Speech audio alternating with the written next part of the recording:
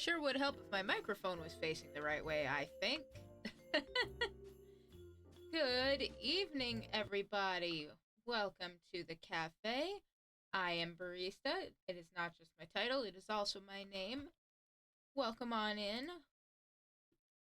I hope you are ready for more fun shenanigans. Hello, Nova. Hello, Hadai.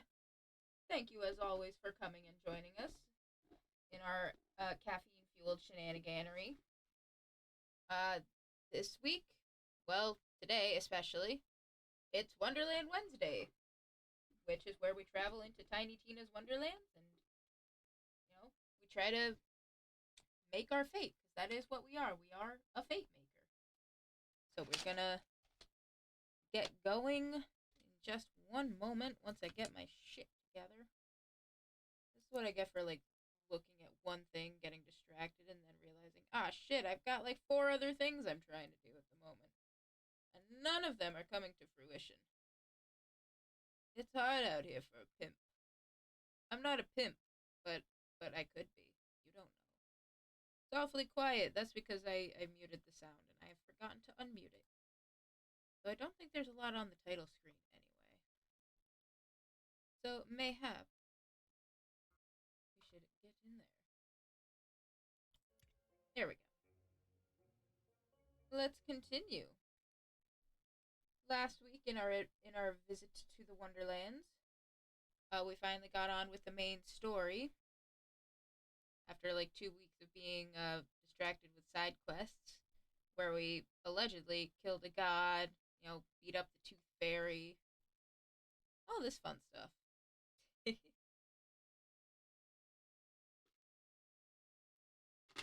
Last week we finally got our act together and I decided to finally progress the plot, so we did. We found our bard with a vengeance. We found Torg, who was, or at least half a bard anyway, to bless our boat, so we can continue on our main quest. But instead of doing that, it looks like the game already wants us to focus on something else, one of the side quests.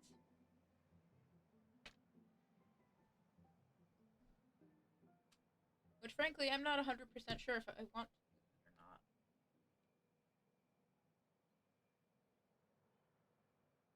It's one of those things where, on the one hand, I probably should, get my shit together, go through and actually figure out what equipment I have that's actually good, or just sort of keep plugging away like it's a fucking thing to do. Keep plugging away and be like, yeah, this one works just fine for now. Until it doesn't, and then I get fucking bodied by the Dragon Lord. It's all like, oh, you thought you could take me down with such a weak, mediocre weapon. I'm gonna kill you. I'm BoJack Horseman. That's totally how that's gonna go, right?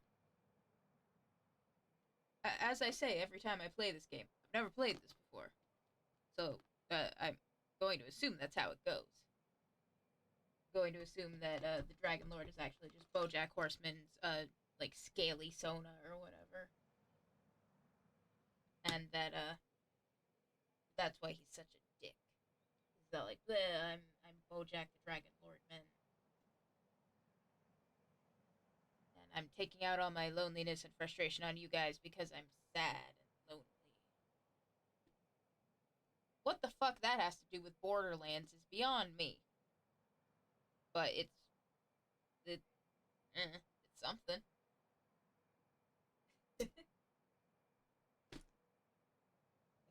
As always, we are the height of professionalism, so I still have to find my dang ass controller. Here we go. Aha!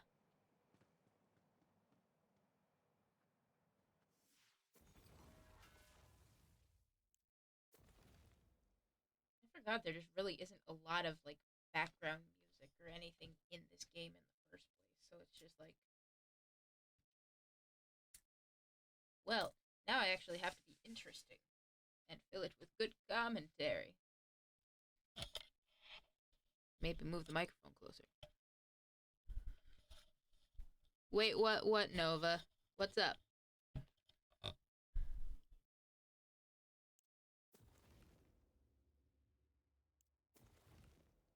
Yeah, so we could... Oh, he's offering a reward of a gun. Yeah, alright, fine. Let's go find him. Don't mind me, just a fate maker running through town. Gun wielded and everything. Going to steal all your shit. There's no shit to steal. I'm already full on ammo. Fate, no mind. I'm sure if I actually went and looked at the map itself, I could also, it would probably show me where there's more side quests to be found. Yeah, there's more side quests. Because of course there is. I'm gonna at least go see what it's about after I go talk to this guy. I will admit it does stoke the ego a bit to, see me. My little wyvern friend is very happy about that. He's like, hey, it's you. It's like, bleh, it's me. Why am I not surprised he's down this, like, creepy-ass dark alley? Some ammo and a health potion, neither of which we need. You're the one who killed my host, so you're gonna help me find a new one. Now here's the deal. There's a coven which meets in the catacombs beneath the city. To call them witches would be, generous. They are mostly bored house husbands and housewives with too much time on their hands. Basically, they're always trying and failing to summon demons. But they have somehow managed to acquire the Shadeborn Grimoire. You will need to get it back. Okay. Should we proceed? As you may have noticed, there's a big piss-off gate in the way. Go get it open.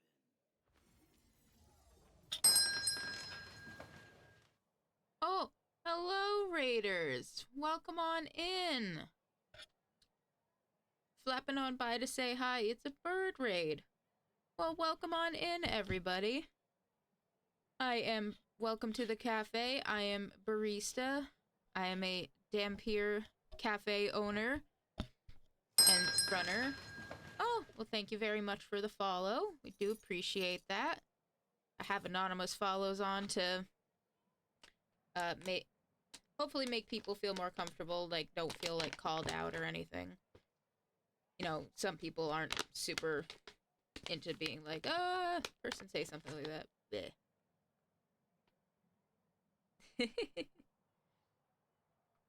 Thought I heard you say something, but it might just be my auditory processing disorder acting up. It could be, and I could just be saying shit. But anyway, welcome in, raiders. How are you doing tonight? You do that. You go get some rest. Hopefully it was a good stream. You had a good time. If you got a raid and run, ouch. By all means, please do so. Guessing you knew that would happen? yeah, I did. So listen, I can get this thing open, but I'll need to channel my powers through a host. Namely, you. But you're a little too goody-goody for that right now. I couldn't possess you even if I wanted to. Which I don't. Good people are so icky inside. How about we rub a little shine off that soul of yours, huh? Go do some bad stuff. Why not stop by scamming some townfolk rubes out of the money? That'll be fun. Ooh, that sounds kind of icky. What if we did something slightly less evil, like, cutting in line?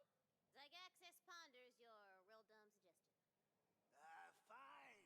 I suppose that's evil adjacent. Just so I'm clear, we're doing bad stuff at the behest of a demon? This feels out of character for us. Come on, Fred, live a little. Y'all want that sweet reward, don't you? Then play along. Fine. But I'm not changing my character's alignment over this. We'll call it a mulligan. What the hell is a mulligan? Yeah, is that some sort of spell I haven't heard of or something? No, it's... Never mind.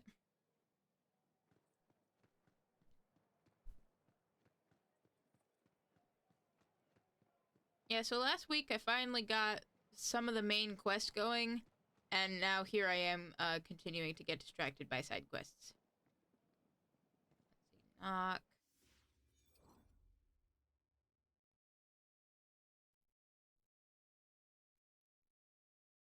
So these are conning people out of their money, and this is just cutting in line.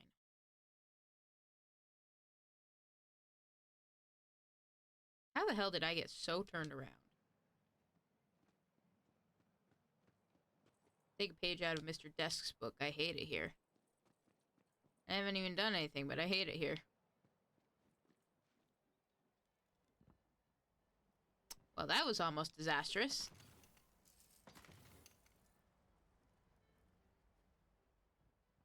It's almost disastrous because even though we're the fate maker and we're, you know, the hero and everything, it's not in our fate to swim. I say as I almost just walked clean off the edge anyway.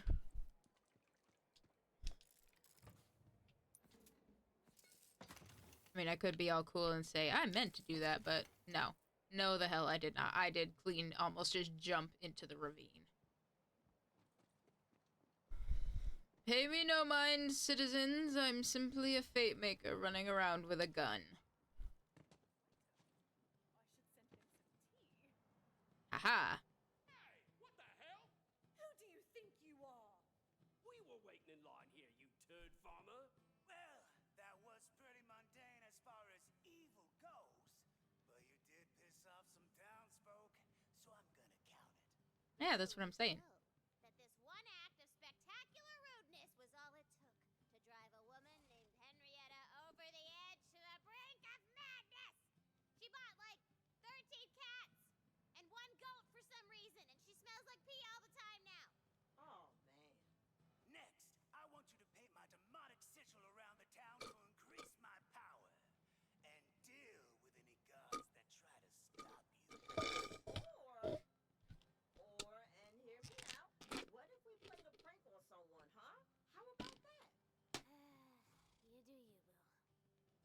Where can I get a decent crumpet in this city? That is Mr. Barista's line, but I stole it. It's my line now. Paladin Mike is suddenly the most powerful man in Rytov. I should send him some tea.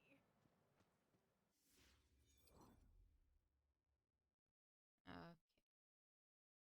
Base buildings. Or play a prank. Listen. I'm a hero. I'm a good guy. I'm a good little guy. Hey, Paladin Mike. The enemies are on the move. Our scouts report multiple encampments nearby. Need you to go squash them before they can mount another assault on Brighton.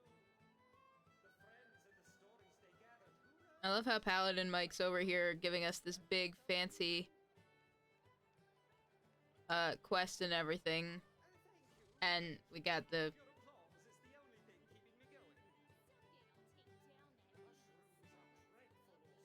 oh fuck yeah, whoopee cushion.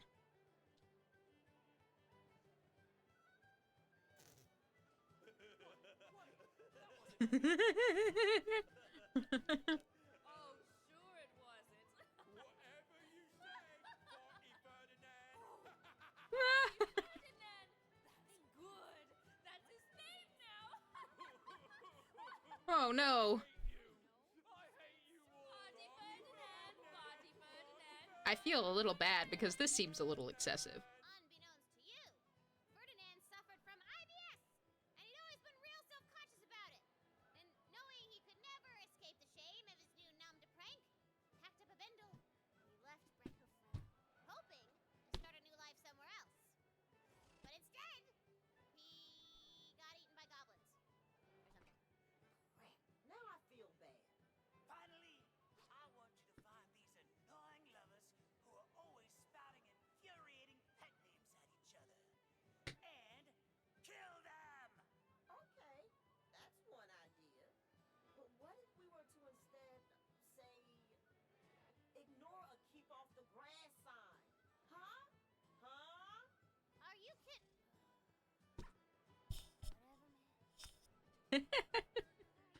I mean, Not the novelty elf ear bottle opener. You gotta find that, don't you know? Listen, we may be a little rapscallion, a little troublemaker. We may be a fate maker, but we're also a little bit of a prank maker. Ouch. I'm smacking the shit out of my mic. That's the ultimate prank of all. Fucking apparently. Wow, I lost my train of thought mid-sentence. Oh yeah, we may be just a little bit of a rapscallion, as it were, but I ain't gonna go kill somebody just because somebody else says they're annoying. That's a bit excessive. Pay no attention to the barista who doesn't remember what the fuck she's doing from 1 minute to the next. Yep. Pay her absolutely no mind. Pay no attention to the barista behind the fate maker. Pay no attention to the barista behind the counter. She's but a humble barista who makes your drinks and such. Alright.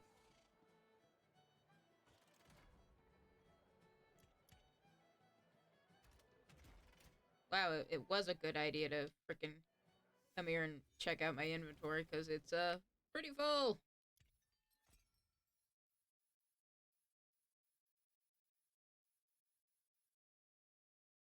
Well, shit. Just a bit of a joker? Yeah, I'm the Joker, baby.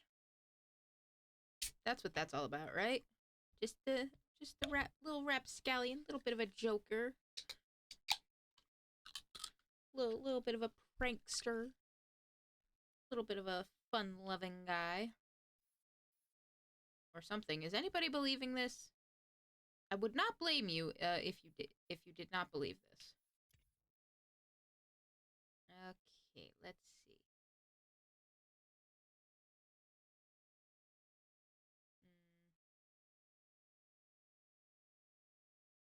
Capacity for this one is way lower, but it has other better effects.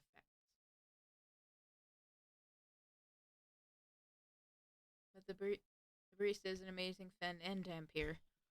Thank you. You are an amazing friend and dragon being as well. And I greatly appreciate you.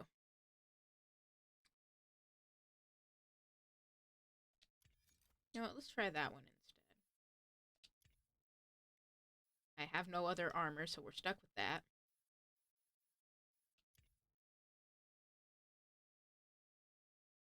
Okay, so we've currently got the Holy Spell Nade.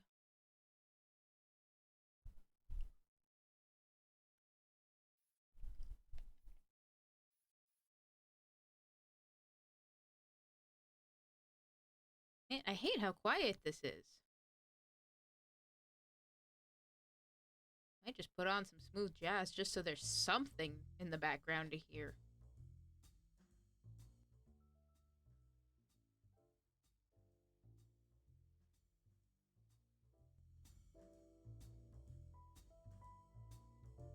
There we go.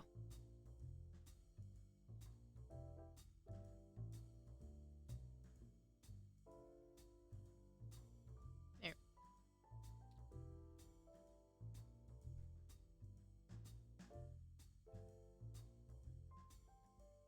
I did remember to unmute the game, didn't I? I did. Okay.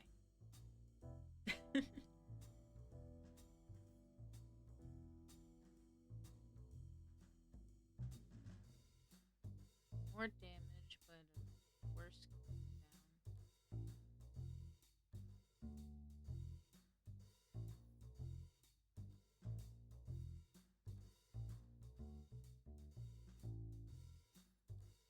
Yeah, basically. Like, we already know it's royalty free. We're not gonna get fucking bamboozled if we play it. It's fine. Perfectly fine. We're just gonna have some chill vibes. And eventually our silly song will come up. Then we will laugh about how goofy it is and everything. But until then. Yeah, in the middle of main questing, we got distracted by the side quest, and now we are further distracted by everybody's favorite activity, inventory management.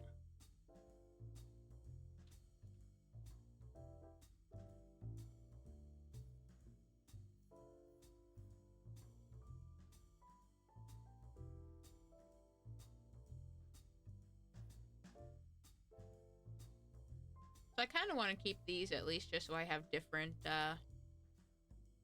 like, element types.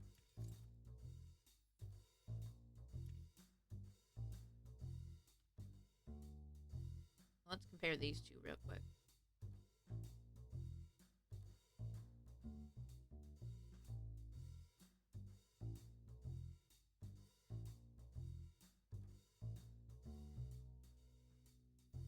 I think of the two, we'll keep the one we've got. But we'll put the Holy Spell Nade back on.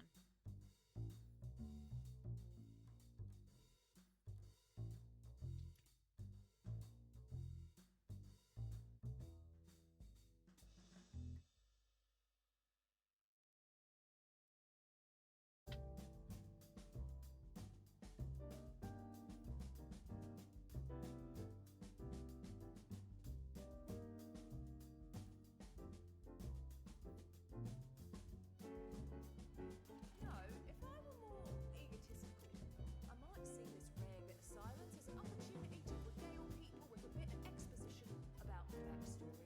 But I'm my back, you see? Not an egotistical hair on me. Perfectly coiffed head.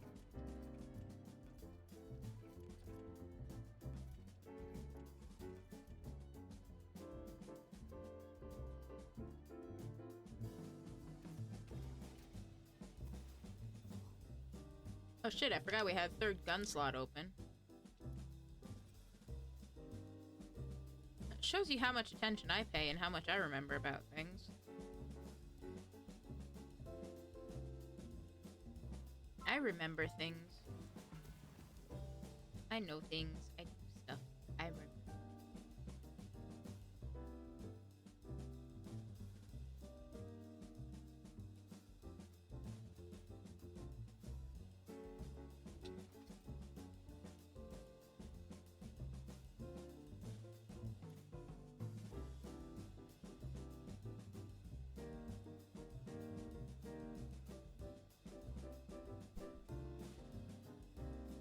No such thing as downtime in a good rotation.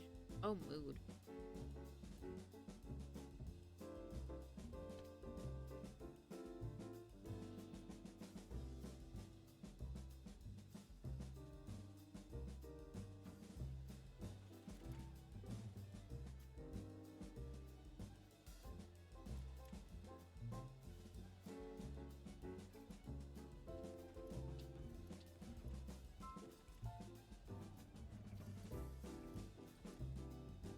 Now, could I just sell all of this?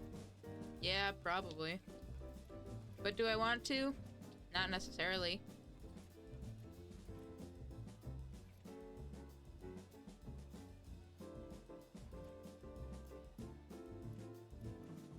Did want to keep those spell books on me though, so guess who's got egg on their face? Me. It is certainly me.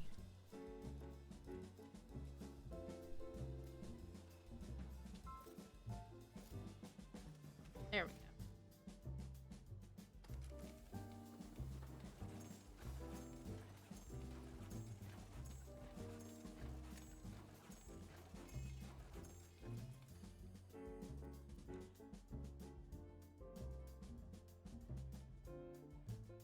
You guys think I missed a few things?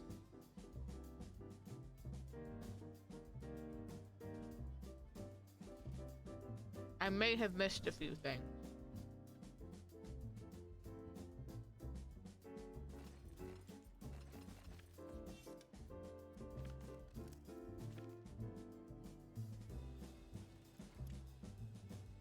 In my my defense, it's not like I can hang on to everything.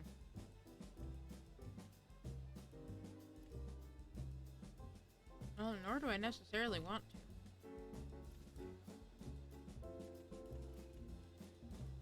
I say this as I've just got like a shit ton of stuff that I'm holding on to.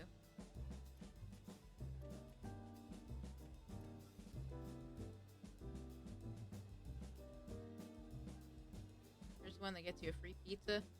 Damned if I know, that'd be fucking awesome.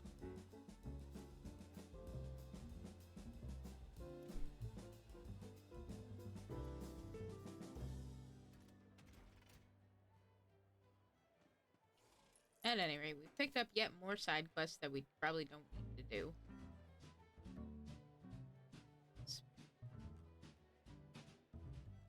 Stanketh maketh. Well then. Poor farty Ferdinand.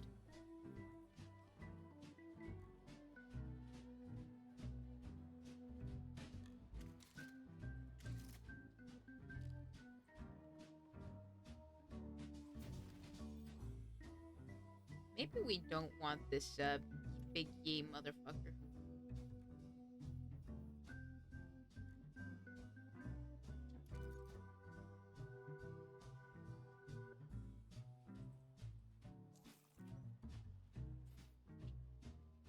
Well, we'll figure it out.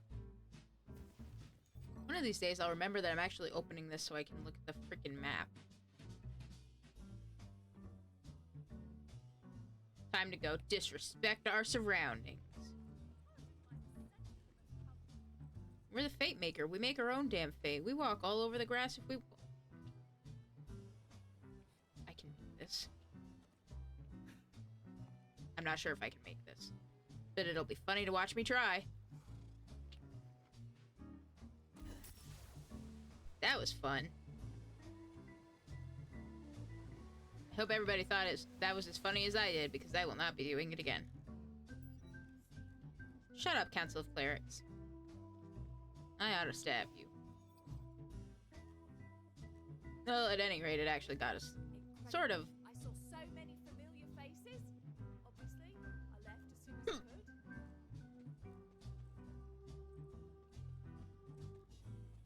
Got us at least back to the bridge, which is where we wanted to be.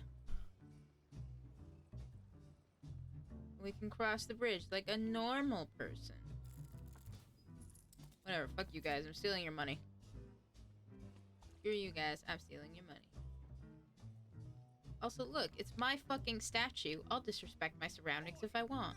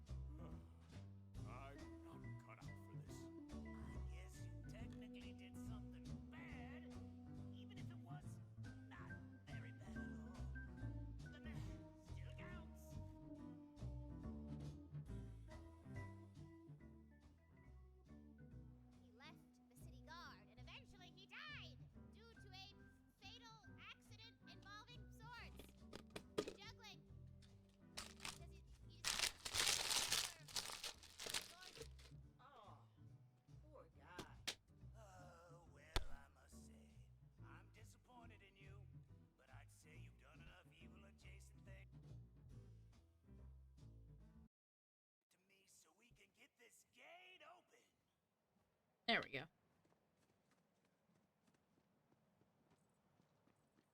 Well, at any rate, we did enough evil adjacent things that the demon's happy with us. Which is worth something, I guess.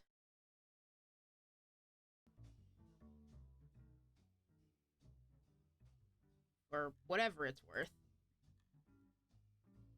And yes, Nova, exactly. Everyone see that, because I will not be doing it again.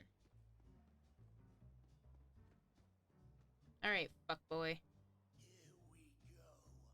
Open your heart, soul to the darkness. Ditath, ma nagitomia, dispate, gaginotha. How do I know this isn't a trick? Cozy.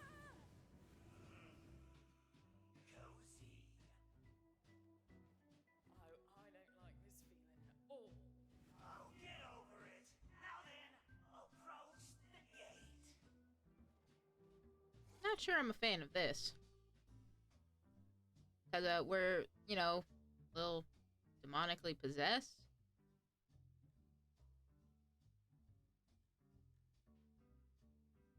I'm not sure how much of a fan of this I am. There we are. Now, a forceful blow should do it. Well, go on, have a look. Insufferable wannabes must have set up some kind of secret passageway. Only idiots think secret passageways are cool. Whoa, whoa. About figuring out how to open them is always fun. Oh, my mistake. I didn't realize that you, too, are an idiot. Secret passages tend to have secret switches. It must be hidden nearby.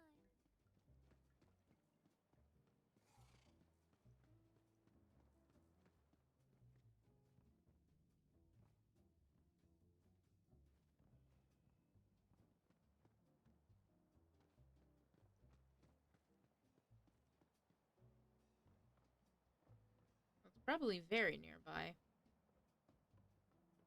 Let's just take a quick little snoop around real quick. Before we go back to where it probably is, like right next to the door itself.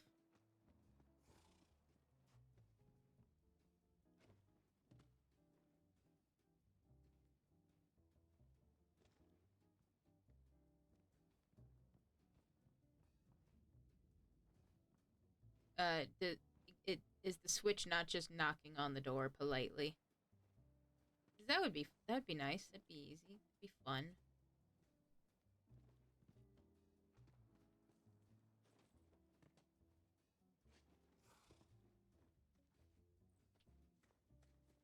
I think I would prefer that. Cause like, never mind everything that's going on here. I can't see shit.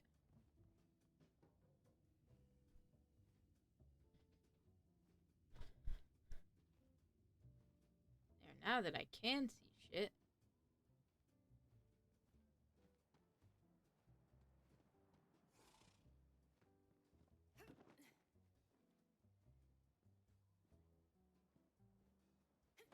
Okay. My controller rumbled, and it was just because of the effort that I had to make in jumping up. To be fair, I get those tummy grumbles pretty regularly when I have to do effort like that too. But what do I know?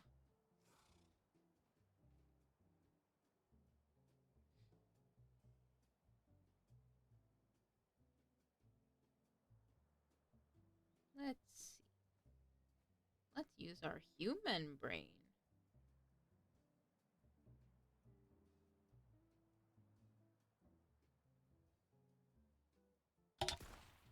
Yep, because that's absolutely going to help me find it. Let's see. I'm still convinced it's probably here. Just got to do some hedge trimming.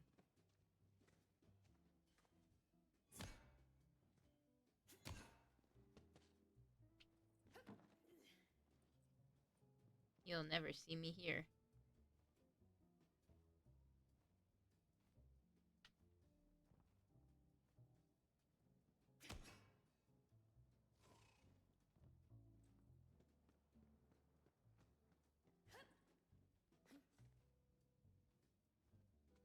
Every time I keep seeing something, it's just my little thing for my companion.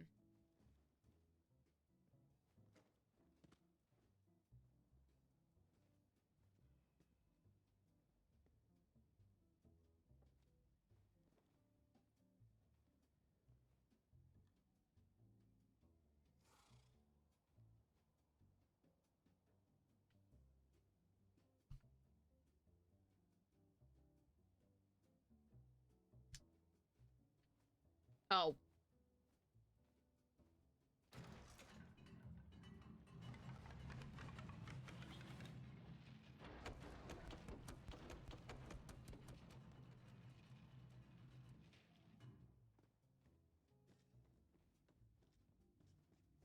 In hindsight, that was pretty obvious.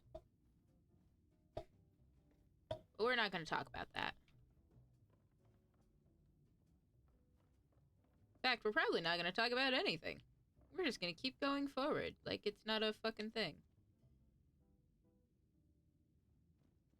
I am a fan of these stained glass windows with Tina as like a saintly figure.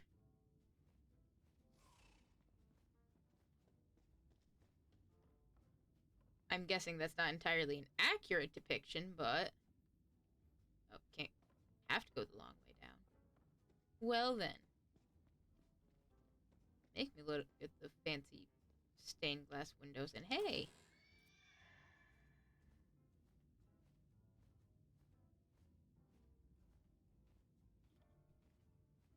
that one sucks compared to what I have. Also, my guy was totally stuck in the wall. Laid on, you good? Hey, more treasure. Love me some treasure.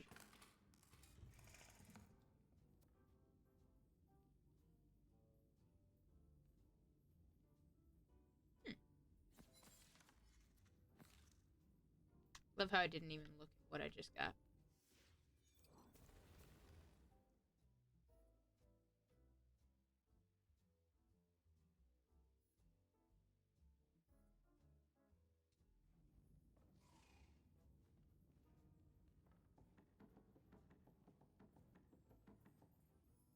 Oh ho ho! Lucky you. Indeed, lucky me.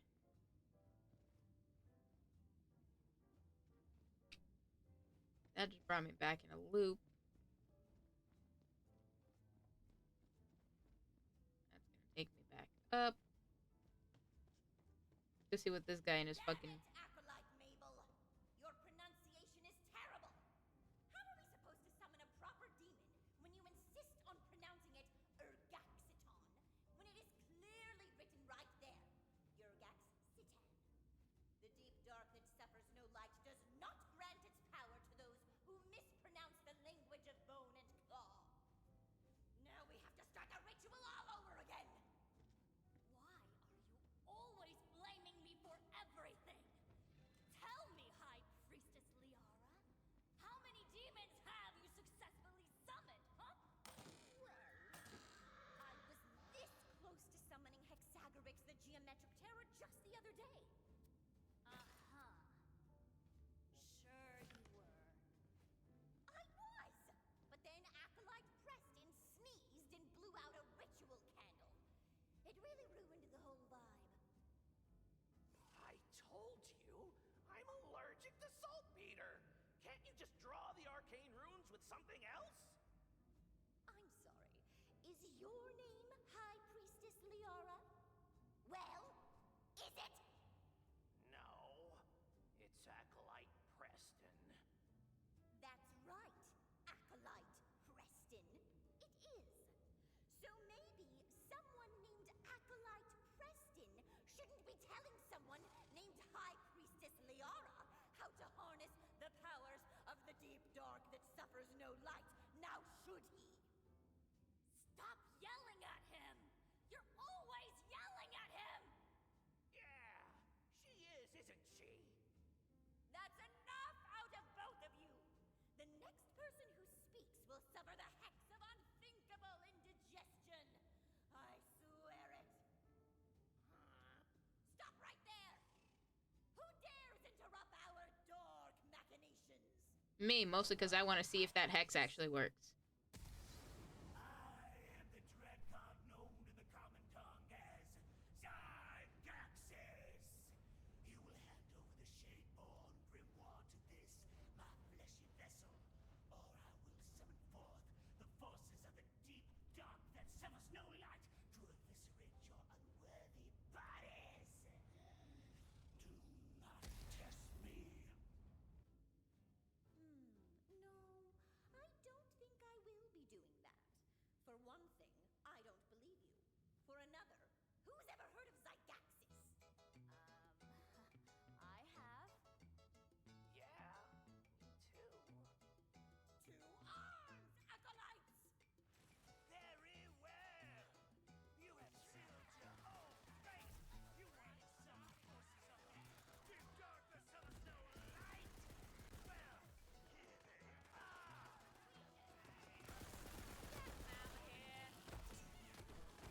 I'm just shooting everything, honestly.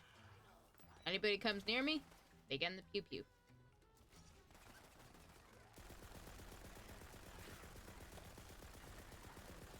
Big savage, I love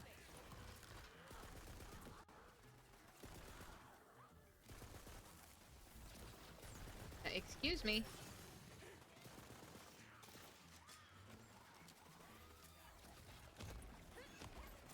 I just smacked her and it was like, sit the fuck down, girl.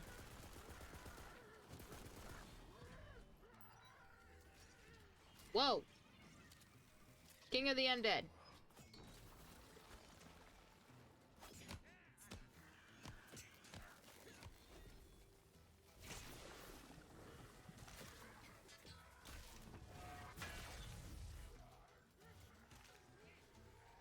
Now, see, I don't know how well or if it's coming through, but the Goofy song is what I've got going on right now. So that's what I'm killing these guys to. Ready to cast. Die.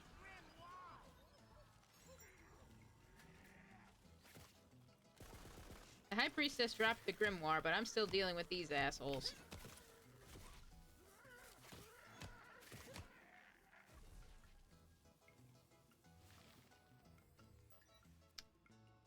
I think that went quite well.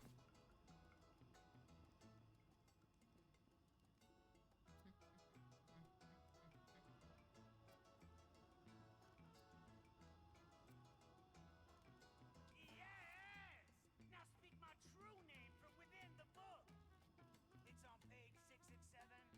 So close to the best page in the book. I name thee Ixafulgrok. That's me, baby! I feel my power returning. Now, interview these sad bastards in the cages and see if any of them might be a suitable host for my most unholy self.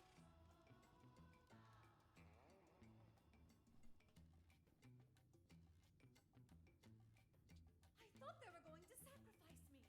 Are you here to set me free? Perhaps. But first, repeat after me. Ixapelgrok, Nestat, Interidum, Monoka.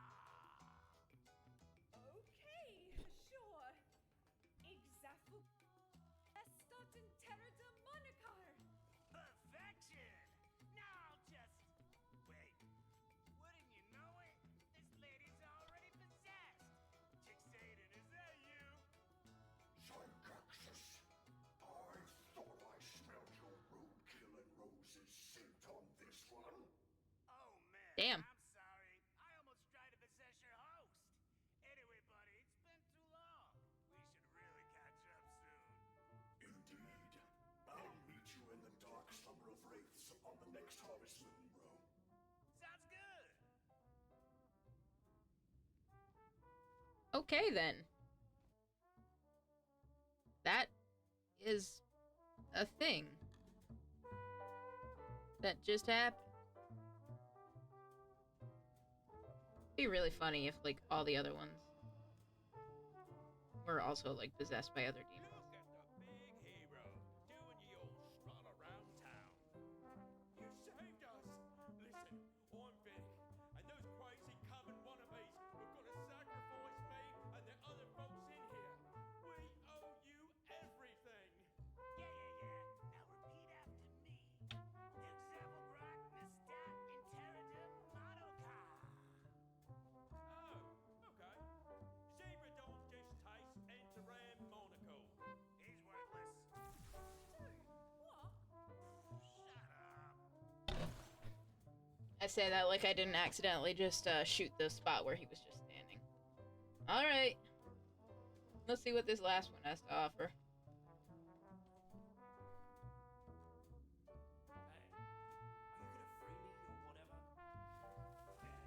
Hey, are you gonna free me or whatever? That depends. Recite after me. Ixapelgrok, Nestat, Interidum, Monoka. Sure. Except for Rob, Nestat. Hey, wait a minute. Are you trying to get me possessed or something? Discovered our ruse. Actually, that sounds pretty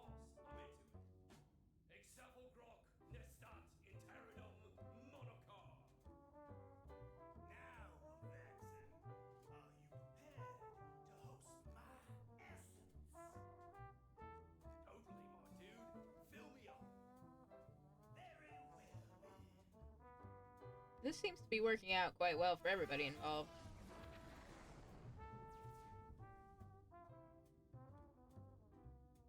Good, buddy?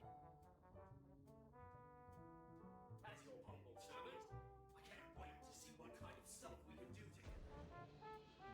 That's a good boy. Farewell, adventurer. I'm sure our paths will cross again. Eventually.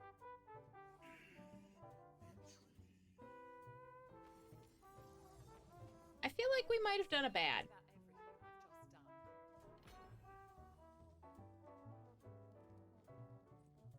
We did get a sick-ass gun out of it, though, apparently.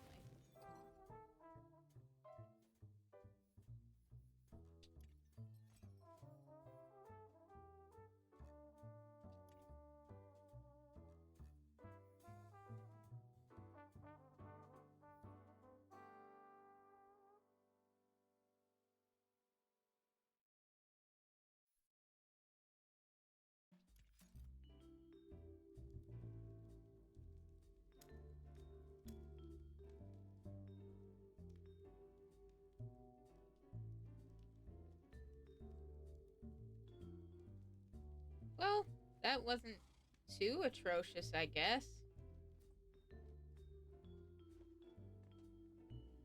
I mean, we did let loose some kind of demon into the world and gave him a physical host so he can go around and cause more mayhem and shenaniganery.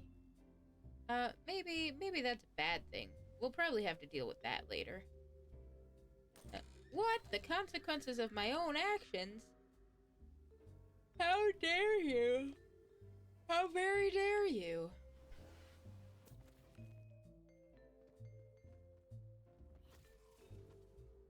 Hey, buddy.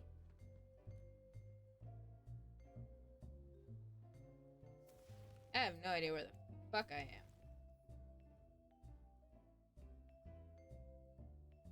Yeah, we're quite in the middle of nowhere. Let's go fast travel to an exit and head back to the overworld.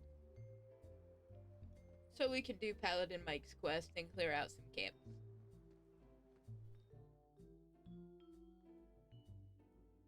Check the lost loot machine in Brighthoof to find left behind gear. Don't ask how, it's magic.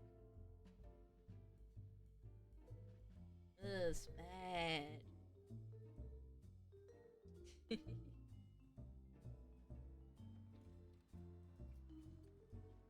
Okay.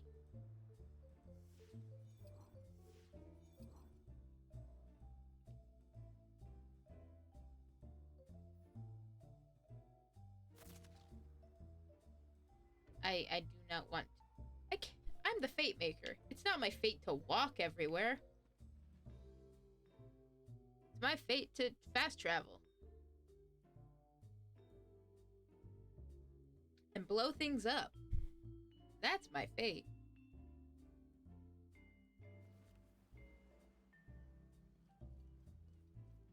Alrighty.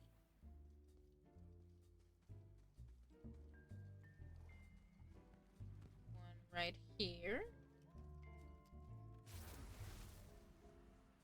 Hello, motherfuckers. I'm gonna get you. As soon as I finish loading in.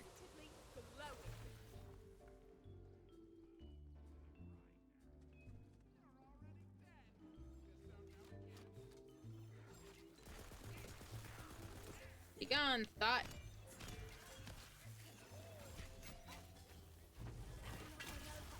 Been working on that, Nova.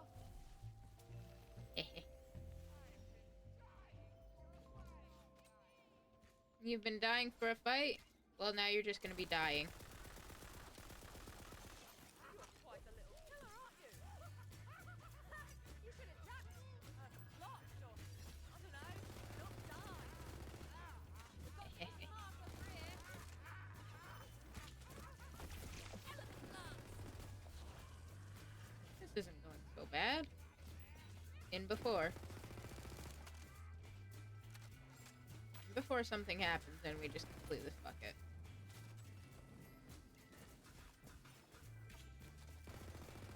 There's only one guy here. I was gonna run in and do my cool hammer slam thing, but I'm not about to waste a really good move on one guy. Yor did it. Hooray! I did it.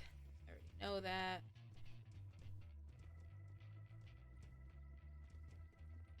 See if any of this is good. Eh.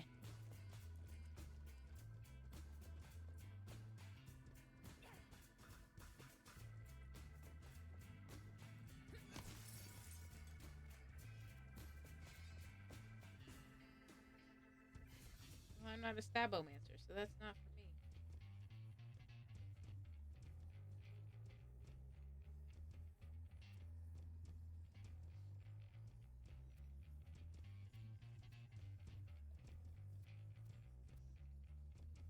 None of this stuff seems particularly exciting. Well, if the game thinks it is, it'll pop up at some point. It'll end up in our loot chest. Fucking right, I did Paladin Mike.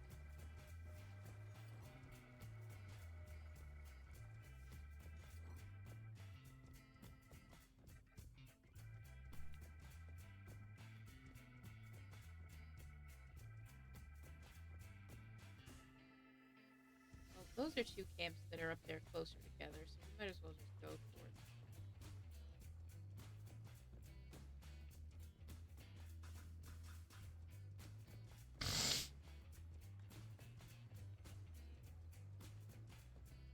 If they're both closer together, it saves us time from walking around all over the place. Excuse me. Oh, hydrate and a stretch. Let's see if we can get this. Oh.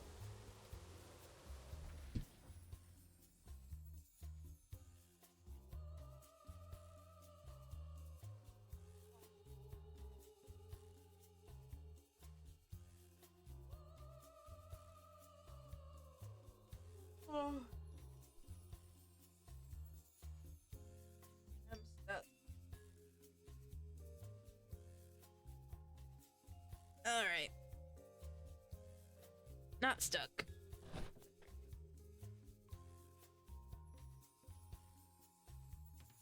In fact, we're gonna stretch in all the directions.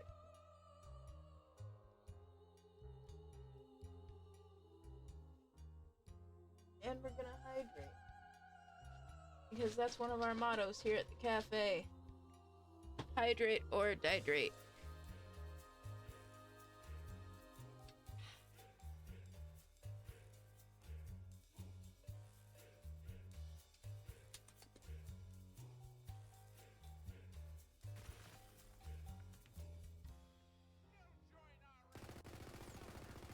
I don't want to join your rank.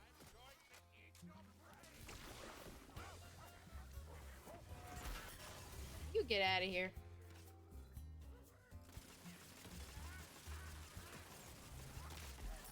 I've had about enough of you. Oh, I'm about to die. Love how I almost just jumped right into bro's fucking arrows.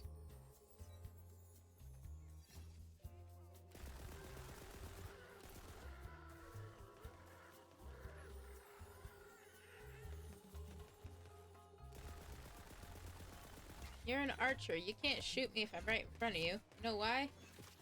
I'm just gonna slap you.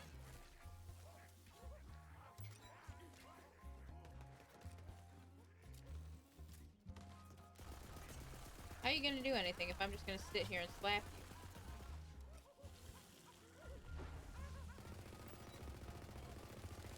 I mean, I guess where there's a will, there's a way. You get out of here.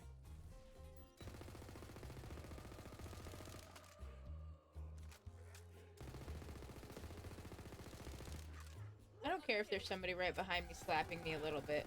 I want that guy dead. Oh, good. He's dead.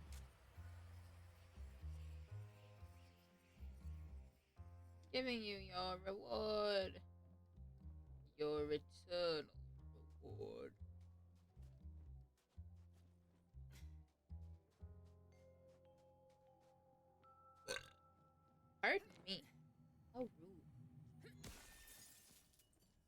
What'd I roll? Did I roll anything good?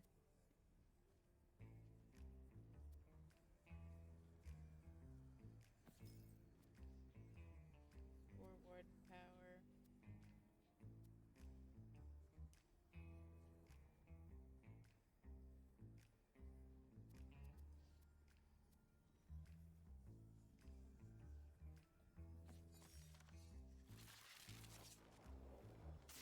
Wrath of heaven! It does look pretty cool. I'll gladly do that.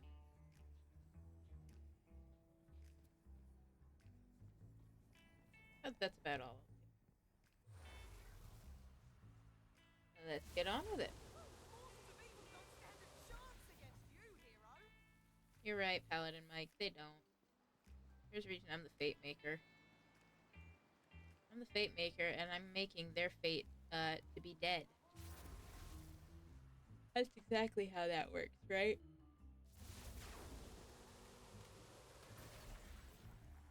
I've cracked the code.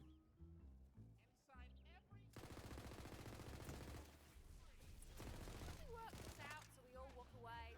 Leave me walking away rich.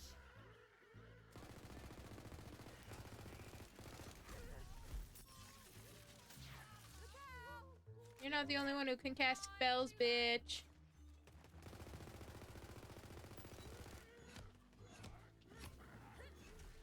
And you're not the only one who can shoot guns. Come here, Skelly Man.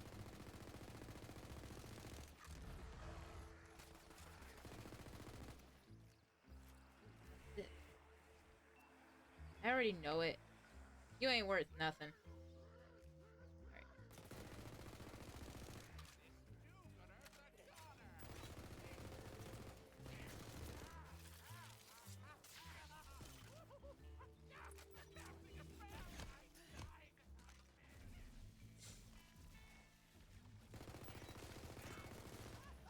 We'll always love their goofy, excuse you. I don't care if you're a relentless skeleton. Die. I shot you enough times. You may as well skip the entire process of going to a fucking monastery to become a monk, because I've already made you holy.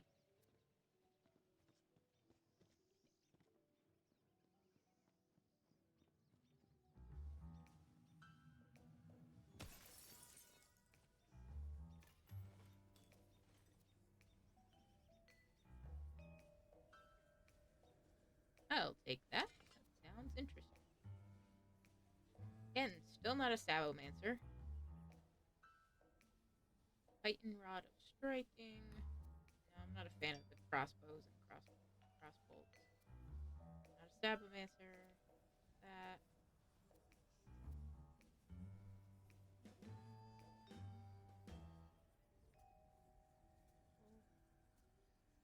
You know what? I'll take that. I love how I'm actively walking away from the portal. Pay no attention.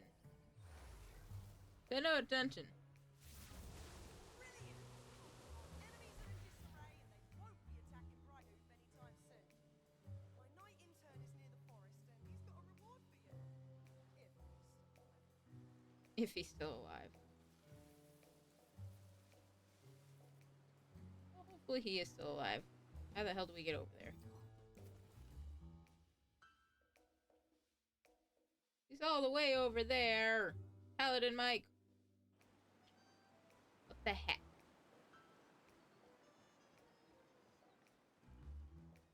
Ah, it's okay. We get to enjoy the scenery a little bit. Go the wrong way, because we can't... Oh, we... Well, it turns out we can just run off cliffs.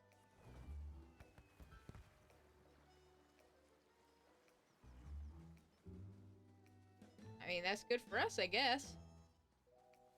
Buddy. Over here, hero!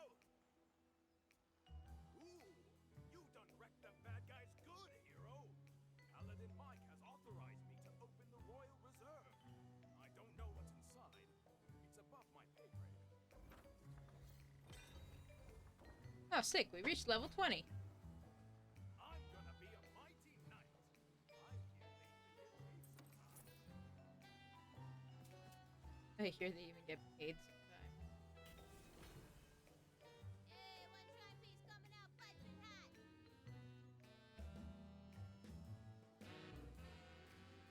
Well, there's that.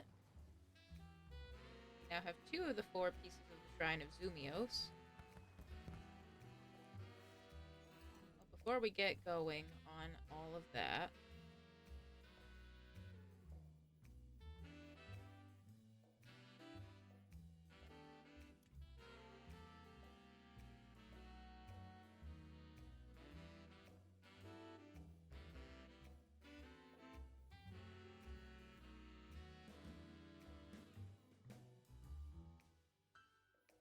love how we picked up a bunch of freaking robes that aren't even for us. Oh well. That just means we have to go to the equipment places and sell. Sell! Sell!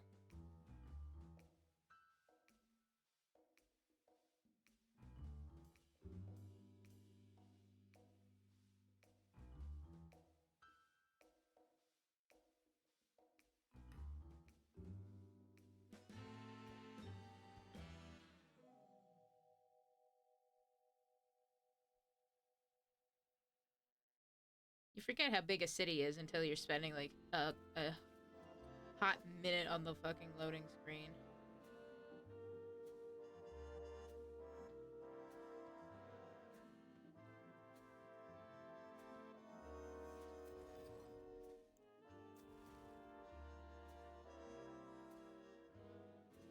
Okay, so that's just right around the corner there. I'm not even gonna walk. I'm just gonna walk. I may be a fate maker, but I'm not above walking. Sometimes. I say that as if I wasn't complaining about the potential of having to walk somewhere and saying that fast travel was the way to do it. Did I do that? No, couldn't have been me. I am not but a humble fate maker.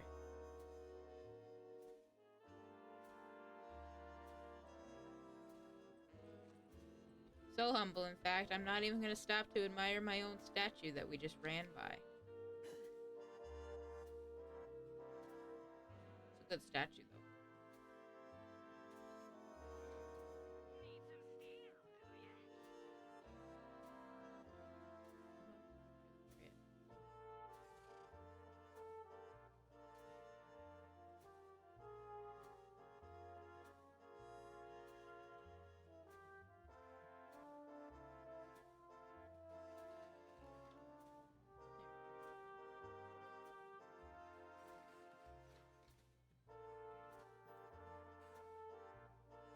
Helps if I actually go to the sell menu properly, rather than sitting here pressing the same button like 5 times.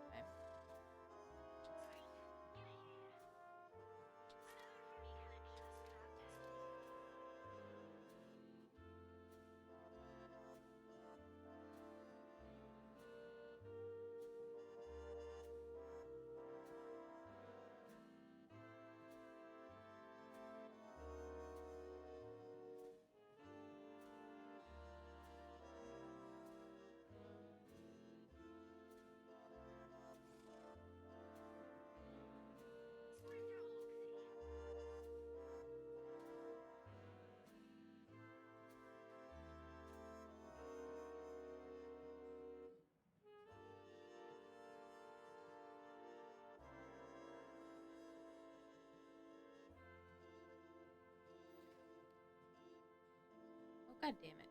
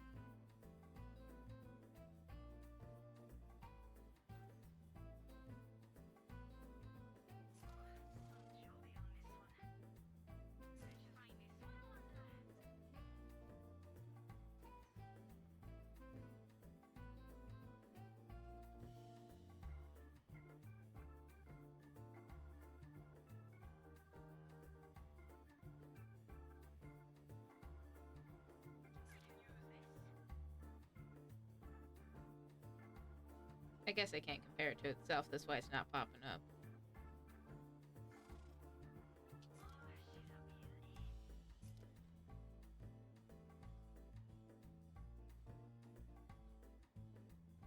Only thing.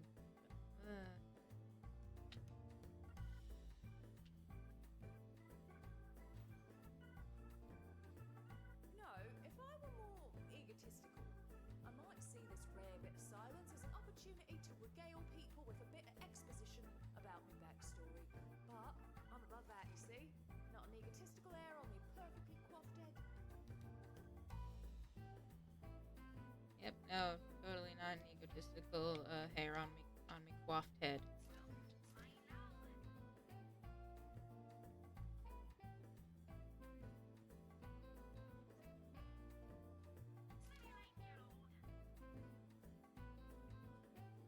I love how I'm sitting here thinking I'm actually gonna like use different spells and stuff. Oh well.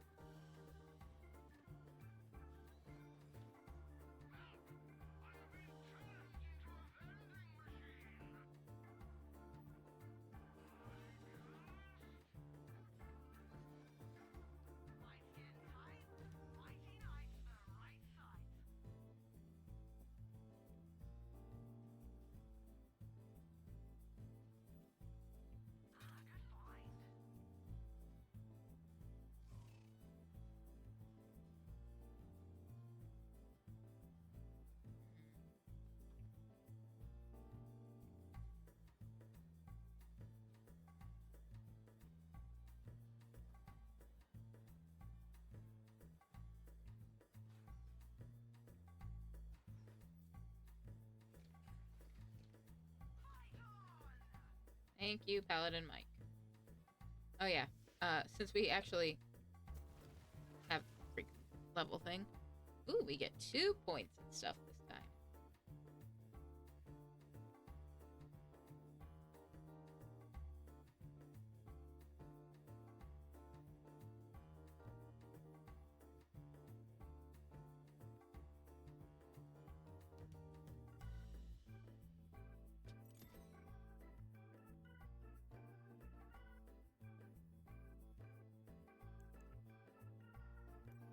Continue to add to our constitution. Alright. I think we are pretty well set to go. You know, we did a side quest. We helped the demon get a human host, which still probably was not the best idea that we've ever had. Oh well. Let's see.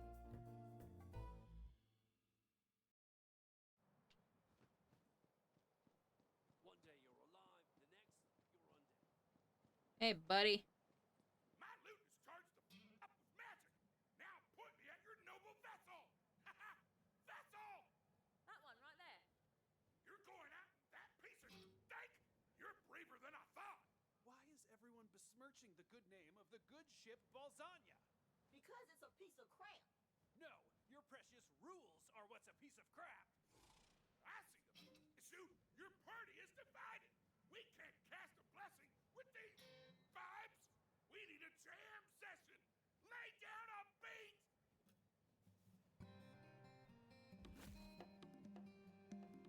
Vibe check. Transpose your feelings into beautiful music. Frecht, Valentine likes playing bunkers and badasses because he gets to feel like a hero and he's willing to ignore the rules in order to have fun.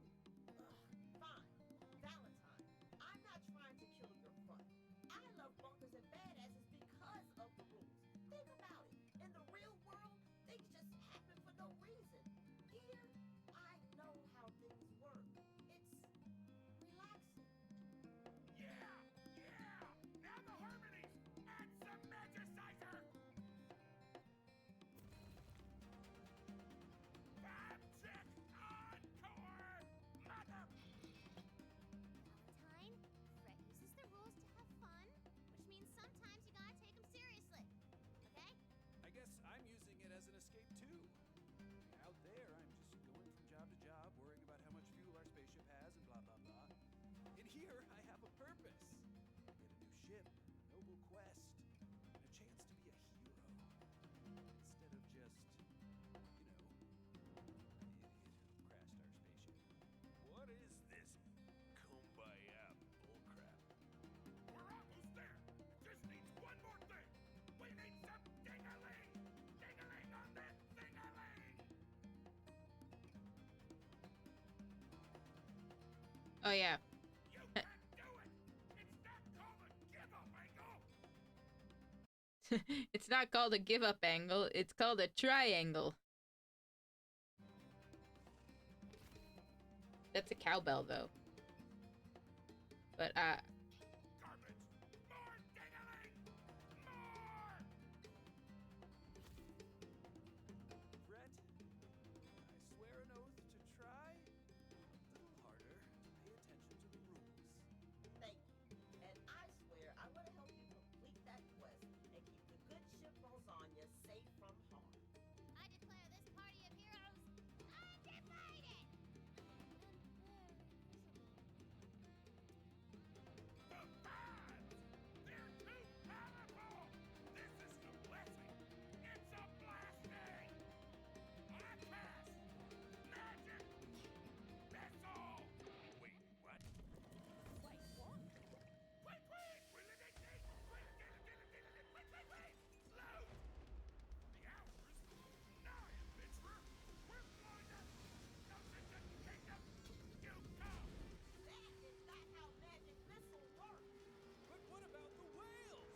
I care about nature!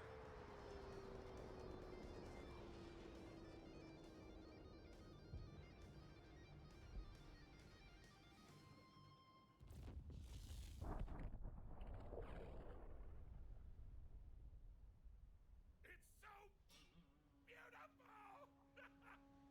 New ocean, I'll see you in hell!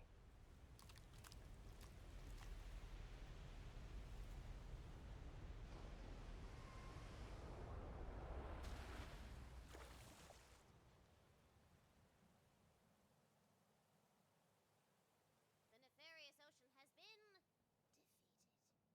Our well thought out, character rich story continues! Oh, you gotta be kidding me. Never liked the thing much anyway. Oh, I will miss seafood though, yeah. Alas, the good ship Balzania has sailed her last. Rest in pieces, my sweet maiden. Rest in pieces. So, if the entire ocean's gone, can we just walk to the Dragon Lord's pyramid? Oh yeah, totes my goats. But, though there is no water, many, slightly damp dangers remain. amulet gear slot has been unlocked, as well as the secondary class. Yay! That's pretty dope. Choose a secondary class. You'll have the option to slot a new skill, and the class feat will become active immediately. Near the end of the main quest, you'll be able to change your secondary class and therefore skills, but you'll have to go to a quick change station to slot them.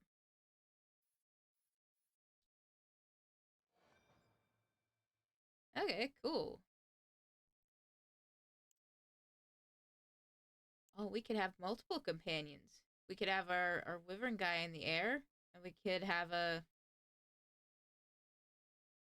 little mushroom guy. We could have a demi-lich.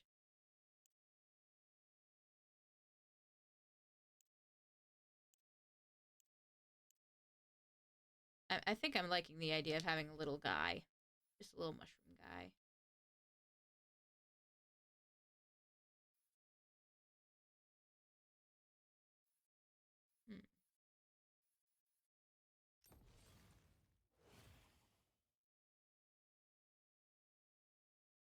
Now, it looks like we could just keep throwing some into here, but we probably ought to level up our little guy. Companion health and damage increased. Action seal cooldown.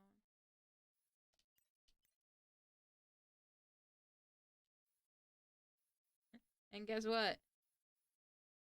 Actually, we'll up our spell cooldown a little bit. Cool. There, now we got a little guy.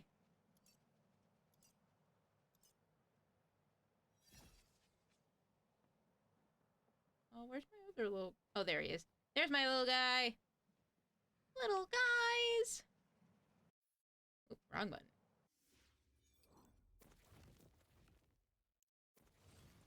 Oh, right. Now we have the amulet slot unlocked. Destroy the Lawbringer power up. Or up lightning damage. There we go.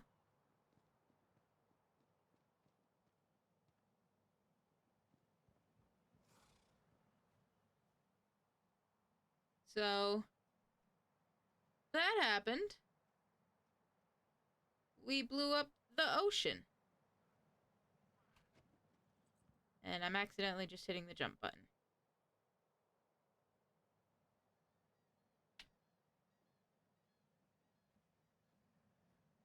A little guy. Got another little guy. Alright, that's what I wanted to do. So I can choose between any one of the 4 abilities to have on.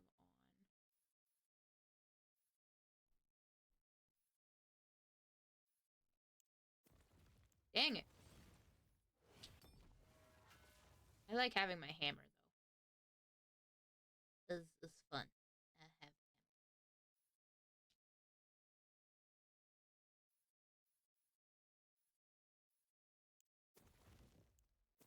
Oh dear. What are we oh dearing? The fact that we blew up the ocean? Now there's slightly damp dangers that lie ahead of us? I mean, that's fair. The Fate Maker stops at nothing. Though shadows grin with sharpened teeth and mountains stand tall, only the quest will prevail. Well, okay then. Little guy. There you go. Have some pets. Now leave me alone. Oh, well, that felt uncalled for. Well, this seems like the opportune moment to take a couple-minute break. Get up, stretch, grab a snack, grab something to drink. While we sit here, look at the overworld that is now devoid of ocean. Because we nuked the ocean. We used magic missile on the ocean. We cast it at the highest level possible by the seams of it. Not sure that's how that works. Let's think on that for a few minutes while we take our break. Okay. Well, let's reconvene in a few minutes after we ponder this a little bit. I'll see you in a minute.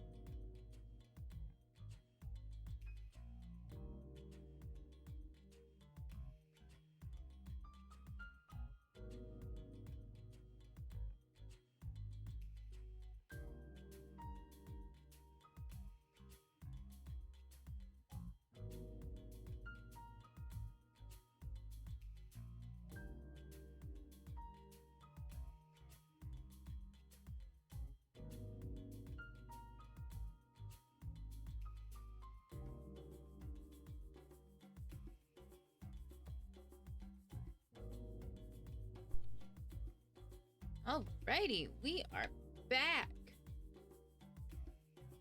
I still have yet to figure out exactly how to feel about the fact that we nuked the ocean. Like, yay, we can walk across it now. We don't have to worry about the frickin' boat. But, we nuked the ocean.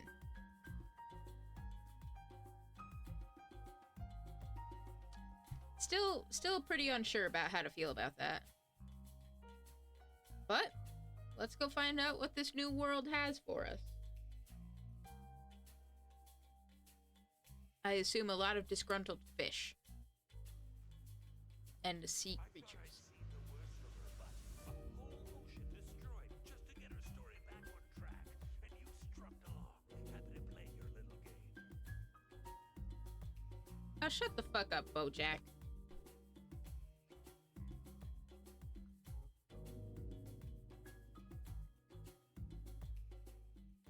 You're not the boss of me. You're not my real dad. Unless that's the plot twist at the end. We're making our own fate by going against our dad, the Dragon Lord. That's totally how that works, right? The notion. Willing to take a shot in the dark? Probably. Can't aim for shit, though. I'm already one of the best shots in all the Wonderlands, but I want to be a legend. I've heard rumors that the Undead Army has uncovered the location of a legendary bow. I need that bow to become a true legend. Can you get it for me? I want to be truly famous. Like, name a verb after me famous. Like, oh no, they Rayla Danny right in the neck, he's a goner! That kind of thing. Damn.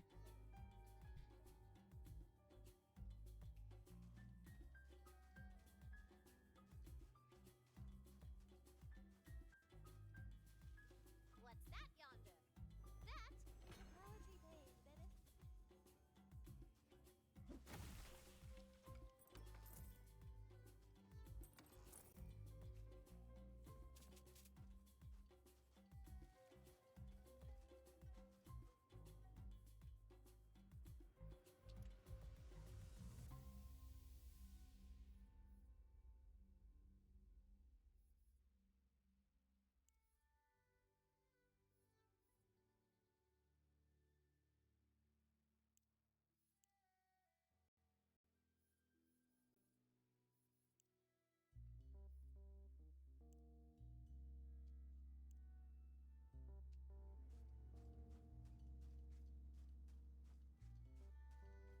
There we go. That's better.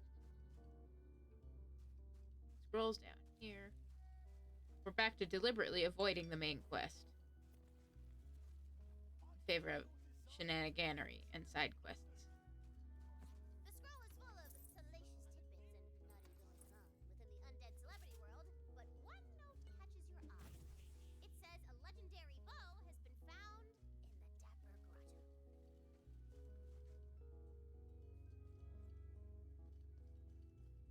Well, I guess we'll have to go there at some point. First, rat.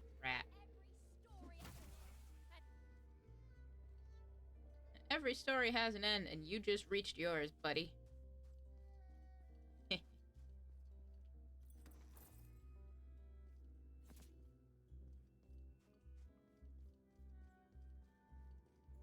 Listen, I may be a fate maker and I may be a like good aligned character. Doesn't mean I'm nice. Smell it? Coming from that dungeon? That's a shrine piece. This is what I hate about going to new areas. There's always so much more new fun stuff to look at. Let's go out and burn something down. Alright, little guys.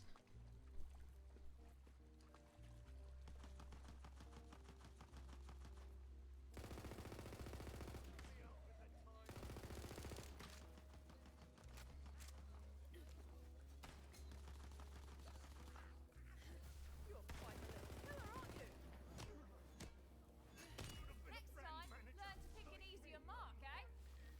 Yeah, have you seen me?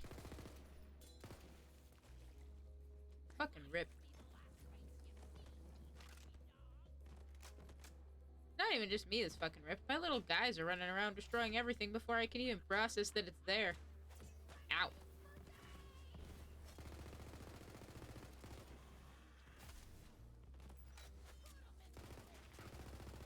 You leave my little guy alone. Lay it on and defend your brother.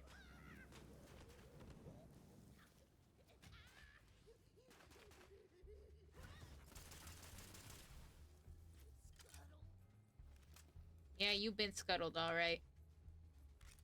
Scuttle your butt. Fight. You leave my little guy alone!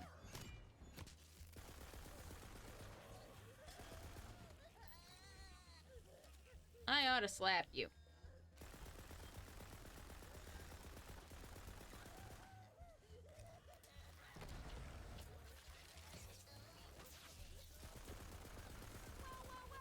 More bad guys. Huh? What a kill. I'm so proud. Blast them and hammer! Yeah, get out of here. Hey. I said get out of here, but I didn't mean you. I meant you. I mean, get back here so I can kill you proper. Yor did it! Yay!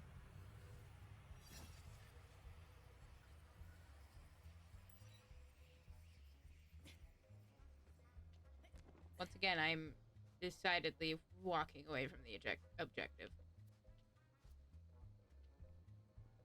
I gotta figure out how to get up there.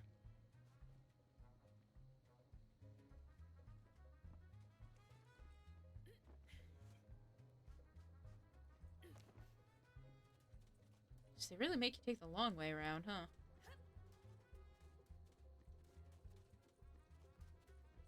Maybe it was just a really big encounter stage, and I simply did not take the time to explore it properly.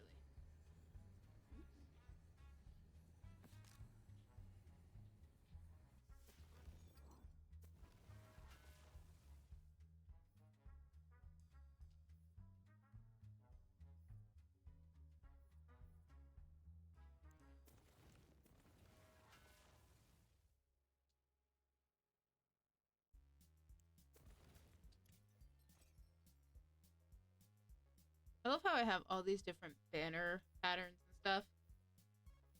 I don't have any of them equipped. Which one? So it's not picked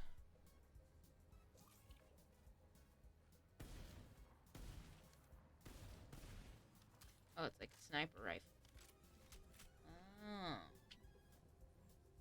I don't really like sniper rifles, but I guess we can give it a shot.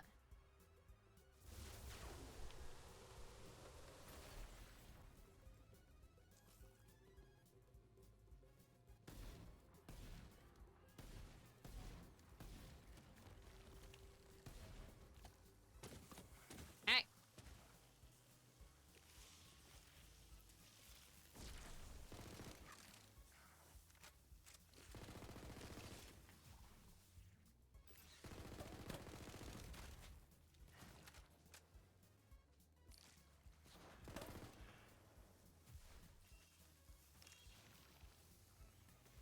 Who's that? Oh.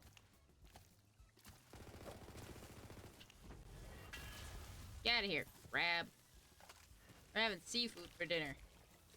Seafood.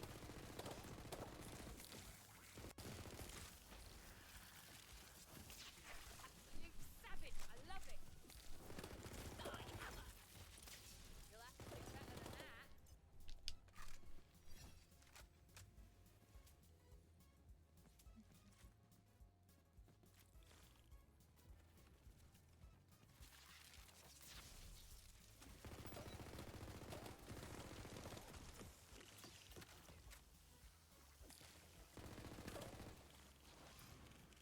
Yikes.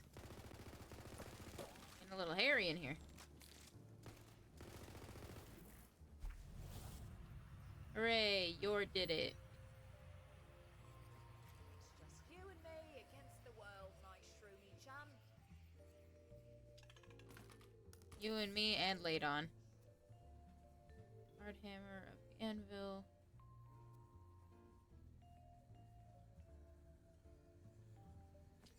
What that one looked like. Oh. Okay.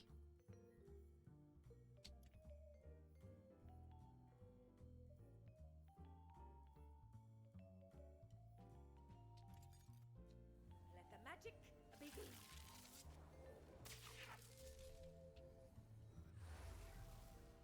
Let's keep going.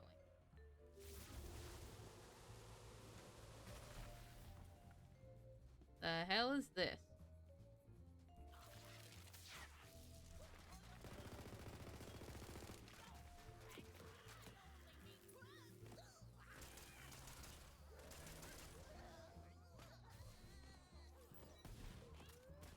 Oh, of course, I forgot to reload. Son of a bitch.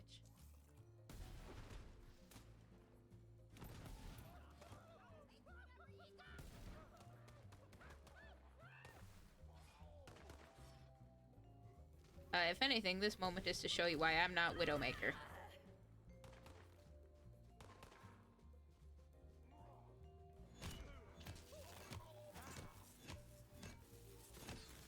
Yeah, get out of here.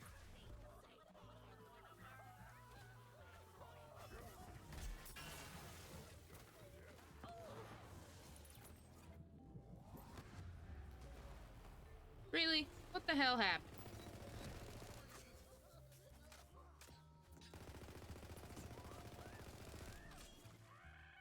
Hardly a challenge.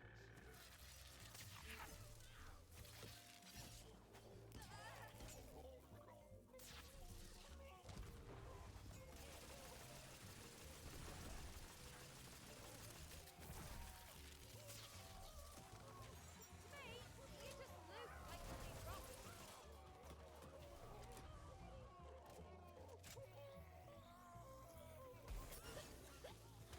Oh, this has been hardly a scratch.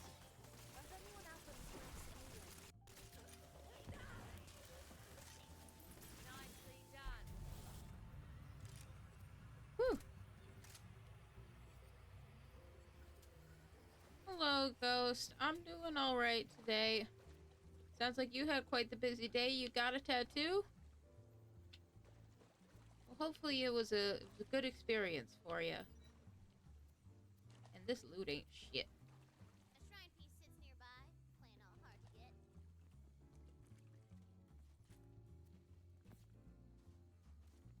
For you, my friend, a shrine piece. Says April Fool's Priest, I got you. Then you... Oh. You got me indeed.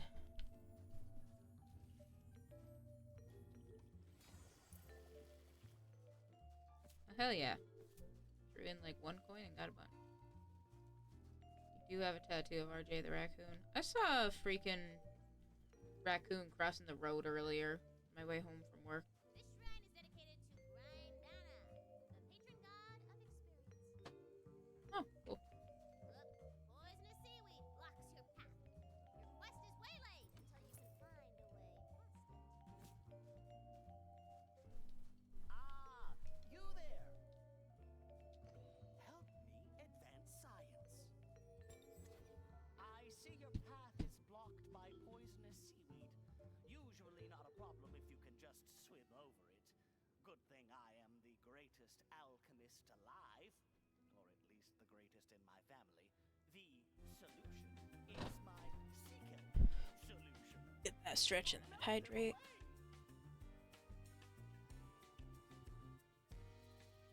Fizzy Wilkins! Sorry, that's just something you have to say as an alchemist sometimes. We're stretching. Okay.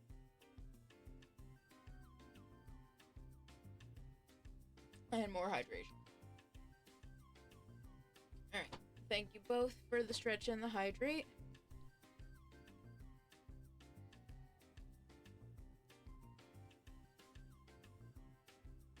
Yeah, no, that's fair. I appreciate it. Instead of melting, the seaweed turns to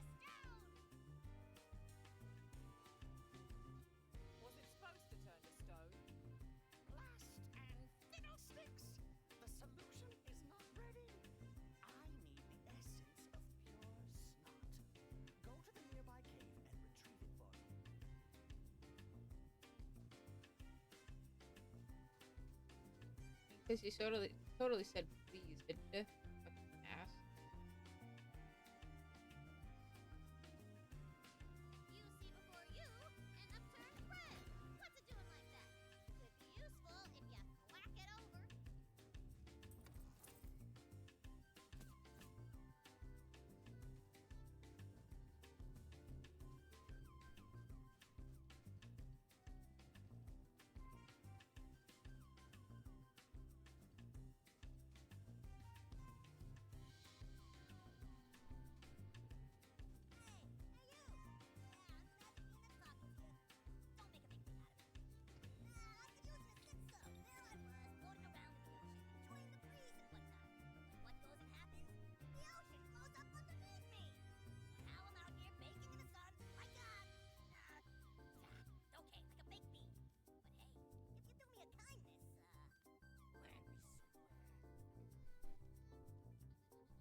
Well, okay then.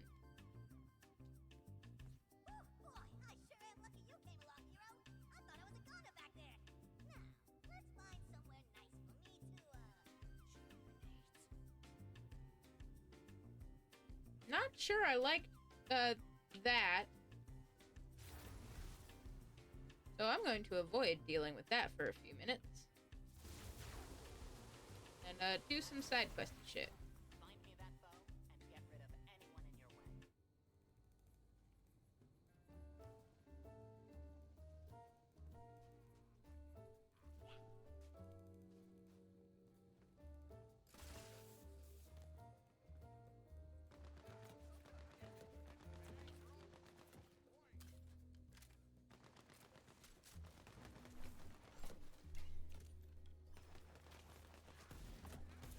Oh God, the look on your face.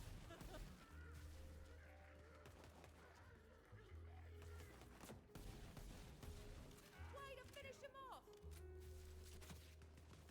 Ow. Rude.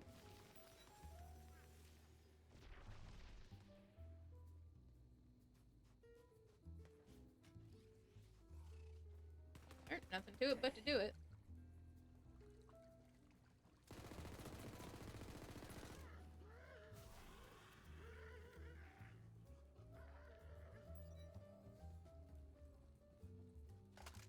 How many times do I have to hit reload before I actually reload?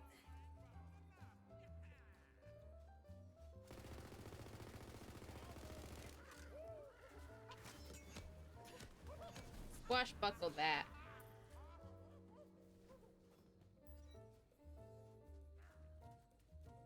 Now let's just grind our face into the wall a little bit.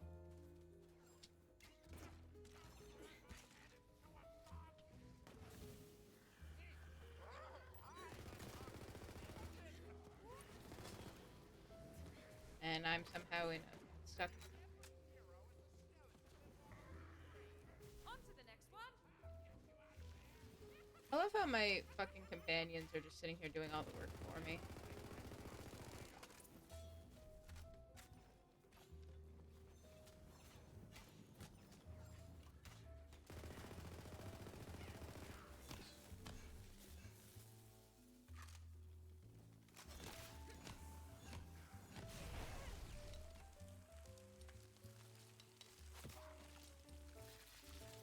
Lightning! That one's mine. Don't touch that loot. Not really. Right up my butt and everything.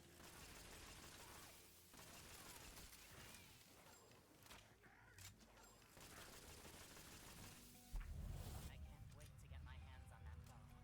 Keep searching. Fine. I don't like your attitude. Frankly, I would not be surprised if you end up, like, betraying me. You show him never mess the barista, she'll say. Hold my latte. Yeah, but not even. I can sit here and sip my latte and shoot one-handed.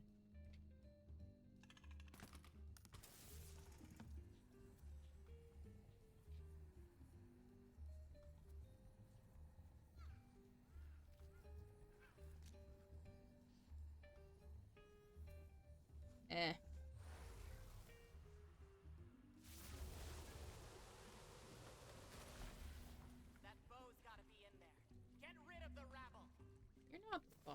me? Who the fuck made you think you're the boss of me? Also, I'm switching out my fucking spell book.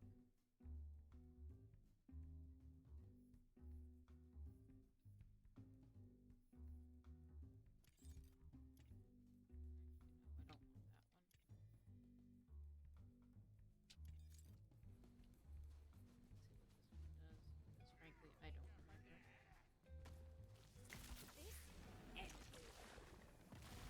Yo! Holy shit. That was way more effective than I thought it would be, honestly.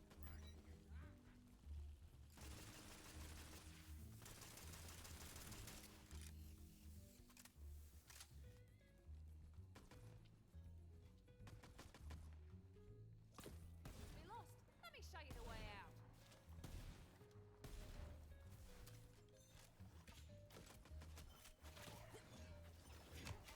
Excuse me. Don't hold me.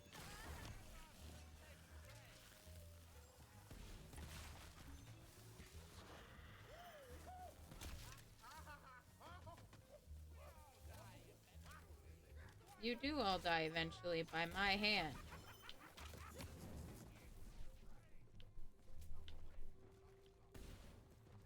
Just shot that guy in the ass. Well, if you didn't want your brittle bones broken, maybe you shouldn't have come to me.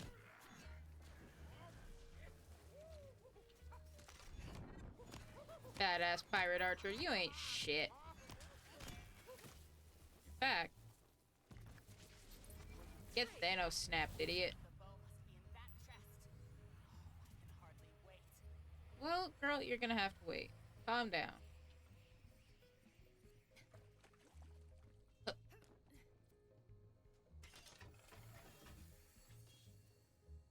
Well,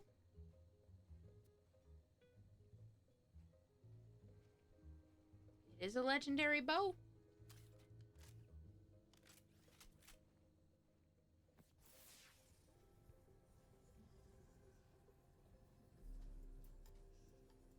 Can't wait for her to get fucking pissed.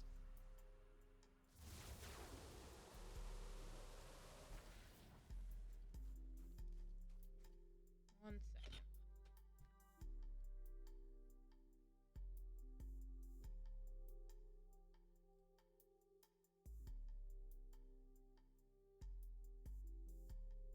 Just making sure everything's still in good working order. Sorry, bot, I may yell at you a lot, but you are a good bot.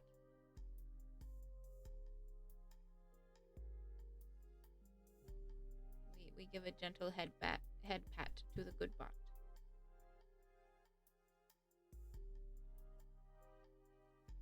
Alrighty.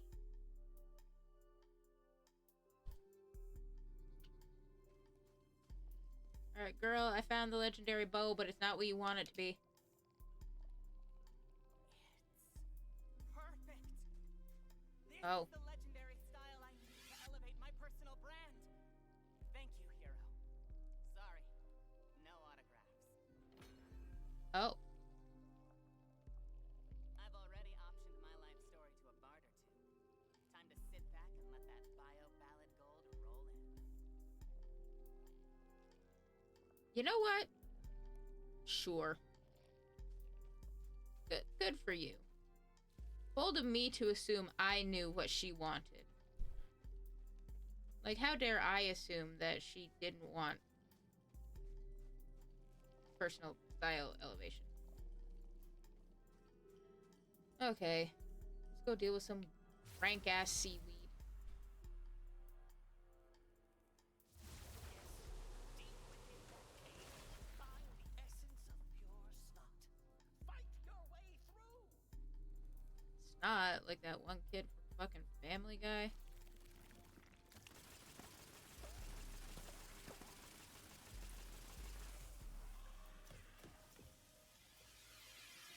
The fact that these are called coral crabs makes me think of the Element blast.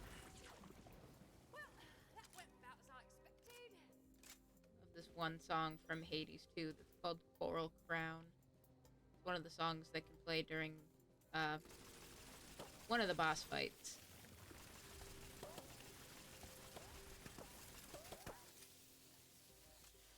It's a very big earworm. It's like they knew what they were doing. They absolutely knew what they were doing. Gets stuck in your head. Which makes sense, because it's a siren song. Like, it's meant to be enticing and get stuck in your head and make you want to listen to it more. They understood the assignment, god damn it. Just like I taught you. Get out of here, you're not in a... Can we work this out so we all walk away? At least me walking away rich. Love how I'm sitting here using a sniper rifle at fucking point blank.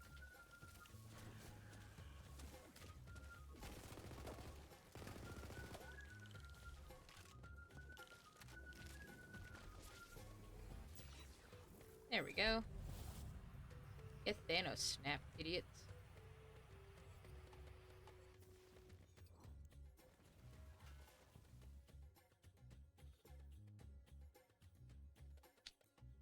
Get another point for our little guy. You know what? Let's up some status damage.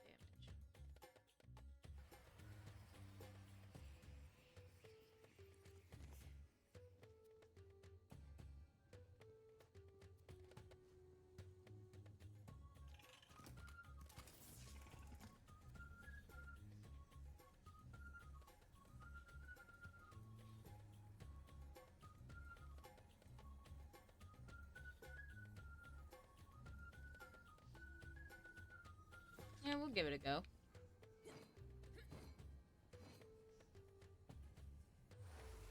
Not bad. Could be worse.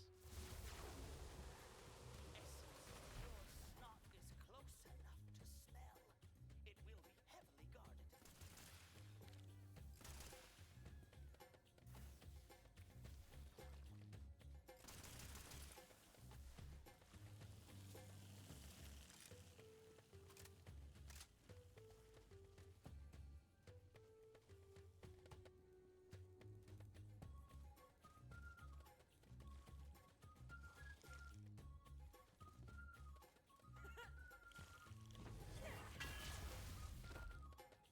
Man, I didn't even hit anybody with that. It just looked cool.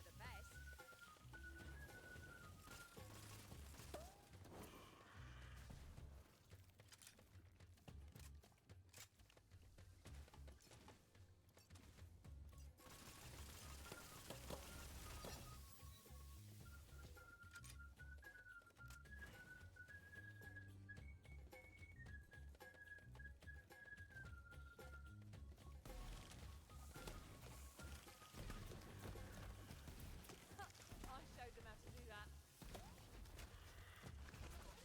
Get Thanos snapped, idiot.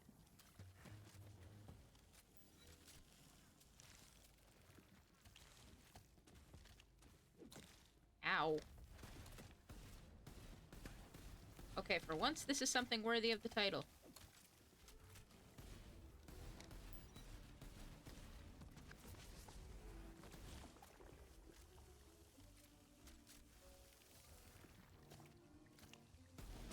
I missed.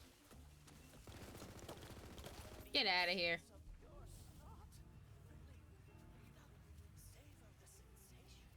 Do I have to?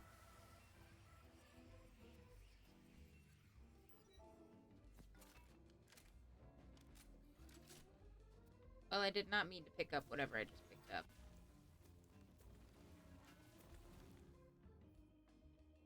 Ah, the bonk. You know what? I want to do the bonk.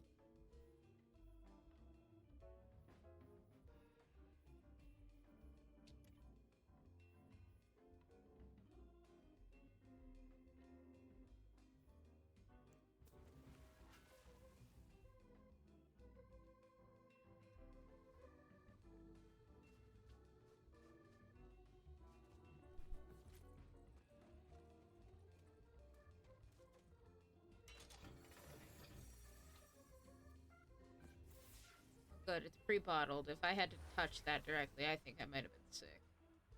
Maybe not really, but...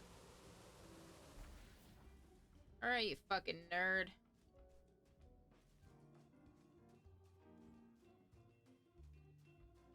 Here you go. One essence of pure snot. Enjoy. Perfection itself! With this, I can complete the solution.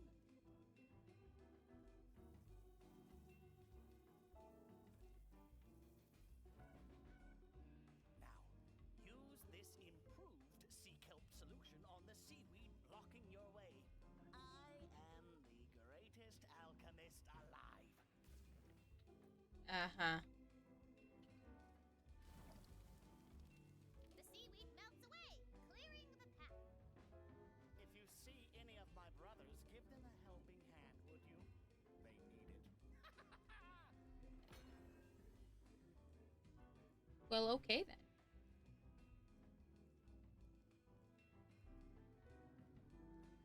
Here we go.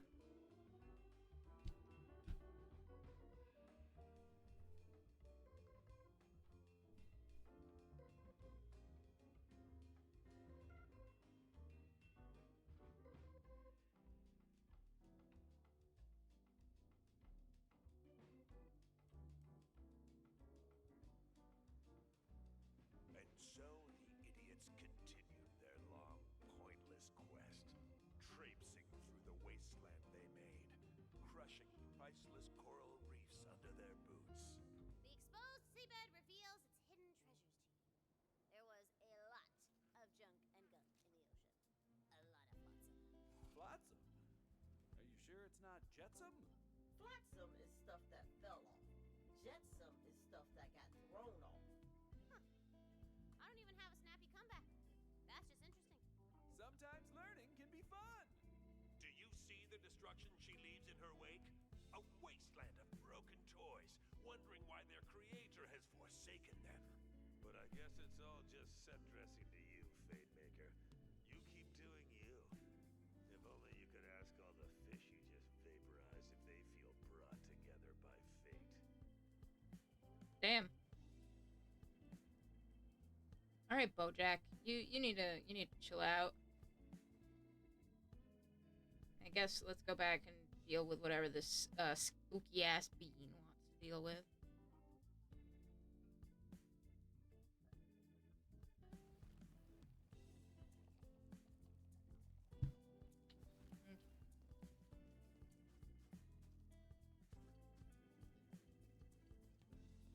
Over yonder.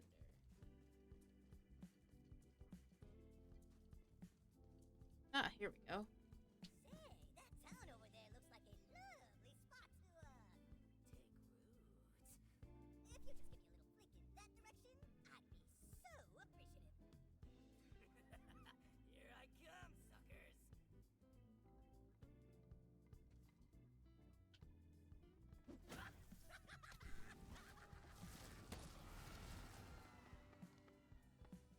This whole damn town's been lifted into the sky by a giant beanstalk. Now, normally, I'd say hell yeah. But I came to check out the new boat. Because I love that stuff. But there's some real bad plants up here, man. Real bad. They're attacking the town folks. So come help me out. I think we fucked up a little bit. Who knew? Sinister beans.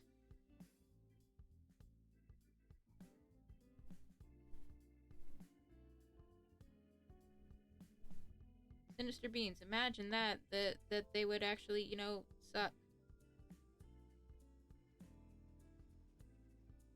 I'm certain this beanstalk brought with it some sort of evil curse. I better check it out. Indeed, fair hero, everything was not fine up atop the beanstalk. The magic bean was evil! Oh no! But it's okay. New adventures await in the newly, renovated town of Driftwood. You know what else awaits? Me refilling my fucking ammo.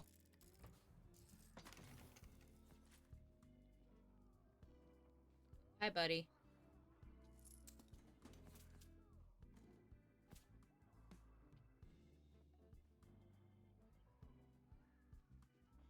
Buddy, can you not stand like right underfoot? That'd be very helpful.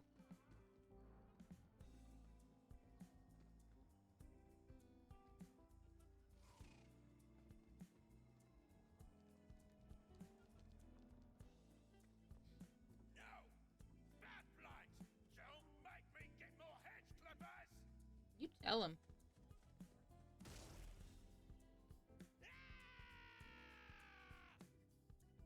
Say that guy got weed whacked. He's Oh. dead, though. Ooh, yeah, diggy dog. We got evil plants up in here. Just a little something Tina's been cooking.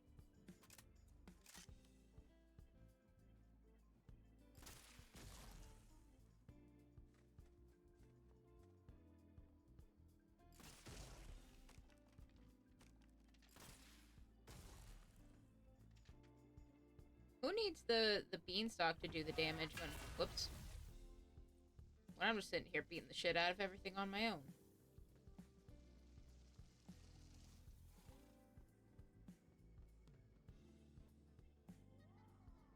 What's this? Sounds like a bit of a spat. Who's there? You better be here to help, whoever you are.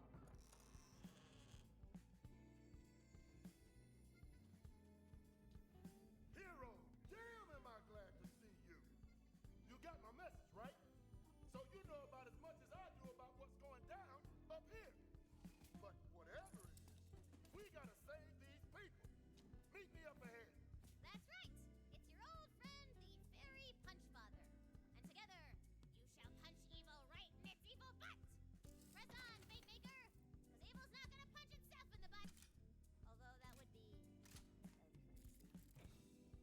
That would be pretty funny.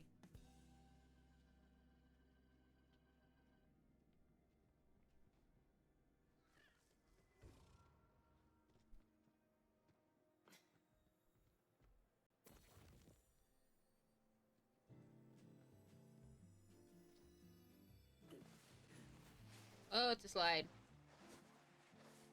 Insert slide music from Mario 64 here. Do do do do. Do do do do.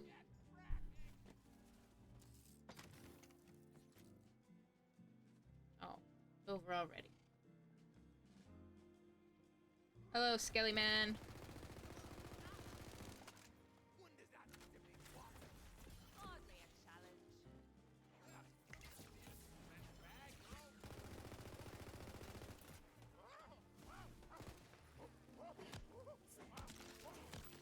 This is my bonk stick.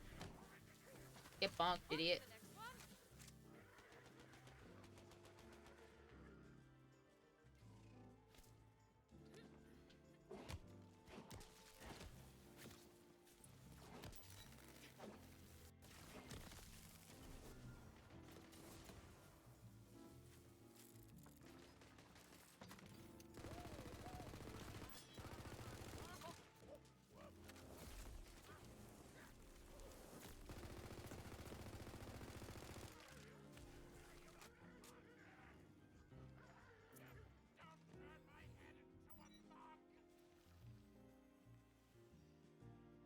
How do we get up there, though?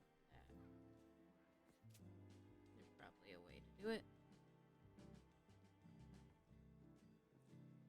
Nope, can't jump high enough for that. There another way again. Oh, look at that. There was another, in fact, another way around.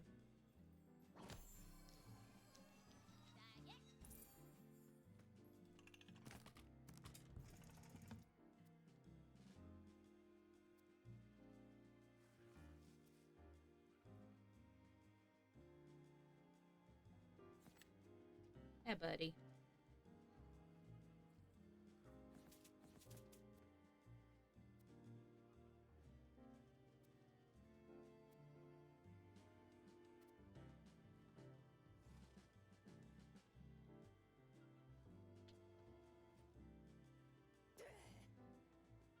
That was a hell of a jump. All right.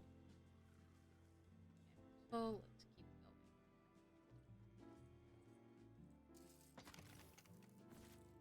Oh, hell yeah. More ammo. And such.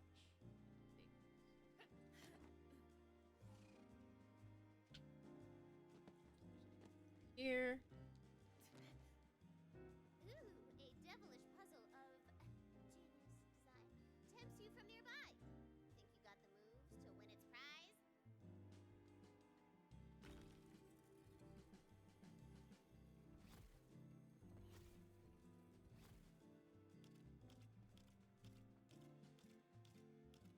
Probably not. I'm bad at this kind of stuff.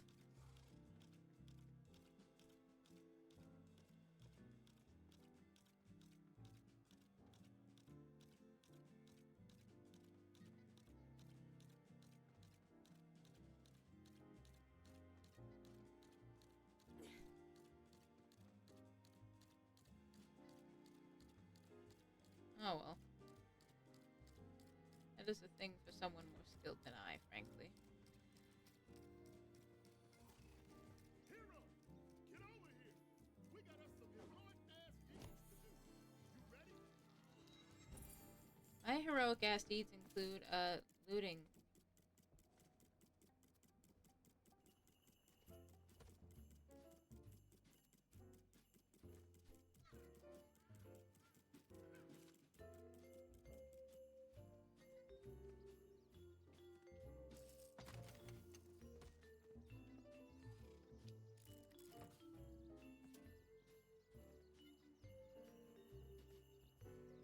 Hey, buddy. Let me at those photo-synthesizing bastards. That's the spirit. Now follow me. I'm sensing some real evil vibes this way. I can feel it in my berry whiskers. Berry whiskers are invisible, by the way, because of magic. Uh-huh. I totally knew that.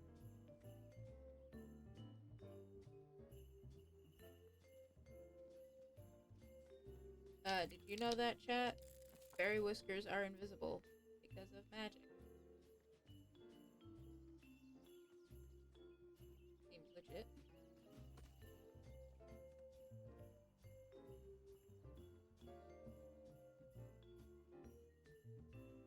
I mean, I'm not a fairy, so I guess I don't know about these things.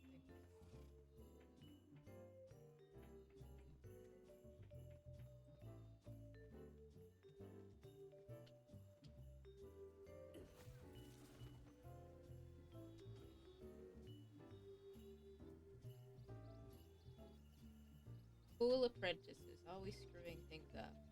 I'm afraid because I think I know exactly who's going to show up. I use mystical the clouds and the big ol' beanstalk. There is a teensy-wincy matter that requires your attention. A wizard needs some help with a thing. So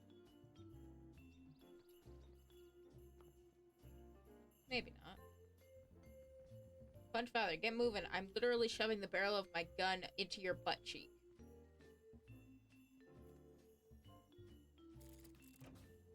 Oh, dang. That's a fiend bloom. And it's giving off some evil mojo. These must be the source of the parasite strip. Hell no.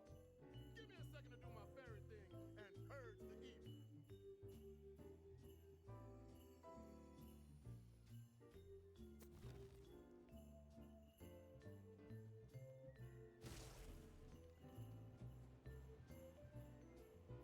Hey, listen. We gotta cleanse the rest of these things if we're gonna reach the parasite and save the beanstalk. Pick me up. Okay. Oh, isn't he cute when he's all tiny and pick-upable? I can feel 3 more of those fiend blooms in my whiskers. The closest one is at the lighthouse. Let's go.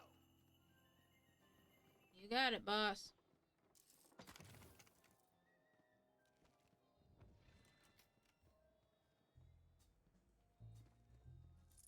Who am I to deny the orders of the Fairy Punch Father?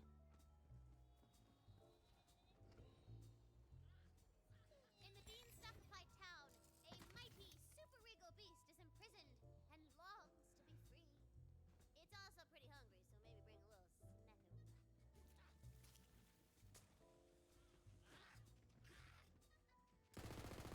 You're not my little buddy. Also, why is my buddy caked up on a Tuesday? Death, oh, death.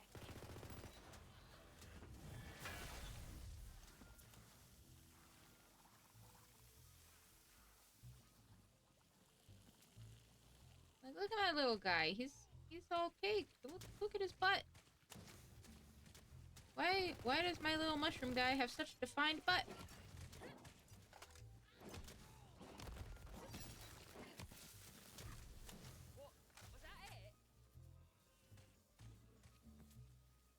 Why not? You know, you're right. Your logic is sound.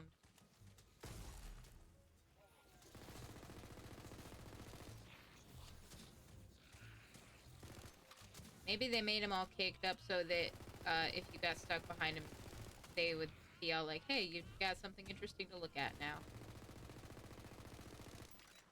Yes, because that's exactly what I'm going to look at, is the ass of my mushroom companion. You hear that, chat? We're gonna check out mushroom ass.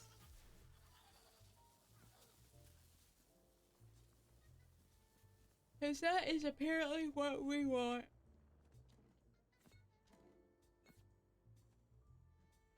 I'm sure there's a joke to be made, but I'm just not coming up with it. Okay. Oh boy. This parasite is bad news. The beanstalk is sick. And not cool sick, but like bad sick, as in ill, but not like cool ill. I mean like sick ill. You know what I mean. Isn't it weird that a word can be both a good thing and a bad thing? There's a term for words like that. Fierce plant, I know. If I remember correctly, one of the terms for them is they're called a contonym. They are also sometimes known as Janus words. Mushroom dance, whatever could it mean? It represents my eternal torment, trapped here by my hyphae. It represents Deltarune 2 months. Ugh.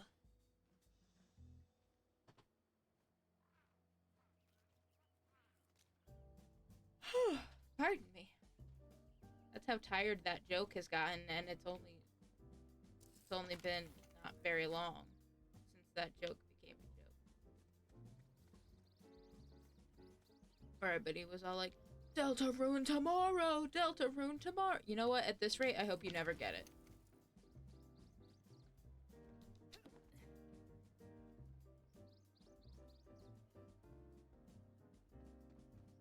What, yawning and being tired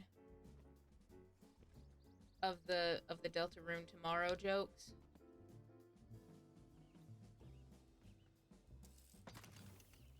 Like, we talked about this the other day.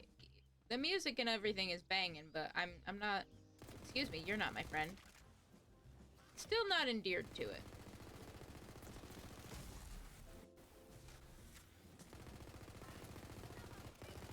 But now that we do actually have a release date, maybe people will shut the fuck up for all of 5 seconds. Beef shroom? Is that one of those, meat, substitutes that everybody keeps talking about? No, the mushroom dance? No, that's what the guy says in Undertale. That's what he says in response to his mushroom dance, whatever could it mean? Like, he looks up and his eyes are all weird and he looks at the camera and he says something like, it represents my eternal torment trapped here by my hyphae. Which are, you know, the things that keep him, you know, rooted in the ground. Pretty sure that's what he says. I don't know, it's been a hot minute since I played that. Did I ever tell you guys I tried to get my grandma to play Undertale? And I sort of succeeded? We did not get very far just because we didn't have a lot of time to sit down and actually do it.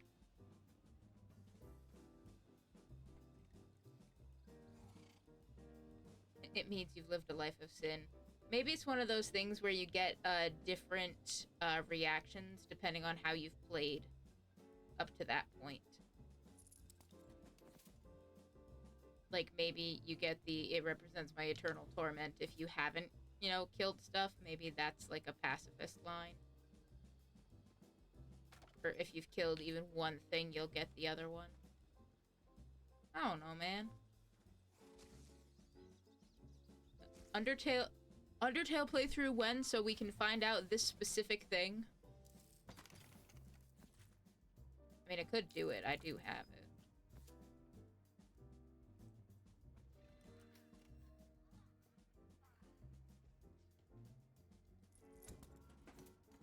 I don't think when I got my grandma to play it with me, I think we barely made it into Toriel's house. That fiend bloom's gotta be around here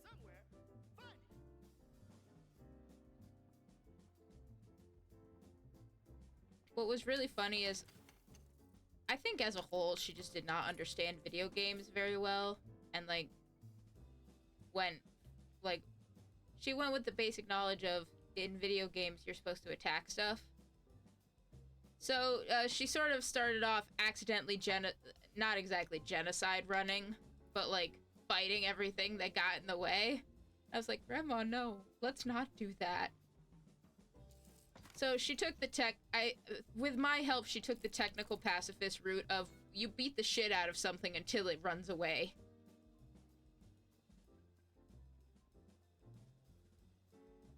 Like I said, that was about as far as we got.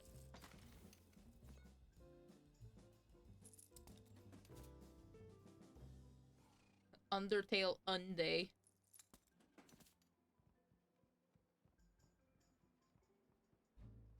Whether that's Sunday or Monday, who knows?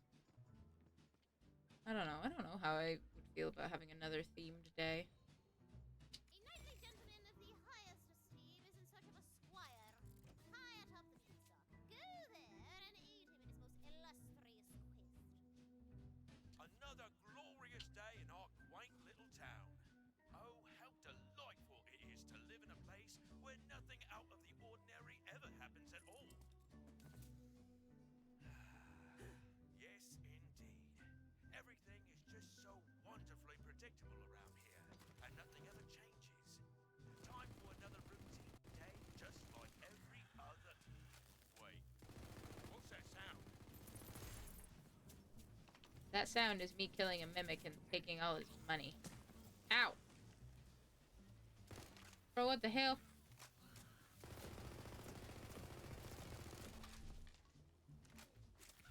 Listen, if I were to play your stream, you do, it brings you joy. I appreciate that.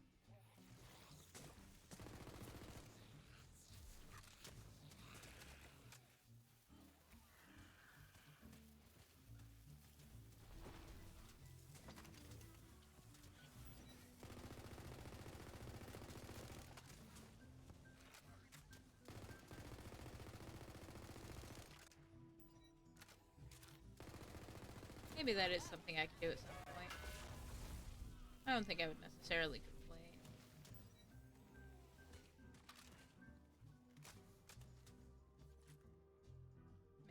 Maybe that's not the right phrasing. Way to finish him off! Get Thanos snapped, idiot.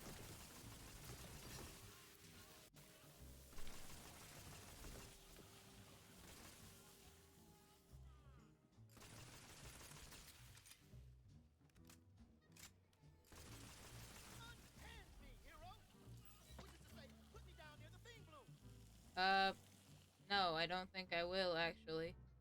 If anything, I'm gonna keep you in my pocket even longer.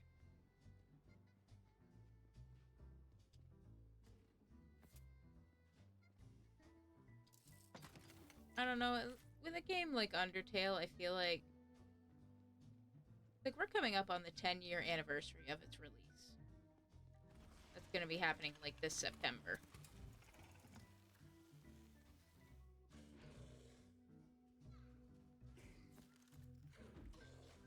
So, like, a lot of people... Excuse me, I'm talking. For once. Like, at this point, a lot of people, if you're on the internet, like, at all... Like, people know the story. They know the characters. They know what happens. Which is why Deltarune has become so memey and so popular. Because, you know, that's the whole thing, and everybody wants to find out what's going to happen next. And I don't blame them. I'm interested to see where it goes. And, like, I wouldn't necessarily mind playing it, but at the same time, I would not be bringing anything new to it. Like, I've seen it. I've played it. I know what happens. It's not like it would be anything new for me. And having me play it might not be anything new for y'all. It's always intriguing to see how each person approaches it. Yeah, I guess. My approach would be I'm sitting there just bebopping to the music for fucking ever. That's my approach. I just listen to the music. That's it. That's all I do.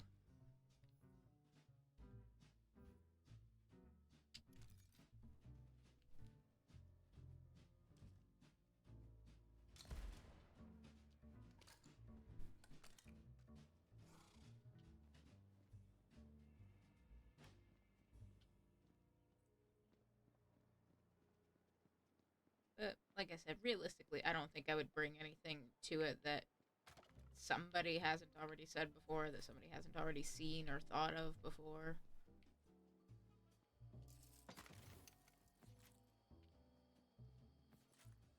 I just don't think there would be necessarily enough interest. People have made mods that add things like multiplayer. I'm sure they have. And as cool as that sounds, like maybe for other people that sounds like it'd be fun, but for me, I don't know.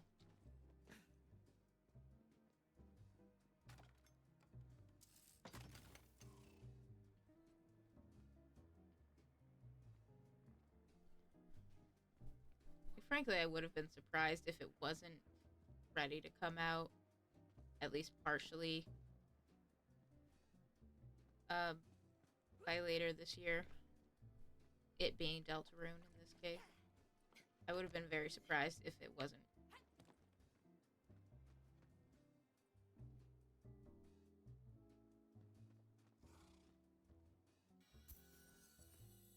And the Punch Father does his very magic-tastical thing at the Bean Bloom!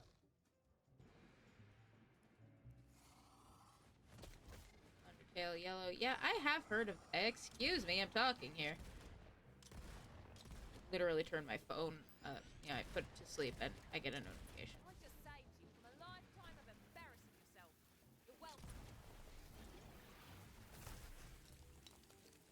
I have heard of Undertale Yellow, but I have not actually looked into it or anything about it. That's also one of those things that just allows a lot of room for speculation and, interest, which I think is cool. Because canonically, wasn't the yellow one who made it the farthest? Like, they're the one who made it all the way to Hotland. That's where you find the... Excuse me, I'm talking. Shut up! The empty gun and the cowboy hat or whatever it is. That's what Undertale Yellow is based on. Yeah, I know, right? How dare they interrupt my theorizing. Get Thanos snapped, idiots. It'd help if I was not trying to shoot my own mushroom friend.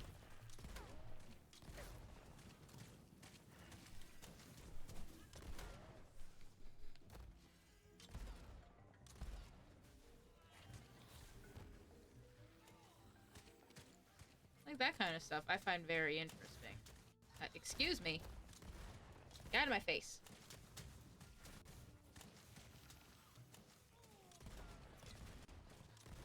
So I do think it's cool that somebody, or somebodies, have, continued the concept and made, like, a whole fan game based off of it.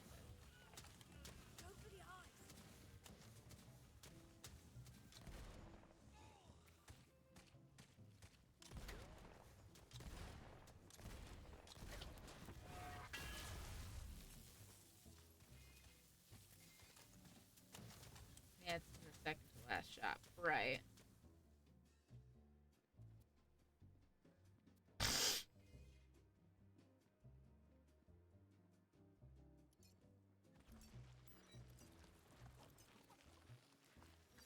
There's also, like, a whole lot of other theorizing based on the other souls. Where you find their stuff.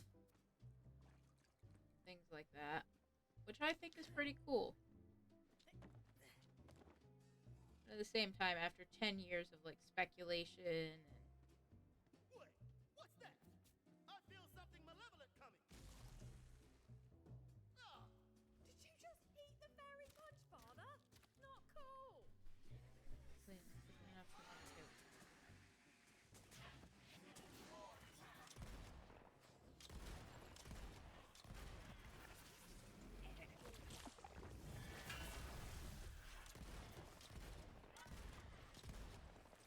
Like that's definitely good. I'm glad that it's able to distinguish itself. It might be a little awkward if it wasn't. Like, oh, it's just Undertale but made by somebody else. I don't know.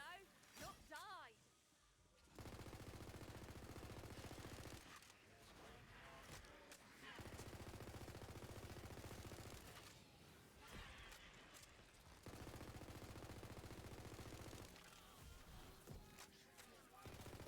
Base concept came with how they approach it is interesting. Yeah, it sounds like it.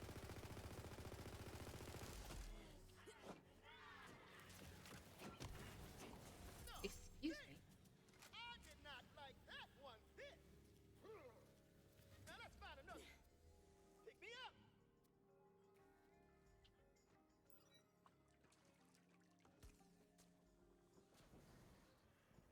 Absolute savage. I love it. Y'all, the Fairy Punch Father's in the fucking floor.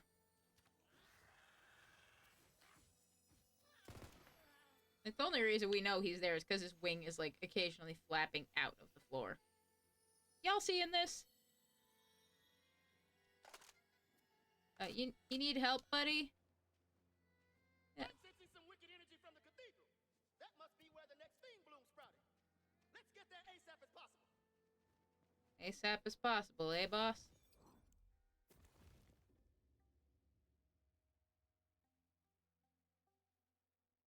Okay, so how the hell do we get over there from here? Oh, let's find out.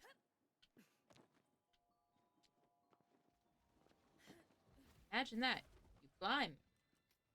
You continue to climb the beanstalk.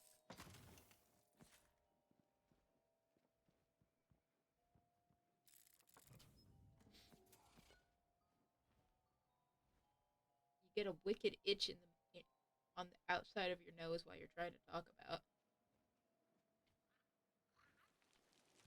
You almost shoot your mushroom companion yet again just because he looks like the enemies. Maybe he needs a nice hat.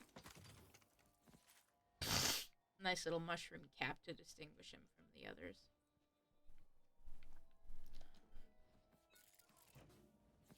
I mean, that would be helpful. We don't do that here.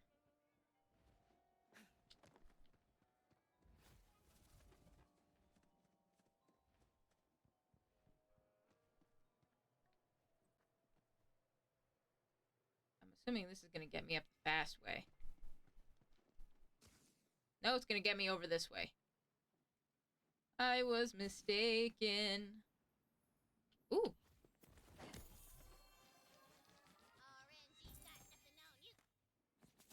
RNG do got nothing on me. Ooh. I'll take that for $1. I'll leave that, though. And how do we get back? I think I saw some other mushrooms.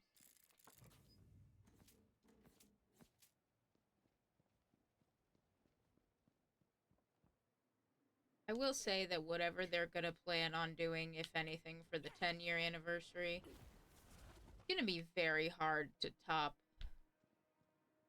the 5-year anniversary where they had the whole orchestral concert and everything.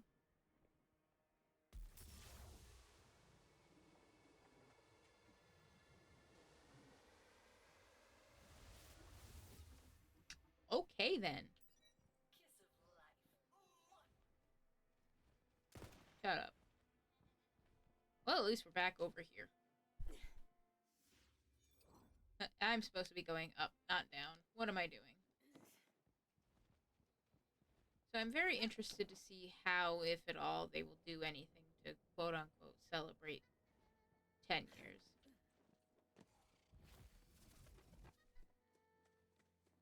they live streamed the concert on like YouTube, and the video's still up and everything, obviously. I hate that nefarious abomination so much! Even though I'm totally like at one with nature and all that. With the obvious exception of those shroom creatures. Well, yeah, but that's different. Those guys suck. Even though the town got all messed up, at least the residents have higher property values. You get it? Because they're... Okay, never mind.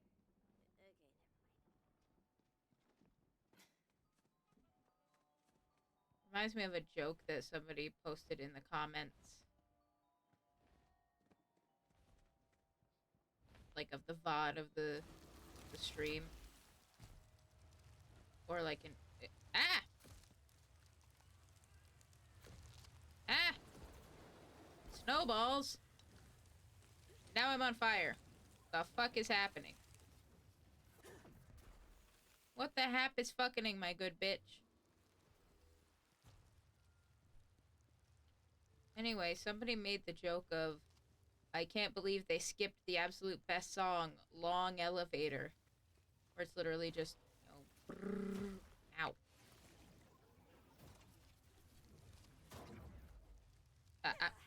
Huh?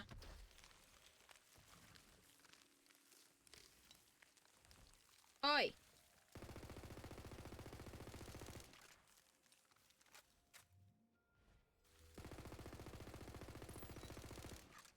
What, getting burned by fireballs?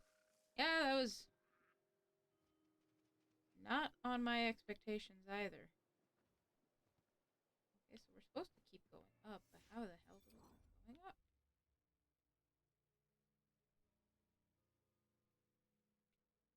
Oh.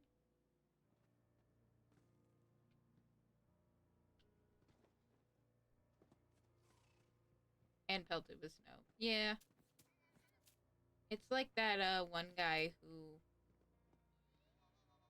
decided to combat all the snow in his area by shooting it with a flamethrower.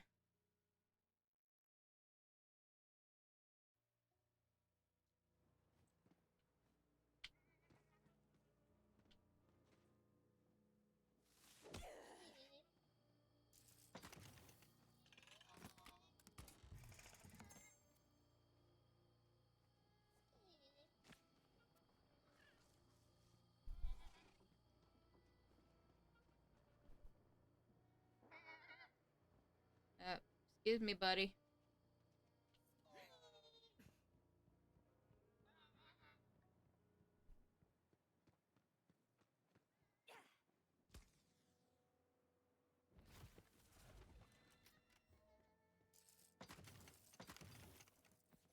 Reminds me of an anecdote. My former housemate, for the longest time, they would fall asleep to the Undertale soundtrack. And we went and visited my family for Christmas one year. We shared a room, and we had that playing. I had it on my phone. My phone was plugged in. And when we woke up in the morning, Long Elevator was in fact the song that was playing. So I said, "Ah, yes, the best song on the album." They thought I was talking in my sleep at first, so I was like, "No, I'm up." I was making a joke because it was funny.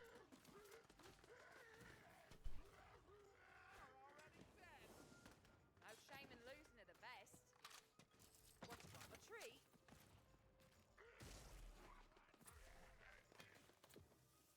Is it bad that I forgot that I have like music going in the background? Which reminds me, I should probably check that. Oh, it just paused it. Okay. So whatever I've been hearing is just in-game. There we go.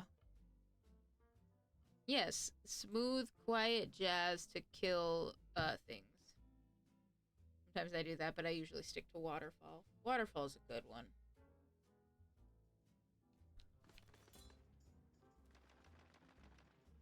I keep my morning wake-up alarm. I have it set to play Power of Neo. Because it's basically the perfect length for an alarm. Because alarms are supposed to be, like, on my phone, 30 seconds. So it almost perfectly loops in on itself. And it's got such a relatively startling start.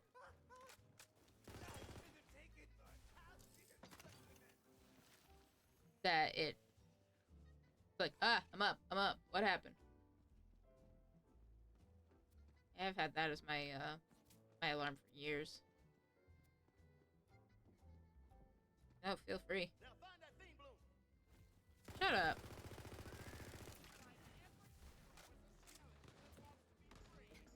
Started off when I was in college. I had various video game sounds as my morning alarm.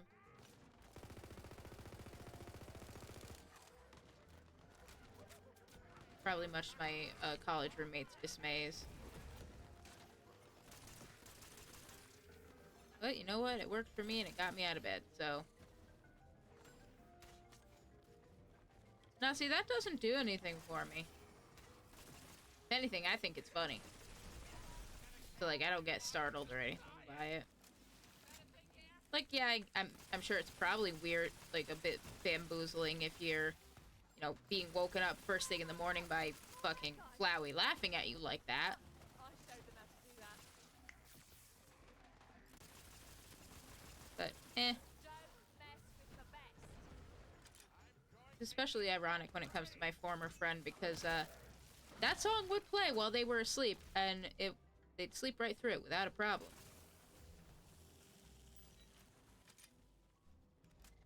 But for some reason, they did not care to listen to it when they were awake.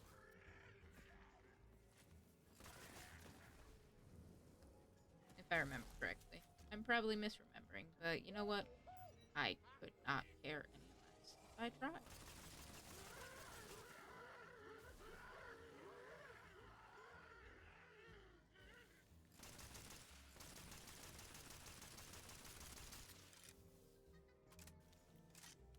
So yeah, at any rate, I'm curious to see how this all plays out. You know what else I'm curious to see play out? Getting shot at by this fucking guy. No holding back.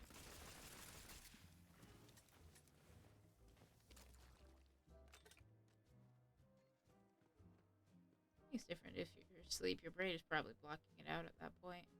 That was what I always thought.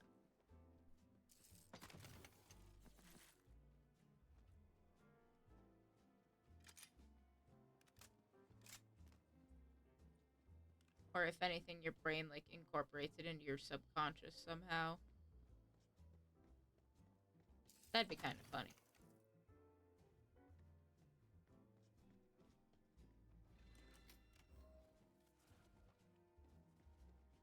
I think I know how that one ends. How do you think it ends? With me ransacking this church for absolutely everything it's worth? I learned something. Oh, with the dragon dead? Yeah. Yeah. I actually did learn something interesting at work not even the other day, yesterday. And apparently, somewhere in New York State, there is a Russian Orthodox seminary that houses many original artifacts and such from Russian Orthodox Church, some of which date back to, like, the 16th, 17th century, the 1600s. By pure circumstance.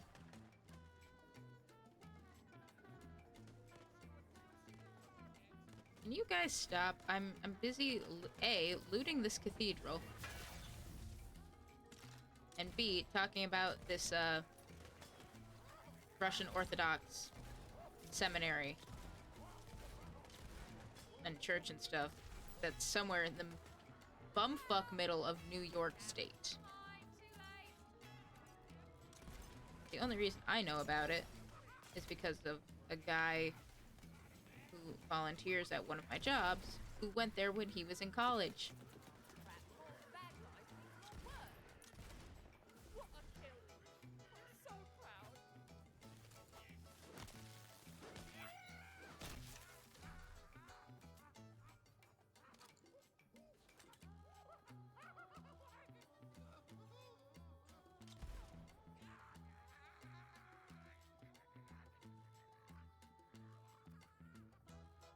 I remember what he told me correctly, I might be misremembering. It's like one of the few, if not the only, Russian Orthodox seminaries outside of Russia.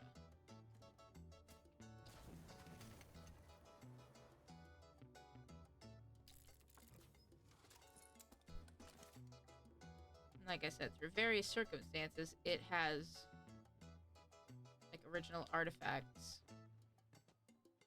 dating really far back. Oh hey, stuff. Well, all intents do is be a blacksmith. This tiny town has already got one. Just comes like news that I'm glad I've got my best friend Jumbo around to keep me going. Jumbo says they need a blacksmith over by the castle in Bridles. Do they know if I'm good enough to work in the capital? Damn it, Jumbo believes in me. Jimbo, the Balatro guy? You really trust that guy? He's a joker.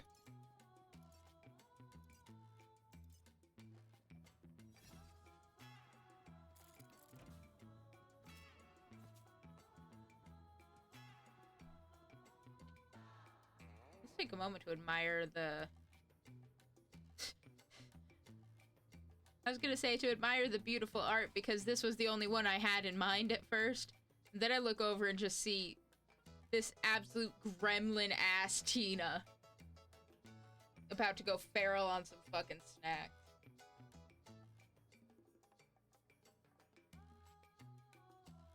No, but I would trust Miku Joker with my life. That's fair.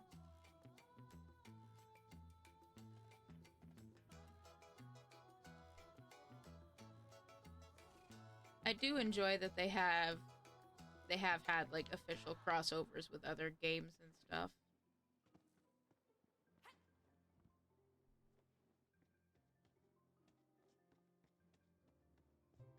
Like Dead by Daylight. I feel like they missed an opportunity with the Legion cards. They could have had each different Legion killer, like each different one of them be a different suit.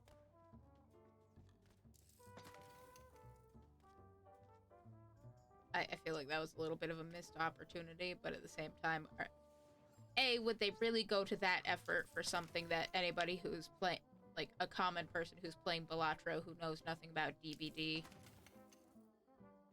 would they really go to all that effort?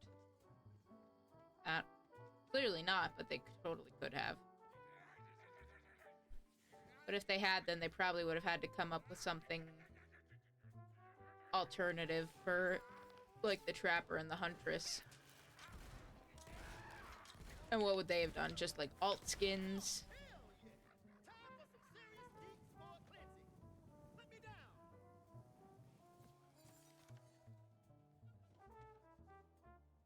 I mean, maybe.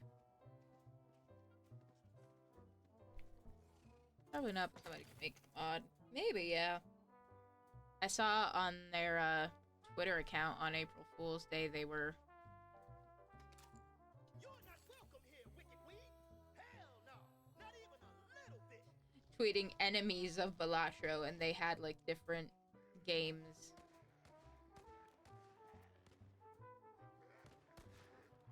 Like they had the vampire from the cover of Vampire Survivors. They had an Among Us guy, little crewmate guy. Which, okay, going... Oh, we are dropping frames. Just a little bit. You savage, I love it. Nothing like a job well done.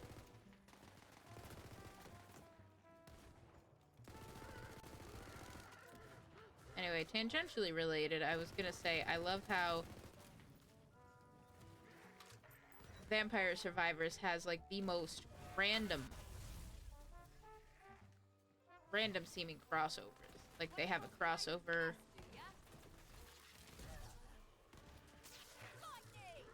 I forgot that was how that one worked. Like, they have a crossover with Among Us. They have a crossover with... I mean, obviously, they have the major ode to Castlevania.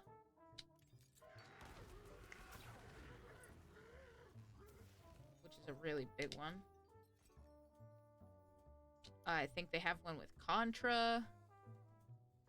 Just like a few ones that are just like, really? A, how did that happen? B, I'm not complaining, but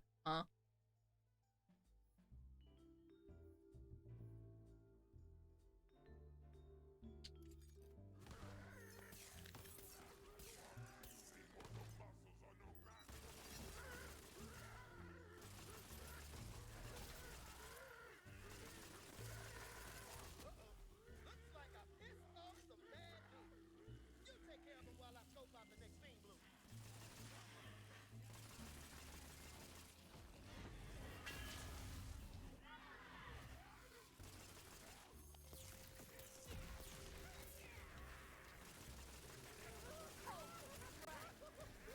would have been like patriarchic stereotype thing with people that only games that would like crossover with.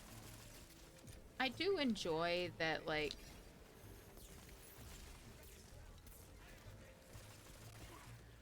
all these various, for lack of a better term, indie kind of games cross over with each other.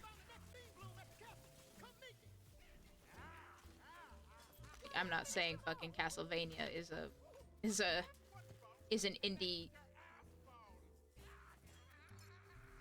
indie series by any stretch of the imagination. But like to be in something like Vampire Survivors alongside fucking Among Us. Also the stretch and the hydrate, you got it.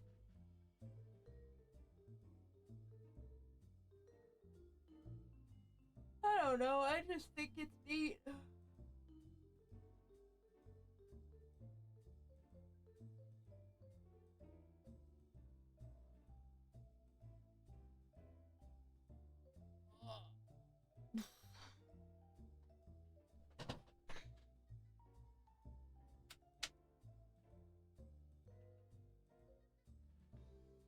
Also get a little warm in here, so I'm turning my fan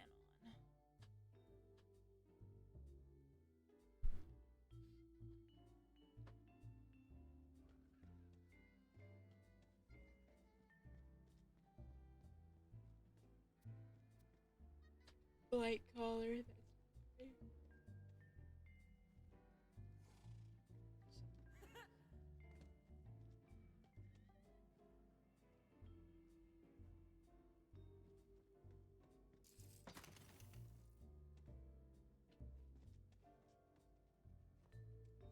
I feel like a lot of people would like metaphorically and maybe literally shit themselves if they had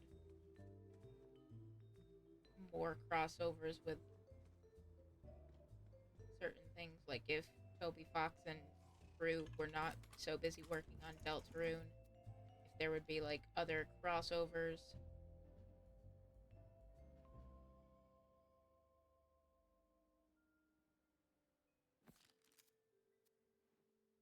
Oh, it's a fucking crossbow. I hate that.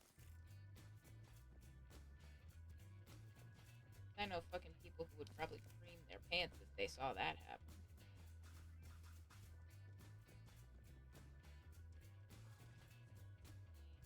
So I can't help but wonder if stuff like that were to happen in the future, how that would go over.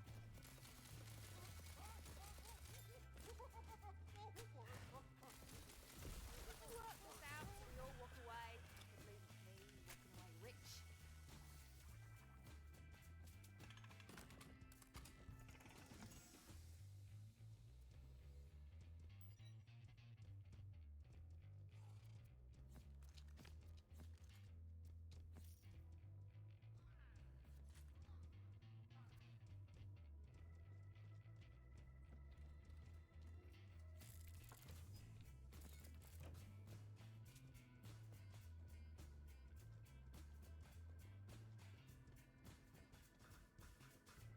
I don't think I'll ever get over just how much work, how much love and care they put into the Ode to Castlevania.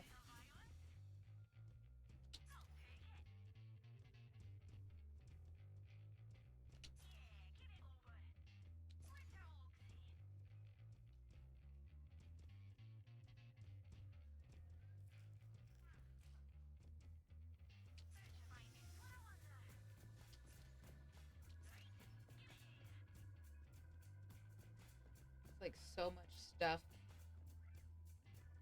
in the Ode to Castlevania bit. It's basically a massive love letter to the original.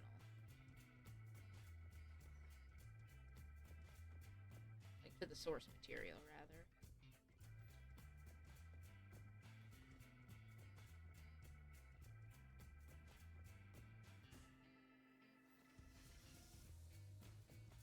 You can tell whoever, like, were the ones behind it all. Whoever did all the work to, like, put it all together. There was a lot of attention and care put into it.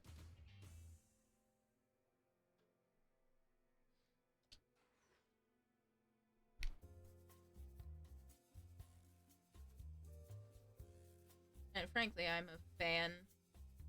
Like, some people might find it annoying, but I am a fan of how connected everybody is in the Castlevania one. Like, how you have to, like, upgrade certain people's weapons before you can get to the next one, before you can get to the next one. Like, I'm sure that's probably annoying to some people. But me, it drives me nuts in, like, the best way.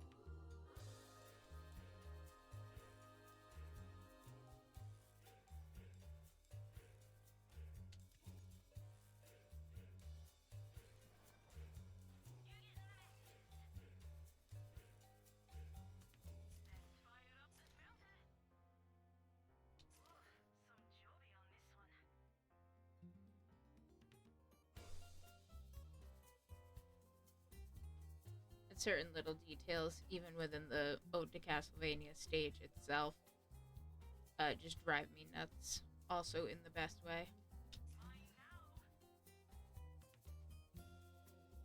For example,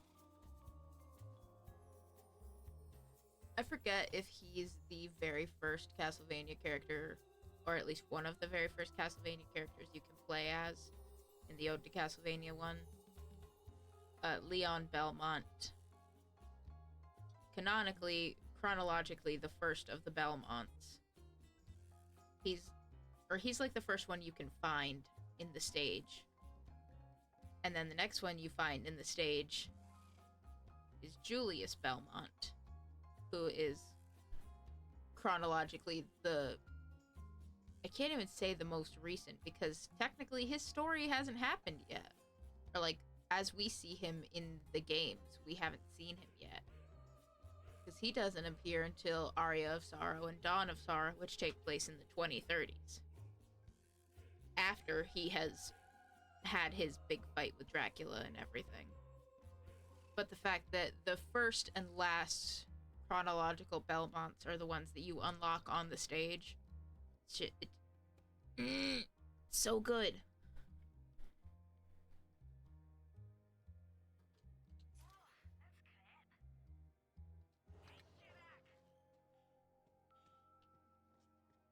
It really caramels my apples, man. Also, Julius Belmont is, like, canonically the best Belmont, and I will not hear any arguments otherwise. Because canonically, I hope none of the townsfolk get altitude sickness. I did not think of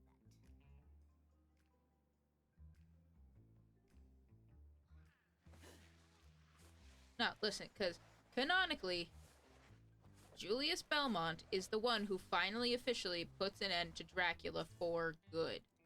You know, seals him in the solar eclipse and everything. You know, kills him, seals Castlevania itself into the solar eclipse in 1999.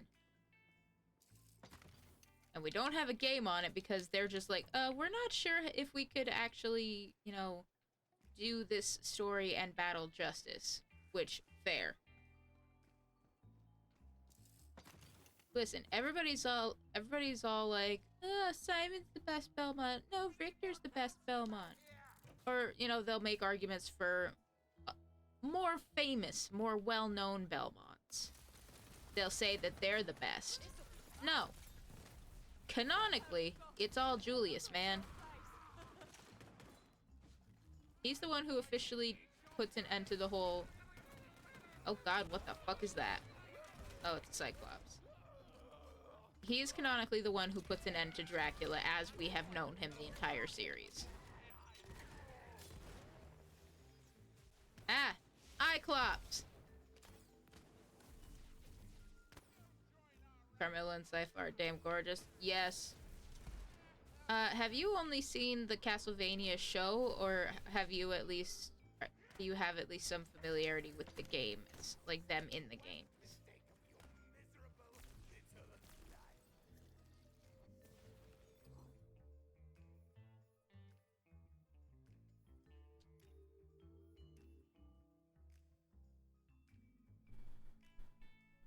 I know that the games exist.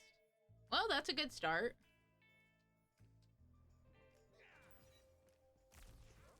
That is definitely a very good start.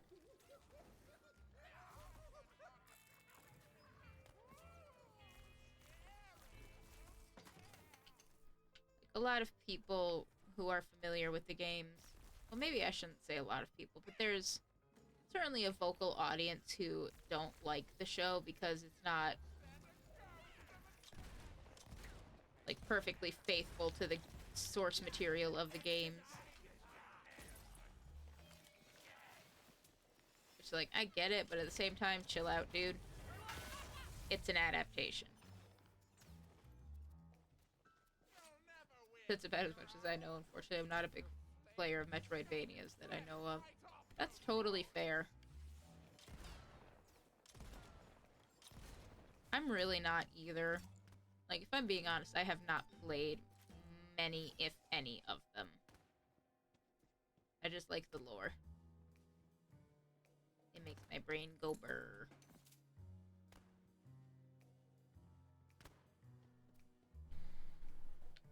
And I can't specifically say anything just yet regarding like how the Castlevania Nocturne show does its adaptation of like Rondo of Blood. Because I haven't watched it yet. I'm probably gonna watch it with Mr. Barista when we get there. We still gotta finish the first series.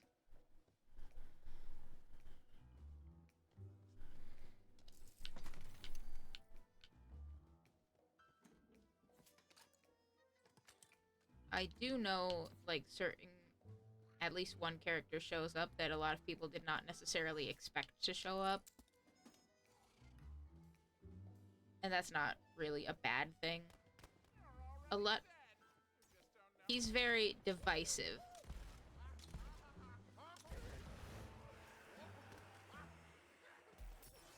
Ow.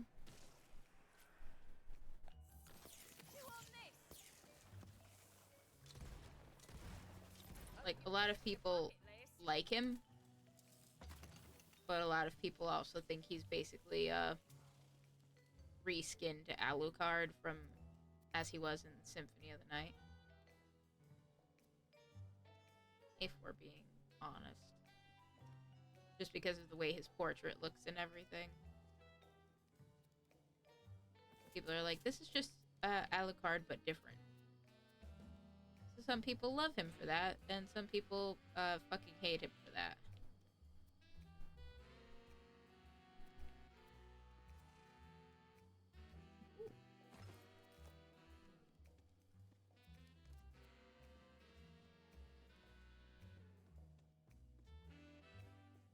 Because in the canon of the games, at least as I remember it, this particular Belmont, Juiced Belmont, he is the most magically adept of the Belmonts.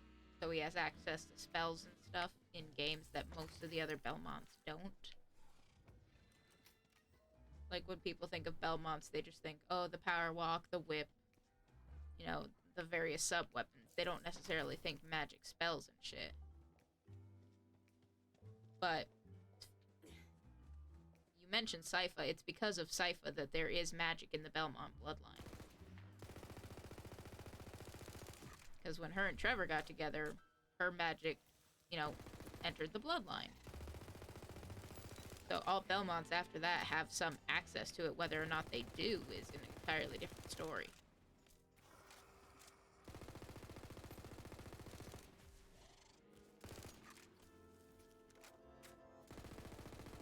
Like, some of them do, like Juiced.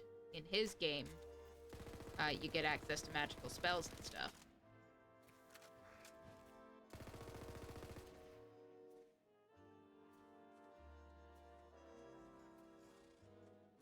Whereas some of the other ones, again, it's just, you know, power walk, whip, typical Belmont shit.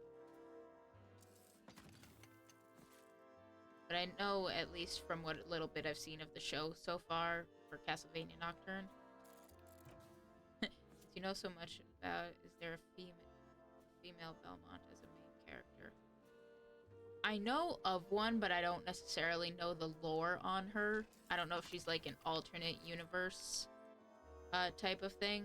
Her name is Sonia Belmont. And she, I think within her timeline, was one of, if not the original Belmonts, like the Belmont bloodline progenitor. She is one of the playable characters, actually, in the Ode to Castlevania thing. In the Ode to Castlevania thing for Vampire Survivors.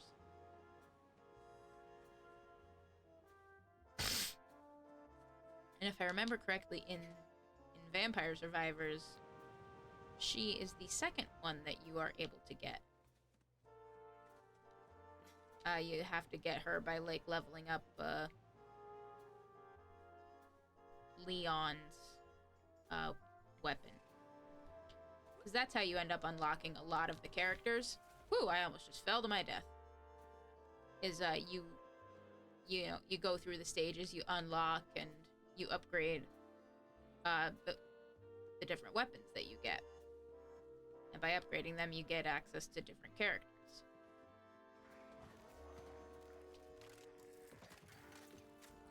And it's kind of required. Excuse me.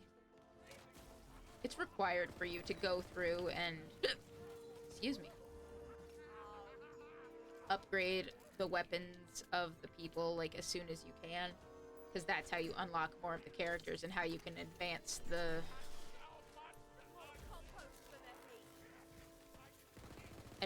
story, for lack of a better term. I'm a level with you. I don't know if Vampire Survivors itself has a story, but the Ode to Castlevania expansion does. You just have to unlock the conditions to find it. Which mostly involves unlocking a shit ton of characters until you eventually get the right one and go to the right place at the right time. With the right character.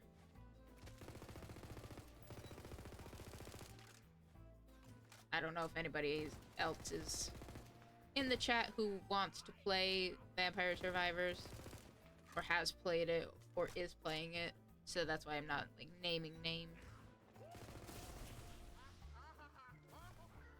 So I'm trying to be fairly non-specific.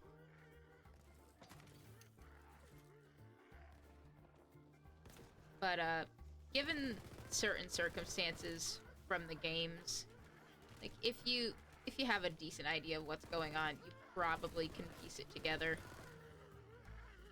Like, if you have familiarity with the lore, like how things play out, you could probably piece together who you're supposed to be and where you're supposed to go.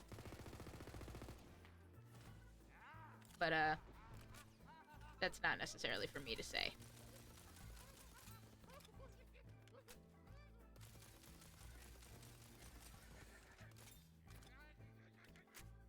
Because with Vampire Survivors, part of it is that to upgrade your weapons, you usually have to have some kind of like passive ability through an item paired with it to upgrade it. And some of them, they straight up tell you what they are. Like, oh, you can upgrade it with, you know, such and such kind of stat. Others, not so much. They're a bit obscure.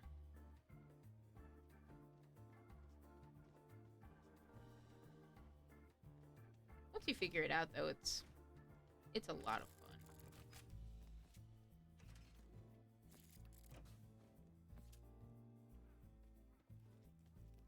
And, like, even with all the characters that you can initially unlock in the Ode to Castlevania expansion, there's even more you unlock after the fact.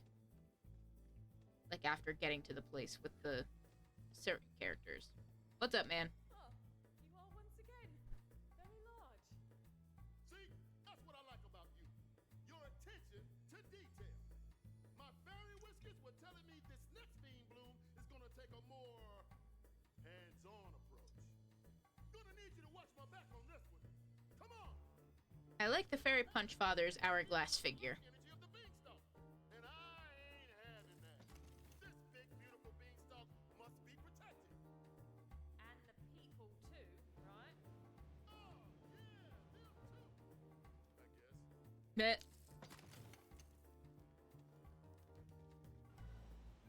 I guess, in a way, Nova,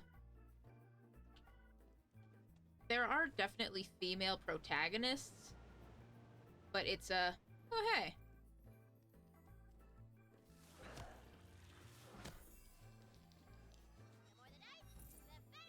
They're not necessarily Belmonts themselves. Usually they're like related magic users, like Sypha Belnades. She is one of the main characters, like, of Castlevania 3. And I guess technically she ends up becoming a Belmont because her and Trevor get together. But later on you become allied with, or you have somebody with you who knows how to do magic and stuff, and that's usually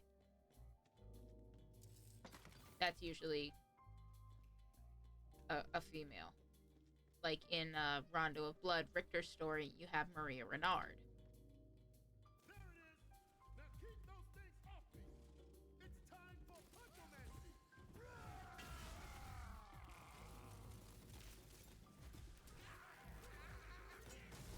Sorry, that was supposed to be a warning shot. In Portrait of Ruin, which is one of the later ones in the canon,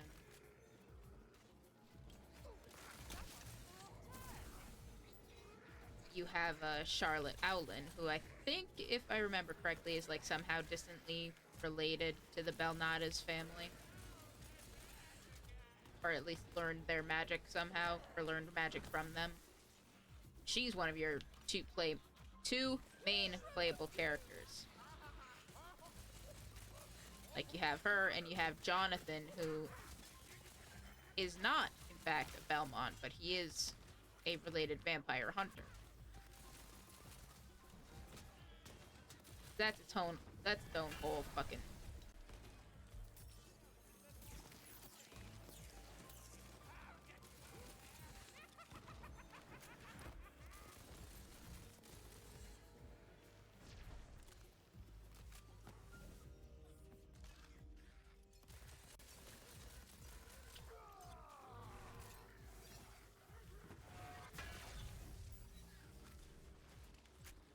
So lots of times you get, like I said, female magic users. Or not necessarily Belmonts, but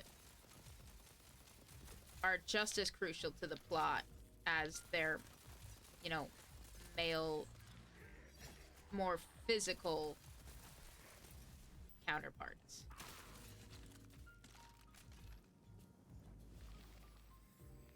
Like, frankly, that's why quite a few people who are fans of Castlevania kicked up a fuss when the Castlevania Dead by Daylight chapter came out, and there was a skin for Jonathan, but there wasn't a skin for Charlotte. Because they're both the protagonists of their game. Like, they're together the whole time. You play as both of them. So it was a lot of, there's two of them. Why is there only one of them?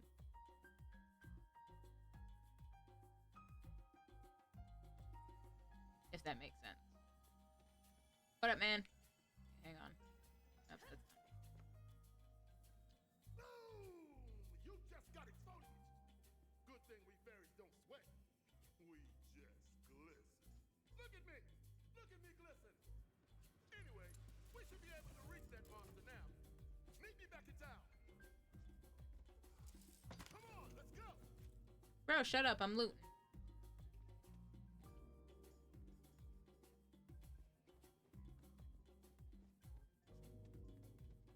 I don't know. Maybe I'll do a little bit of Vampire Survivors at some point just to show it off.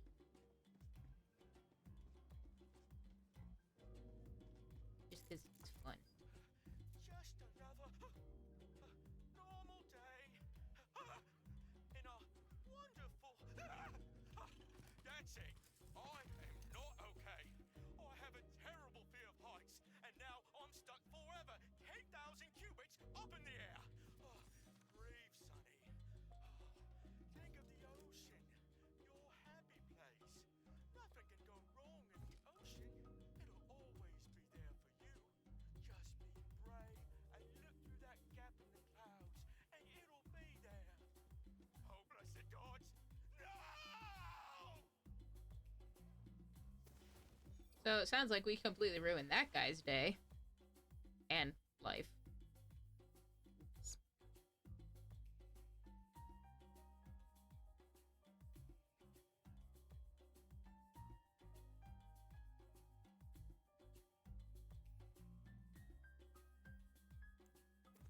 Damn it.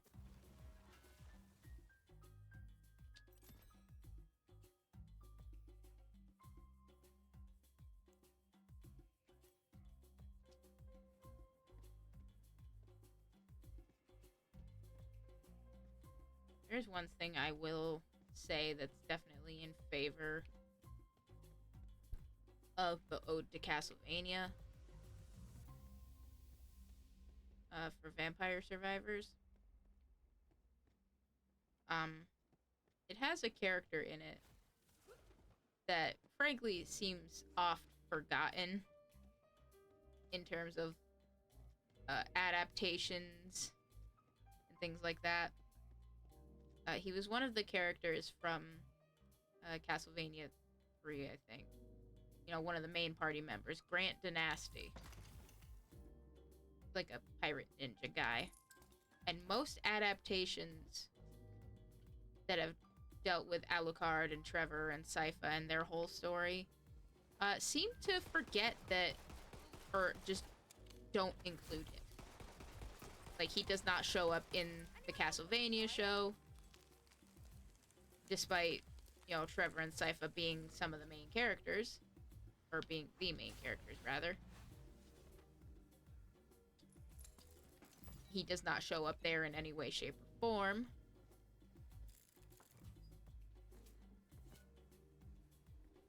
And just in general, in a lot of adaptations. He ain't there, bruv.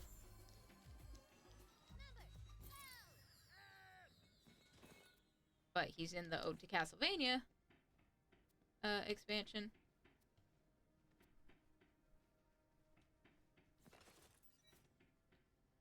Which is like the first time in a very long time he actually shows up.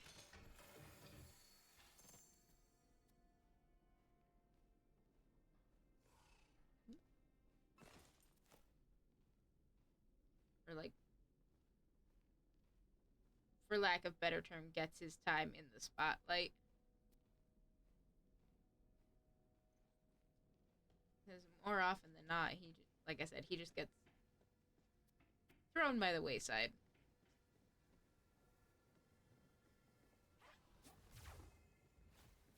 So whether or not you're necessarily a fan of him, it's nice that he actually gets shown some appreciation in that.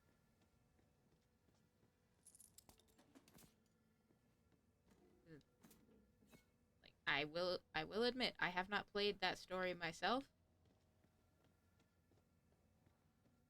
but it's a bit ass when you just straight up do not include one of the main characters in other stuff.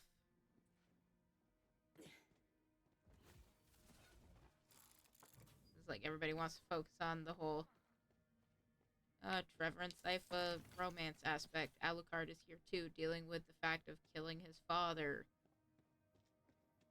And in the show, they're absolutely a throuple. Don't at me.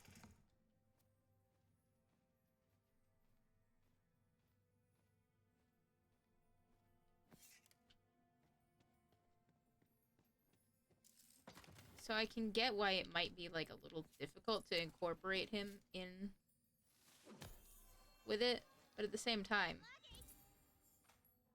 he was there, like, from day one. Like, he was one of the original characters. So the fact that he just does not get that acknowledgement in most anyway, apart from the Ode to Castlevania expansion for Vampire Survivors. Can't have shit in the realm. Can't have shit for Grant Nasty fans.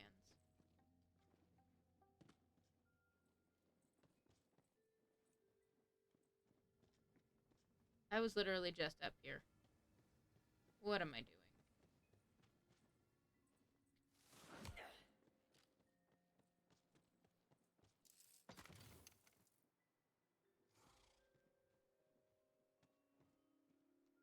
Man, you're gonna make me go back down the hard way?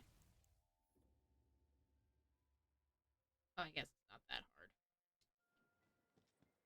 It's a lot easier if you just follow the map, barista.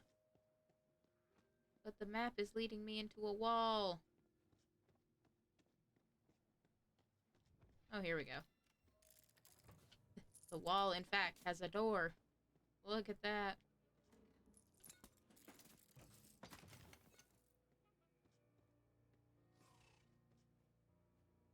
Gentlemen. Ooh, that's a long way down, Tomodachi. I hope you got buns of steel.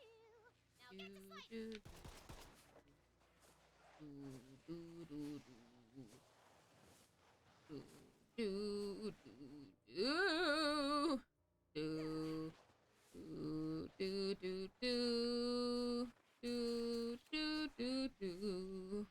Oh, they took my picture.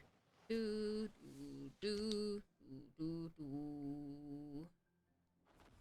So, how's that tuchus doing? Is it okay? Wouldn't want to damage your glorious glutes.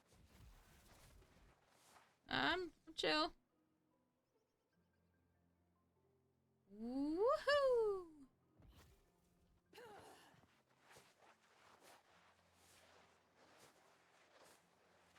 Hey, buddy.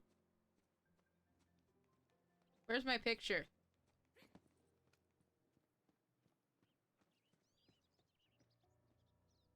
I know somebody took my picture. Now, where is it?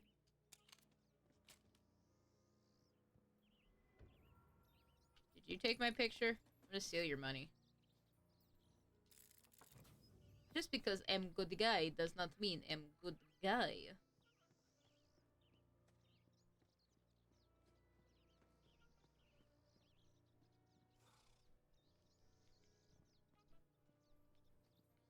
Oh. How do we get up there? Imagine that. There seem to be stairs.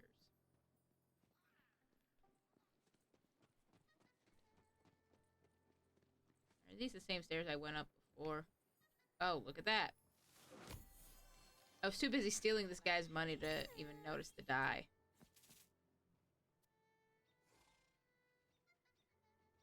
Alright, thanks, man.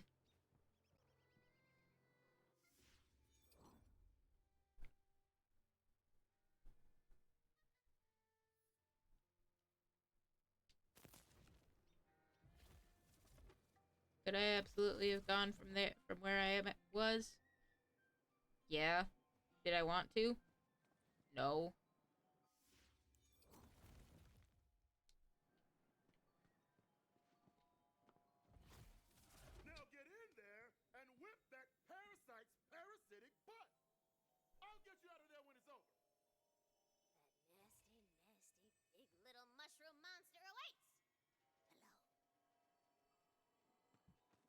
Okay. More sliding. Woohoo!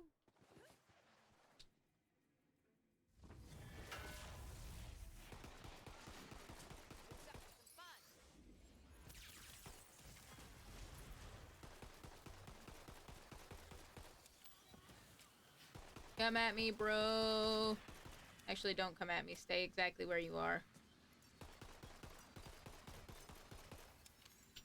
I feel magical.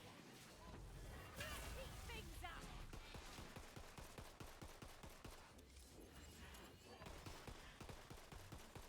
Shoot it in its fat fucking ass. Fly through.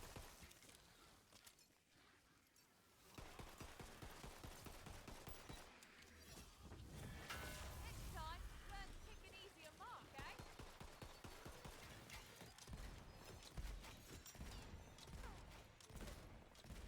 Back it up. Back it up. Back it up. Back it up. Back it. Back it. Back it up. Back it up. Back it up.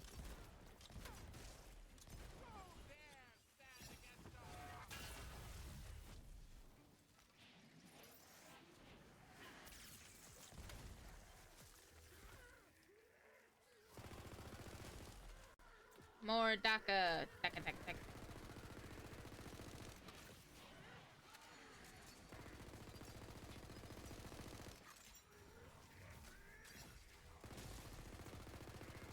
Sir? Sir? You need to chill.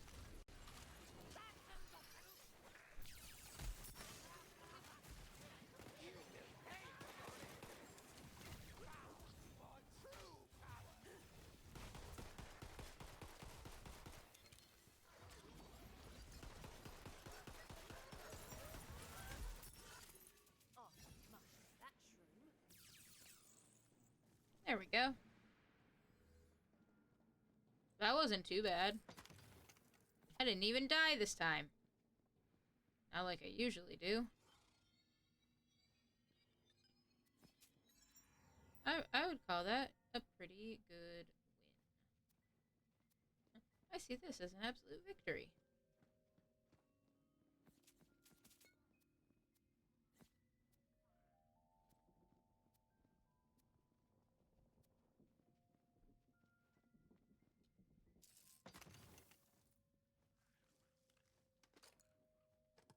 In my humble onion, anyway. There we go.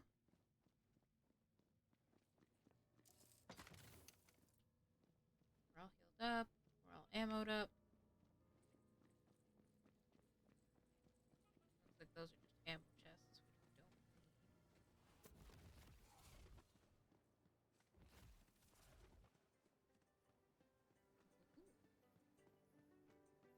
A bunch of loot, eh? I'm here for it. I'll take that. I still want to know where my fucking picture is from my slide ride.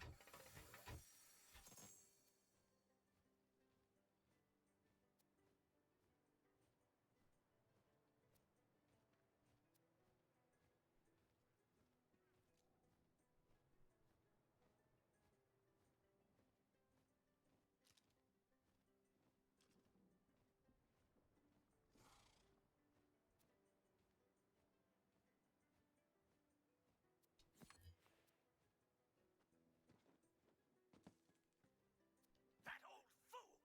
I know he's hiding the good incantations from us. We've been his apprentices for years. Don't we deserve the top shelf stuff? Blenson doesn't care, but I do. I do. Yes. The world will know the name of Castor, the Caster. Okay. I don't, so... Yo, welcome back. You saved the day, hero. Damn right I did. Was a fascinating creature, actually. The beanstalk is safe, thanks to you. What about the people? Right, them too. That's also good. Anyway, thanks for your help. Remember, only you can prevent spores spiders. Boo. Option was none other. And the fairy How dare you. was free to, go commune with other nature in different places and, let's be honest, probably punch stuff, because it's, kind of his jam. Quest complete!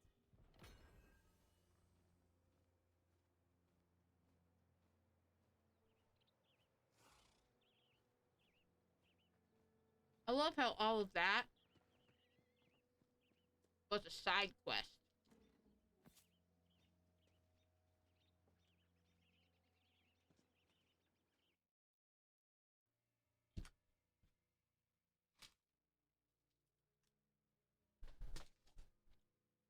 You know what?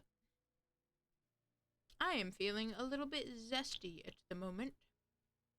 So, give me a couple of minutes, and we'll be right back.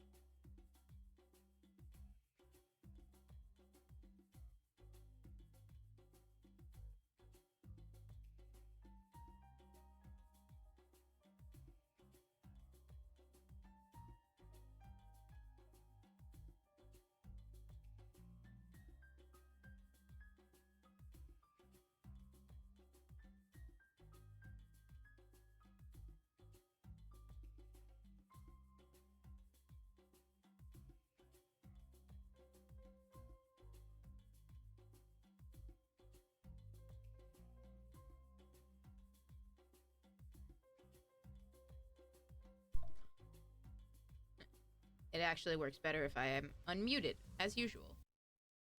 We are so back. It's time for something completely different.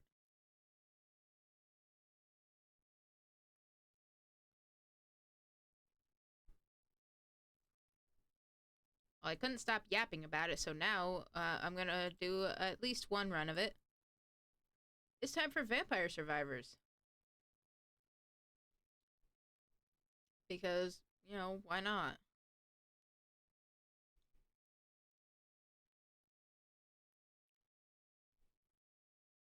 Why not would be if I didn't want to, but I want to. So let's get on with it.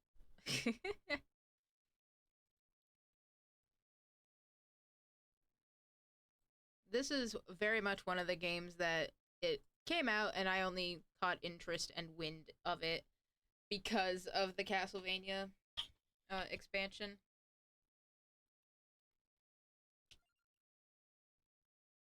Yeah, there's a lot of characters.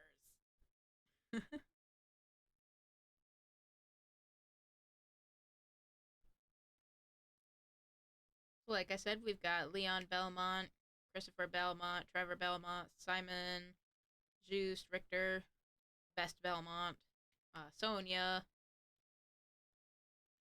We got some of the quote unquote side, not really side characters, but like they're not the. They're vampire hunters, but they are not like the Belmont family vampire hunters. Because the Morris family, I assume it's based off of Bram Stoker's actual Dracula, where there was a guy named Quincy Morris who was a vampire hunter. I assume that's where the Morris name comes from. But they're in this. You know, Maxim, who was out. Juice's friend in his game. He's one of them. Yeah, there's a lot.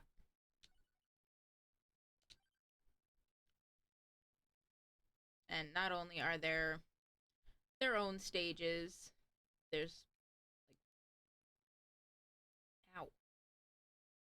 Sorry, pimple in very uncomfortable place. There are original stages, then there's, you know, crossover stages, special stages. Here's the Among Us crossover stage, the Contra crossover stage,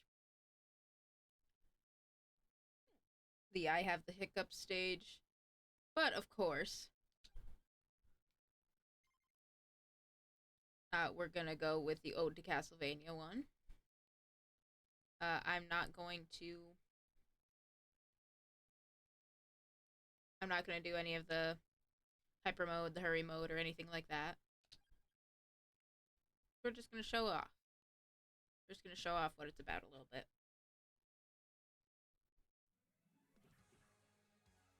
So, I don't necessarily want to say it's idle.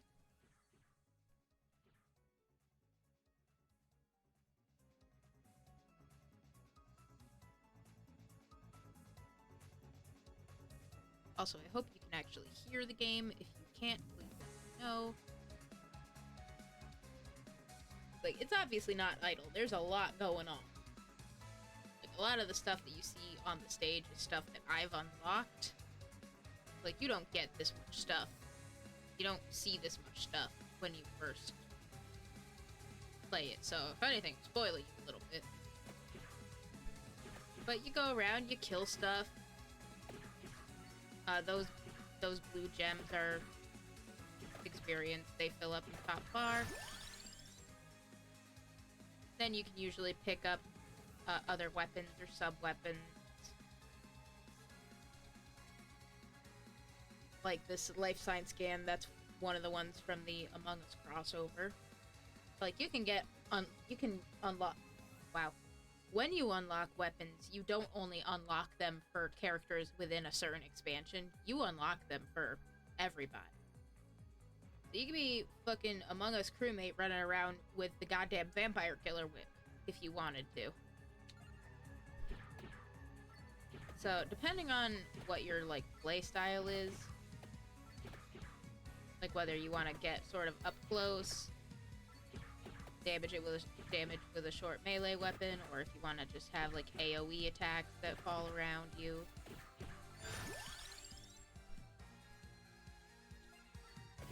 If you see in the upper left under the experience bar, you have all these slots. The top row is for your main weapons, and the bottom row is for your, again, your like passive effect weapon type thing. Floor chicken.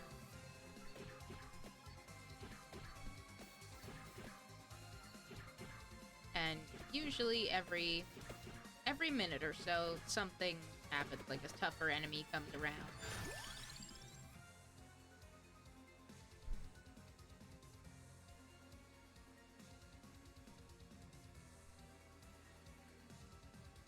For example, the star flail here, it says damage multiplied by recovery, which to me implies that the passive that upgrades our recovery, we're gonna need that so we can upgrade it. Now you'd think it's you might think it's harder to get like these specific ones, but not necessarily. So you didn't really get to see it because I picked it up really quick because it was right next to me. There was a red gem which gives you like a shit ton more experience, as opposed to the blue ones or the red ones, or the green ones rather. But at the very least, your goal in this is to get as far as you can. You know, explore, beat bosses. Now, they call it a weapon, but this is one of the passives. So, if I were to die, this would bring me back with 50% of my health. Basically giving me a second chance. Because if you die, if you die, you just die. You get no recovery unless you get that. Or get some extra expansion and such.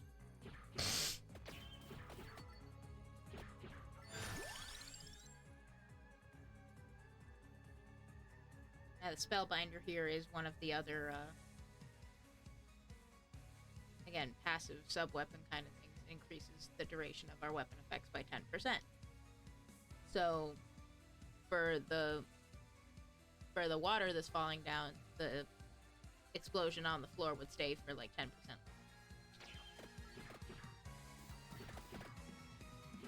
Just that kind of stuff.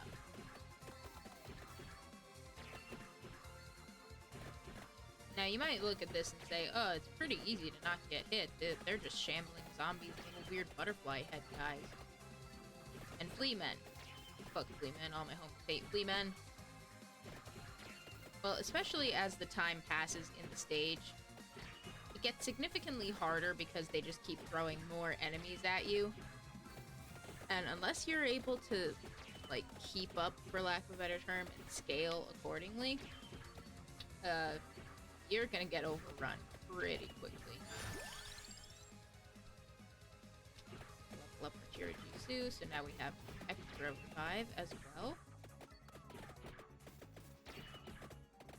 Floor pot roast. It even makes the same sound effect as it does in Castlevania. Now this here on the floor, we step on it, summons boss. Big bat. You might have noticed when I had the map open, there's a bunch of like red skulls all over the map. Each of those skulls is a boss. Now, there is no way in hell you're gonna get to every single one of those spots within the time limit. Because the stage goes on for like half an hour. Like, if you can survive that long.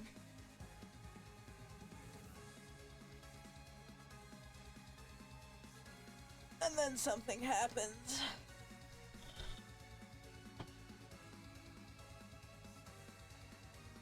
But I won't say what because we'll get there. Yeah, all of those skulls represent bosses. A lot of them within the castle, they just sort of unlock the way forward. Either they unlock the way forward or they unlock like certain weapons. That is one way you can get more weapons and such than you have slots allotted for, is if you just go pick it up on the map.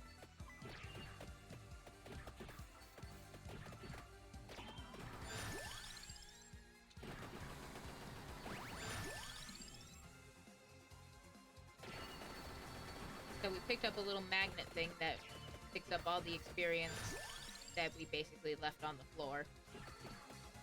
It doesn't pick up anything that we generate after we pick it up, but it's a great way to catch up on your levels.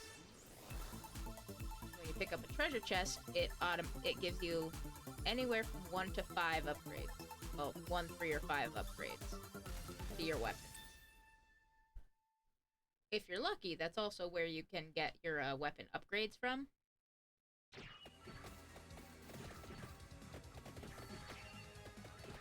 Yeah, so see, we were killing stuff off to the left there, so that's why we were still getting experience, because the magnet was still in effect.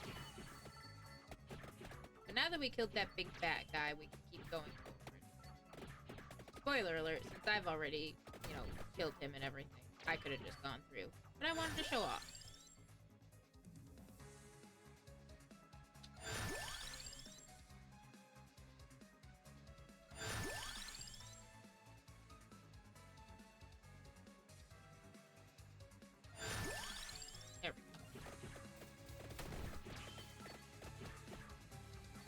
Each different character, I think, has different levels of re-rolls and banishment. Re-rolling is, as you just saw, you just sit there and you say, no thanks, can I have a different one?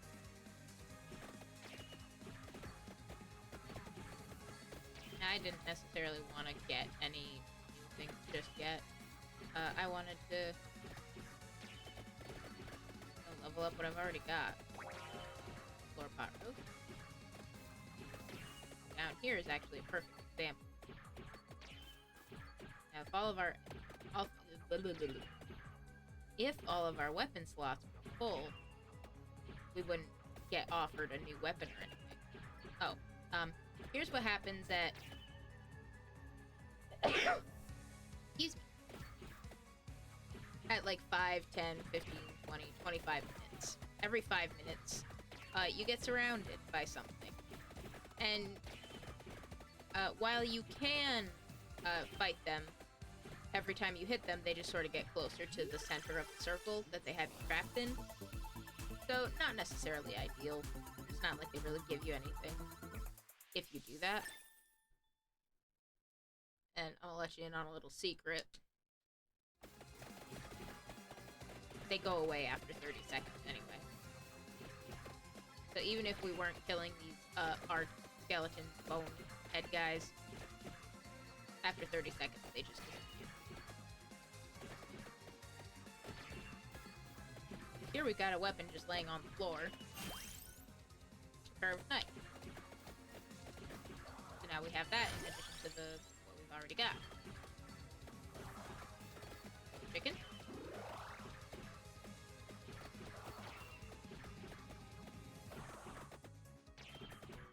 Now there is stuff to increase your movement speed. I just haven't picked it up, and frankly, I'm not overly pressed about it. As you move into different parts of the castle, the enemies will change. So instead of the Persephones with their vacuum cleaners and everything, we now have the old axe armor and the bone spittle guys. They're getting all up in our business. Notice how they seem to be becoming a bit more than before. Up here, again, they call it a weapon, but this is, it's the armadillo. You get to pick any of your passives.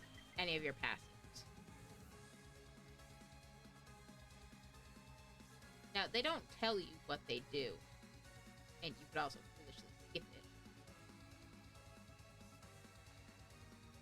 But if I remember correctly, the Pomarola, that gives you a little bit of HP recovery per second. And if I remember correctly what the star flail said, it has something based in recovery. So I think that's what we're gonna need.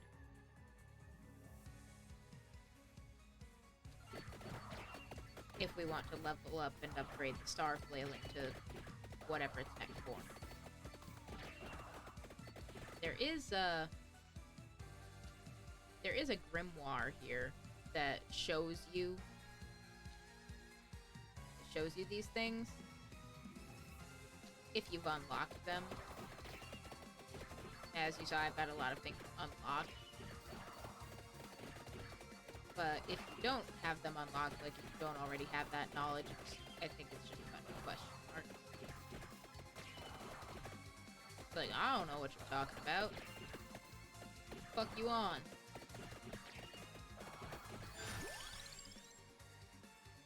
Yeah, so if we were to pick up the wings, we would be going faster. Like, our movement would be increased. We would be able to both outrun and run into these fools significantly faster. Which seems like it would be helpful for bosses because they're especially big. But no, if you move too far away from bosses, they just respawn somewhere in front of you. It's kind of funny and annoying.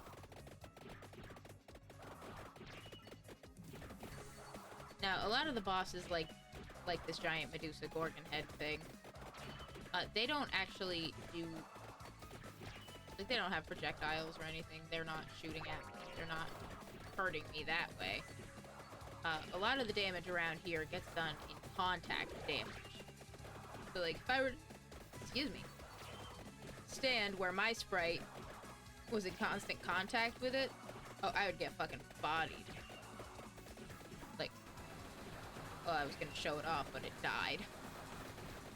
So notice this little bat here with the red outline on it. Since we hit a certain minute mile marker, he showed up. He's sort of like a...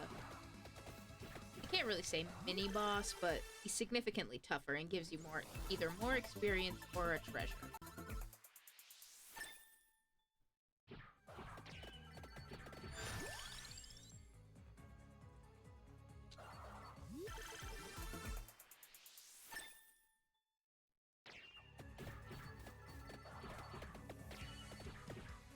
Yeah, I mean, it's called Vampire Survivor, so the main goal is pretty clear. Survive. Now, what we could do, we could either go up and continue deeper into the castle, or we could go off to the left here and fight whatever boss lays this way. I'm going to do that. Just because this is what I mean. I'm gonna show off what I mean when I say... It's definitely something that was done with a lot of love. Yeah, like this Medusa chick with the sword and everything. She's also a mini-boss, and she showed up because we hit 9 minutes. So she's a little bigger, presumably does a bit more contact damage.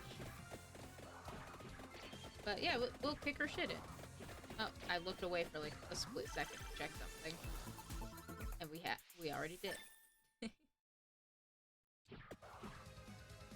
If you pause, you see in the upper left, you can see what level your weapons and your passives are at. To upgrade your weapon, that has to be at max level. Sometimes, it honestly depends on what weapon you're upgrading. Sometimes the passive itself needs to be at full level, like it needs to be at max level. Most of the time, though, you just need to have it.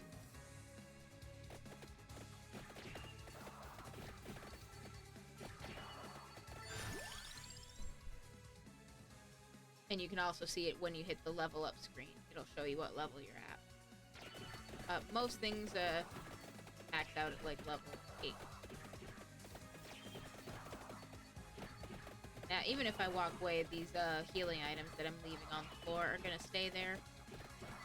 They're not gonna despawn or anything, which is very helpful considering what I could accidentally do here.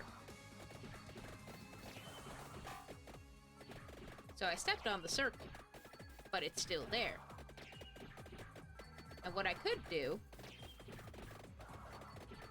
Not a great idea. Okay, so we got this Cyclops eyeball guy who's showing up because we hit... Oh, God. We hit 10 minutes. And notice we're surrounded by all these corpse breed plants. Which, again, we could beat them up, but they'll just get closer in on us. And just cause more damage and more problems for us. Which is... It'd be kind of foolish for us to do that, considering they're gonna be gone, like, now.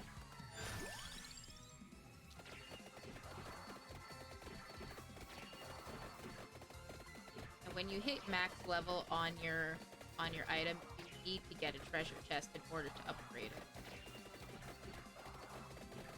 Now, we're hurting a little bit right now, so it's a good thing I left this floor chicken right here.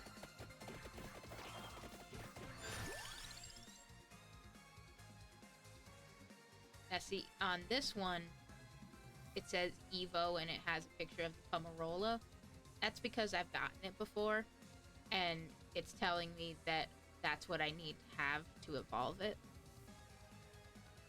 So if I picked this up and I fully evolved it, I would be hot to go, because I already have the sub weapon that evolves it.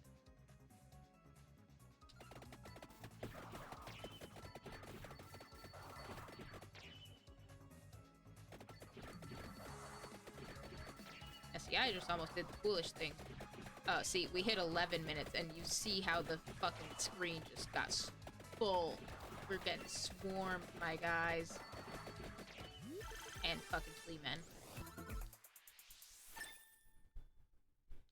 So that puts our star flail at max level.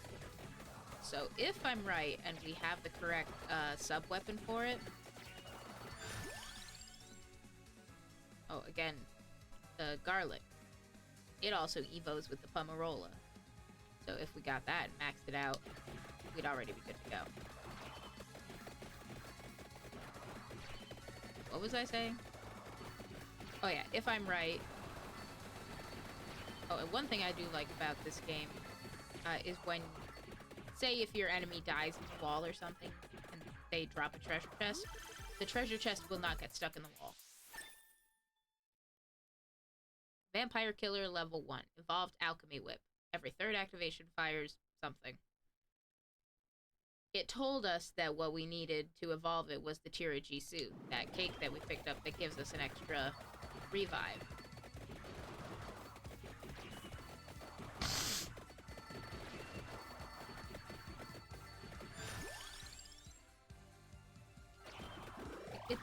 I think it's sort of expected of you. Now see, if we pick up this attract orb, we'll be able to evolve our holy water that's falling from the sky. Jesus, there's a lot going on. But that's also because we're picking up a lot of HP. Not HP, but experience. Because the enemies are still swarming on us. They should chill out shortly here.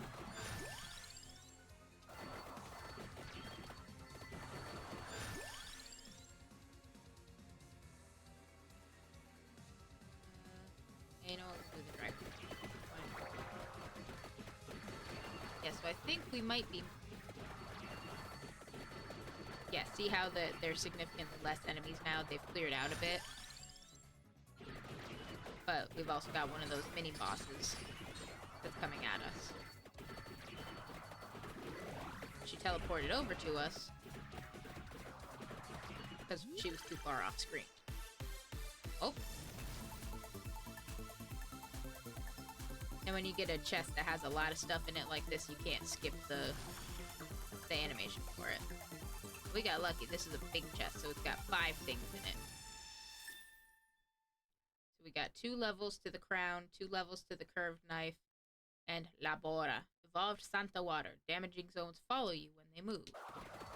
Now basically our holy water follows us more closely as we go about. Yeah, see? Now, if you were wondering why, in fact, this boss circle is still here after we already stepped on it, it's because there's another boss here. first boss that we fought after we stepped on the circle was Gaben, or Gabon. It is one of the more reoccurring bosses in all of the Castlevania series, and is never seen without this guy, Slogra. Like, they always come as a pair.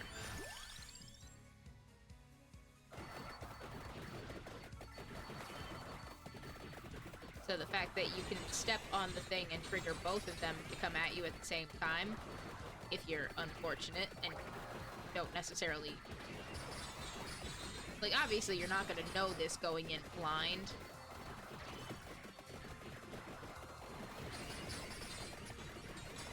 But this is one of those things where it's just like a nice nod to see if you're familiar with it.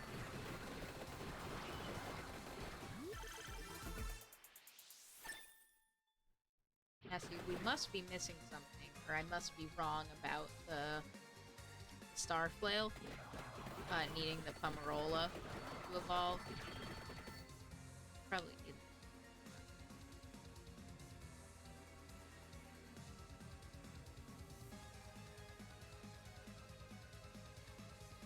Oh no, it's there. So what it could be, this could be one of the ones that needs to be max level for the passive in order for it to work. And it'll tell us that when we get there. Until then, let's fight our way back through since we beat up Gabon and Slogra. We've got another mini-boss guy coming after us over here. We're doing a lot more damage because we have more weapons and everything, so it shouldn't be too much of a problem now. Yeah. You know what, sure. Produce weapons now. Yeah, we must need the Pomerola at max level because we would have gotten... we would have gotten the evolution from that chest. So that's fine. We just have one more level to go on. And boom! Now theoretically, if I'm right, the next chest we pick up will give us that.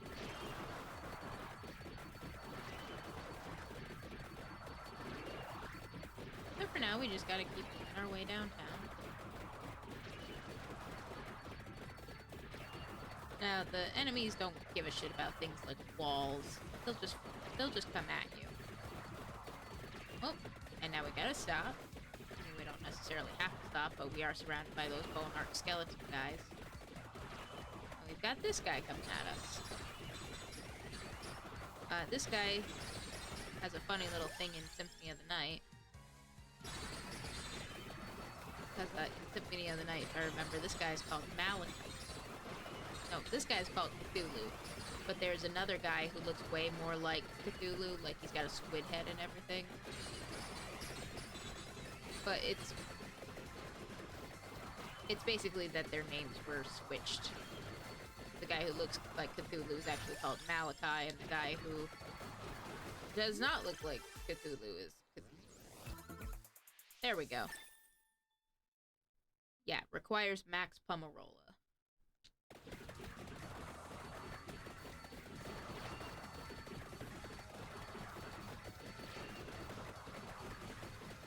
So that's pretty easy, I would say. Where are we? Well, we're kind of far from anything super important. So we can just keep going this way and go on to the next boss fight.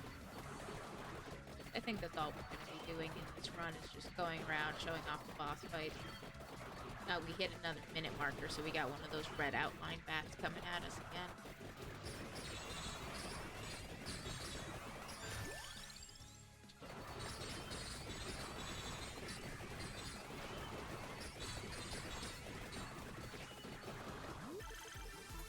We just kicked his fucking fangs in, bro.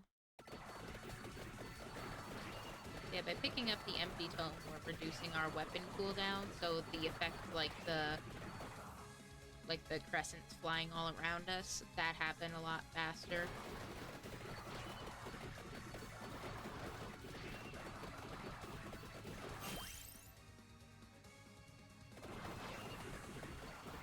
picked up another passive thing called Harm Aegis. Basically, if we get hurt, we have like a little bit of invulnerability.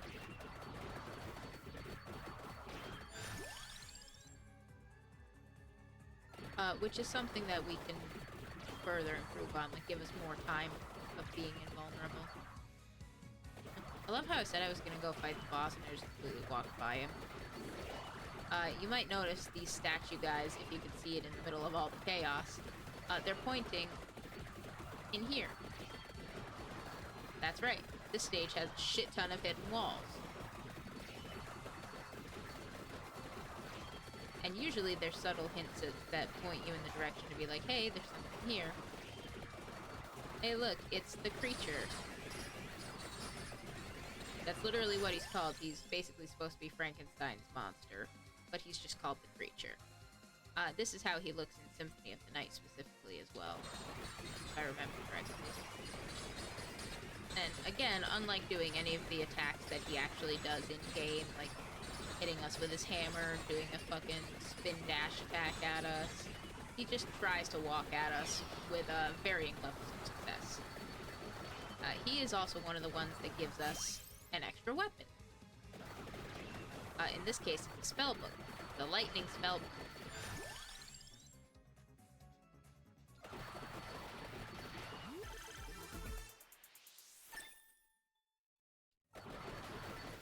Now there are certain bosses that give you certain spells, and every time you go and beat those bosses, like every run you do, it will always be the same spell. So like if we come back here and beat this guy again on another run, he'll give us the same lightning spell.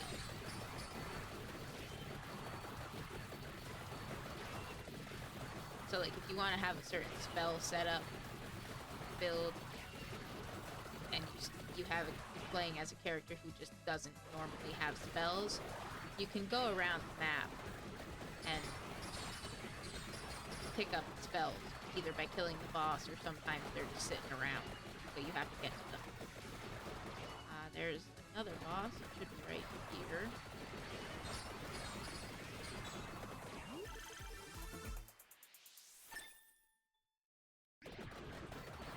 The attract orb, again, it's kind of hard to tell with everything that's going on, but we're pulling things in from further away. I forget what this guy's name is. I really do. He's a guy. He's walking at us menacingly. Oh god, he's getting a little close.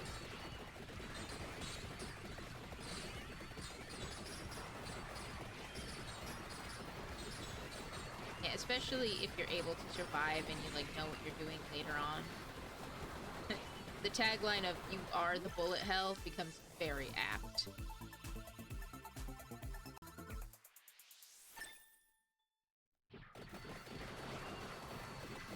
Like, we're just running around kicking the shit out of everything that comes near us.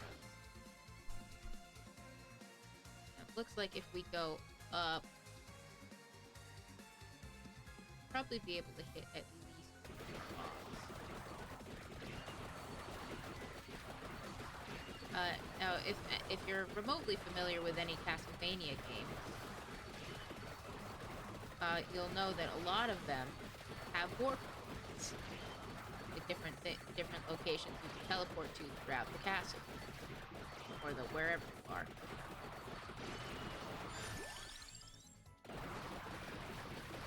This, at least in this stage, is no different. So over here in the upper right here, this right here, that's one of the warp points. So any of these statue-looking things that look like animals, those are the warp points. So if you like step in one, you just go in order to the next one and the next one. I got places to be. I'm not even gonna bother with these bone arc skeleton guys. Ooh, gold fever. Now, gold might not seem that important, but it is pretty important if you want to upgrade certain things outside of your runs. Like, you can get permabuffs to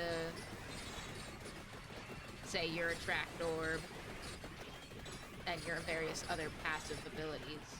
I think those carry over to everybody. Hydrostormer Whip, Evolved Dragon Water Whip. Requires attract orb. So, well, it is full level, but we don't necessarily need to have the attract orb at full level for this. Now here's also something that's a little funky about the Castlevania map. We have these occasional, for lack of a better term, side-scrolling parts. It's a doppelganger. Let's get his ass. Yeah, so there's no jump button. It's literally you do up on the control stick that you use to move around.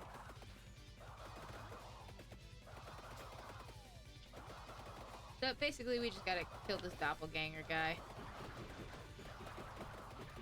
And we start off significantly weaker in the fight. But as the fight goes on, we get access to more of the weapons that we've picked up along the way.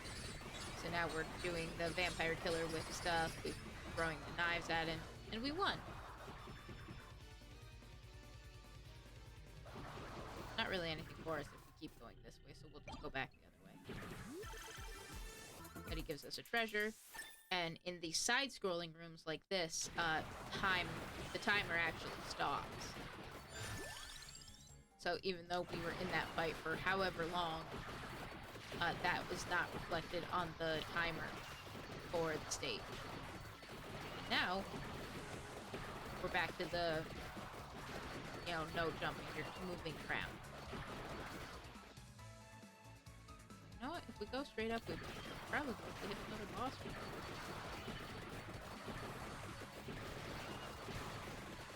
I am more than okay.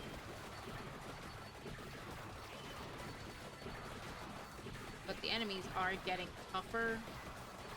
Like they're getting harder to cut through. You can't run through everything anymore. And that's not necessarily a side effect of that we're getting deeper into the castle. The enemies would be getting tougher even if we just stayed in the beginning area. Like it would be getting harder. That's why you get different achievements just for surviving in the stages for like X amount of time. Like especially earlier on when you don't necessarily know what you're doing. Getting to those minute markers rather, is a bit of an achievement.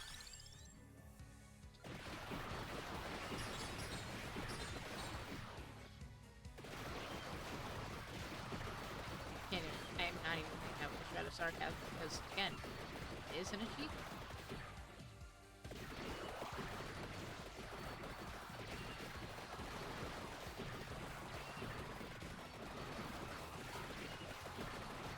This guy, whose name escaped me. But I do know he's one of the ones who drops the spell when you kill him. So even though all of our weapon slots are full, we'll still be able to pick up the spell.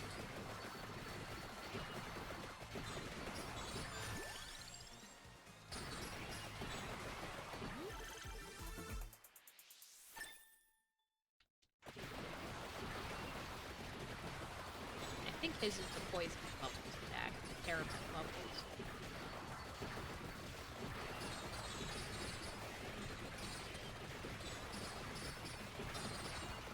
Having this upgraded holy water is basically, it rewards you for staying close to stuff because the water itself zooms in on you, like it hones in on you. Yep, here it is. Yep, Karamet Bubbles fires slow-moving damage. If I remember correctly, we just picked up one of the Mega Attract Orbs, so we're gonna be rolling in it. Yeah, they're little green acidy bubbles. And all of these spells, or at the very least most of these spells, can be learned by the different magic using characters. like in the Castlevania series. So, for example, like I was mentioning before, Charlotte in Portrait of Ruin, she could be spelled. I see we've hit another one of these side-scrolly. Oh, there it is. If you're not a fan of weird body gore and stuff, do not look, because this is Beelzebub. Literally a big, rotting, guy hanging from meat hooks from the ceiling. And he attacks you by having flies fly at you. Because the demon Beelzebub is both the lord of flies, so it makes sense. But apart from his flies flying at us, he doesn't really do anything to hurt us. So we can just stand here on this platform near him and just throw shit at him until he dies. And again, since this is one of those weird side-scrolling rooms, the timer at the top has completely stopped.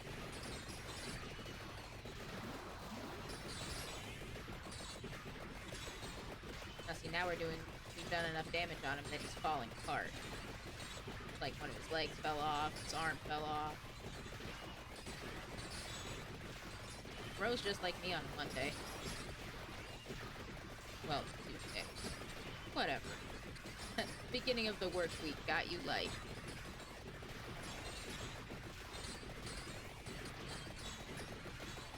I mean, it's a good thing the timer pauses, because we're just sitting here, just having a chat. I can't remember if you can get up. Yeah, no, you can't get up the platform here. Yeah, we just have to jump up here. This is one of the ones where it's good to have distant attacks. Shit. Come on, Leon, get it together. Like distant attacks or AoE attacks. We're just standing here, ripping this guy apart.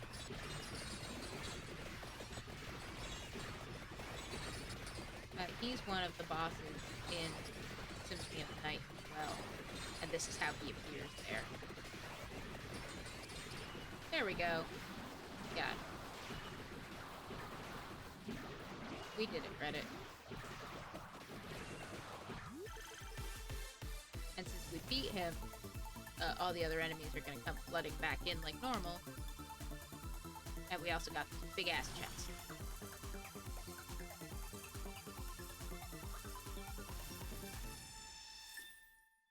All we have left to upgrade is the Empty Tome and the Karamit Bubble spell that we picked up. That's all we're gonna get upgrades on. And if you get to a point where you've maxed out all your upgrades that you can do, the game will just start offering you either more money or there's what the hell. The game will just offer you money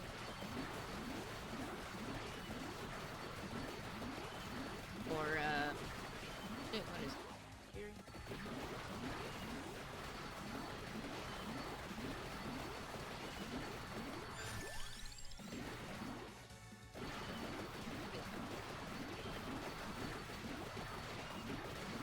Yep, it's stuck. Shit.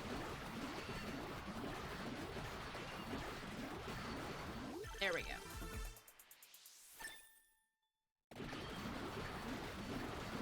There we go. Now we're gonna hit the 25-minute mark in a couple of seconds here. So that means we're gonna get hit with another wave and also a big mini boss kind of guy. I don't think we can get to... Yeah, no, we're not getting to any of the other bosses before then.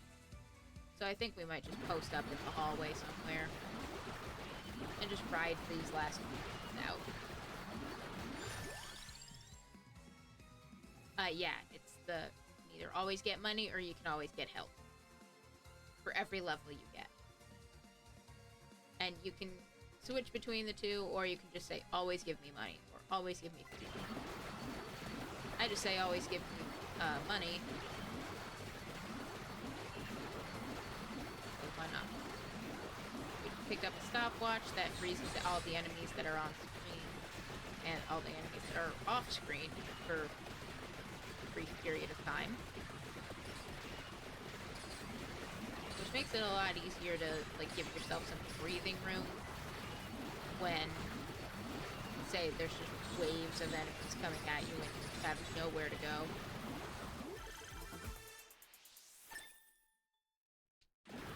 It helps give you that little bit of breathing room to at least clear out like a little corner or something for yourself.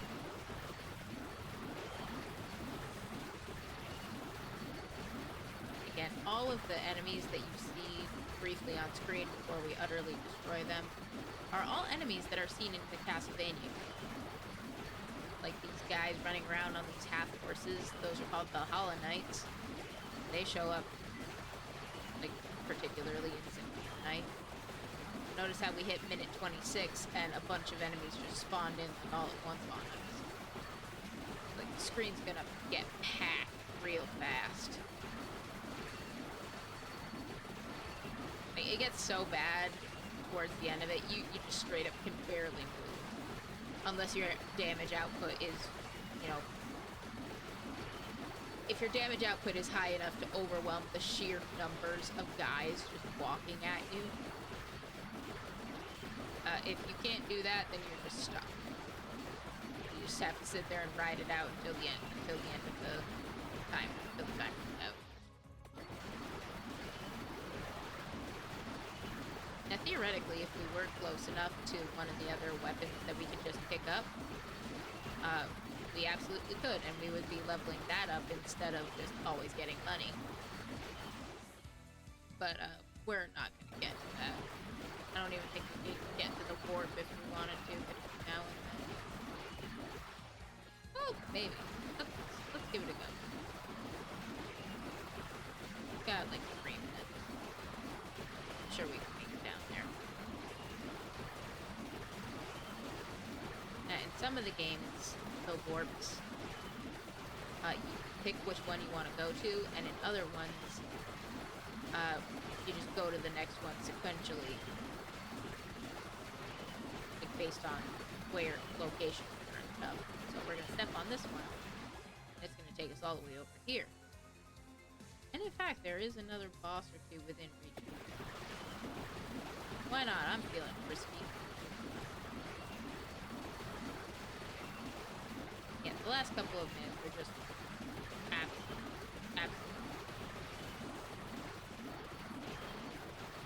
Go.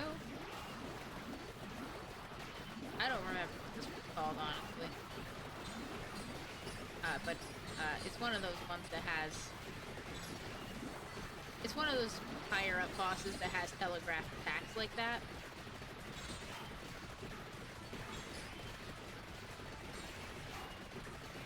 There are some later on that are absolutely where the attacks follow you and they'll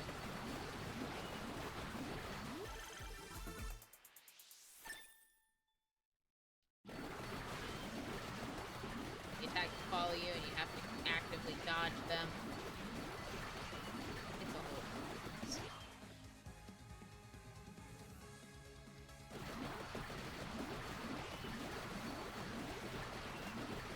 Got about a minute and a half. See some of those Cthulhu looking guys that I was mentioning before. They're actually called Malachi. Whereas the other guy is actually called Cthulhu.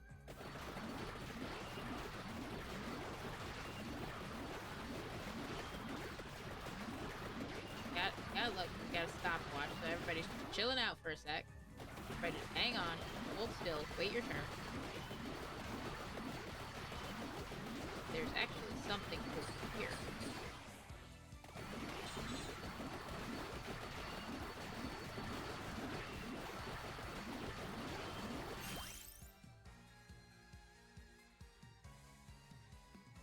It's a weapon.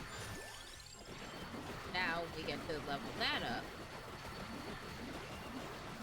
Instead of just always getting money. Oh gosh, we got a little cramped in here.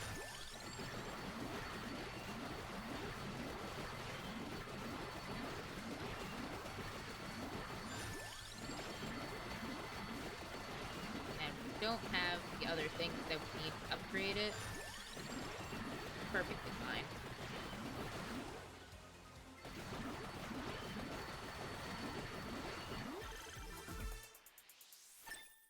As it gets upgraded with similar things, which are also on the map, like you can see them, but there's no way we're getting to them. We're making that happen in 10 seconds.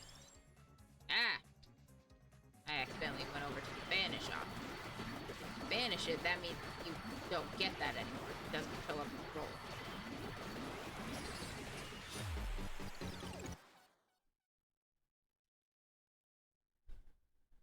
Now, it's very hard to see just because of all the everything that's happening on screen at the moment, but there's a guy who just showed up.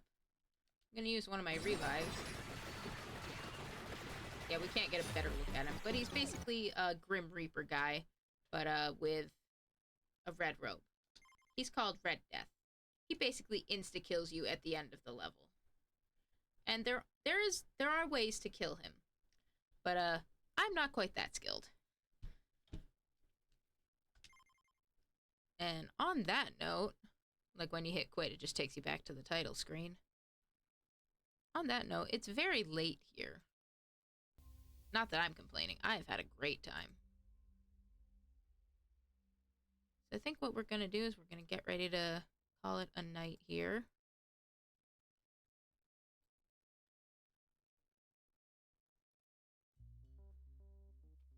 Worries the jump scare.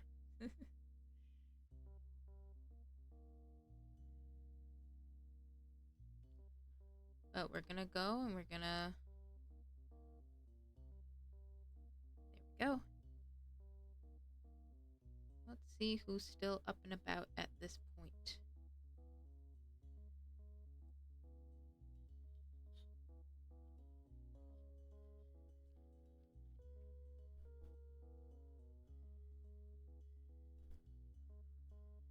Let's go to our following list.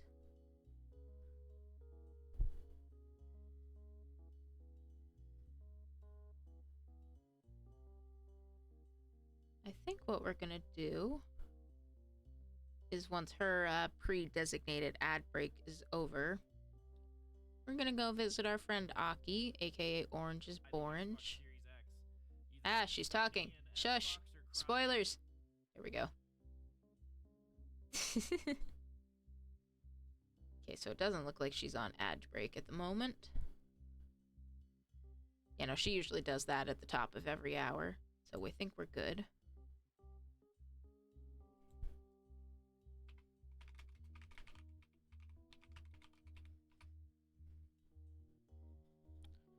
Yeah. Well, thank you, Akko. I'm glad you stuck around and that you enjoyed it. I'm glad you had fun. I know I did. Yeah, Aki is going over all the stuff that happened at the Nintendo Direct today, the Switch 2 announcements and stuff.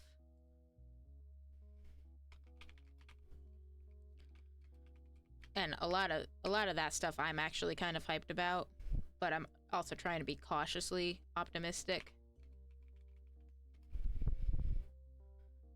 Cause like I'm frankly quite excited for the GameCube to come to Switch Online stuff, but I'm also, you know, worried about price points and stuff.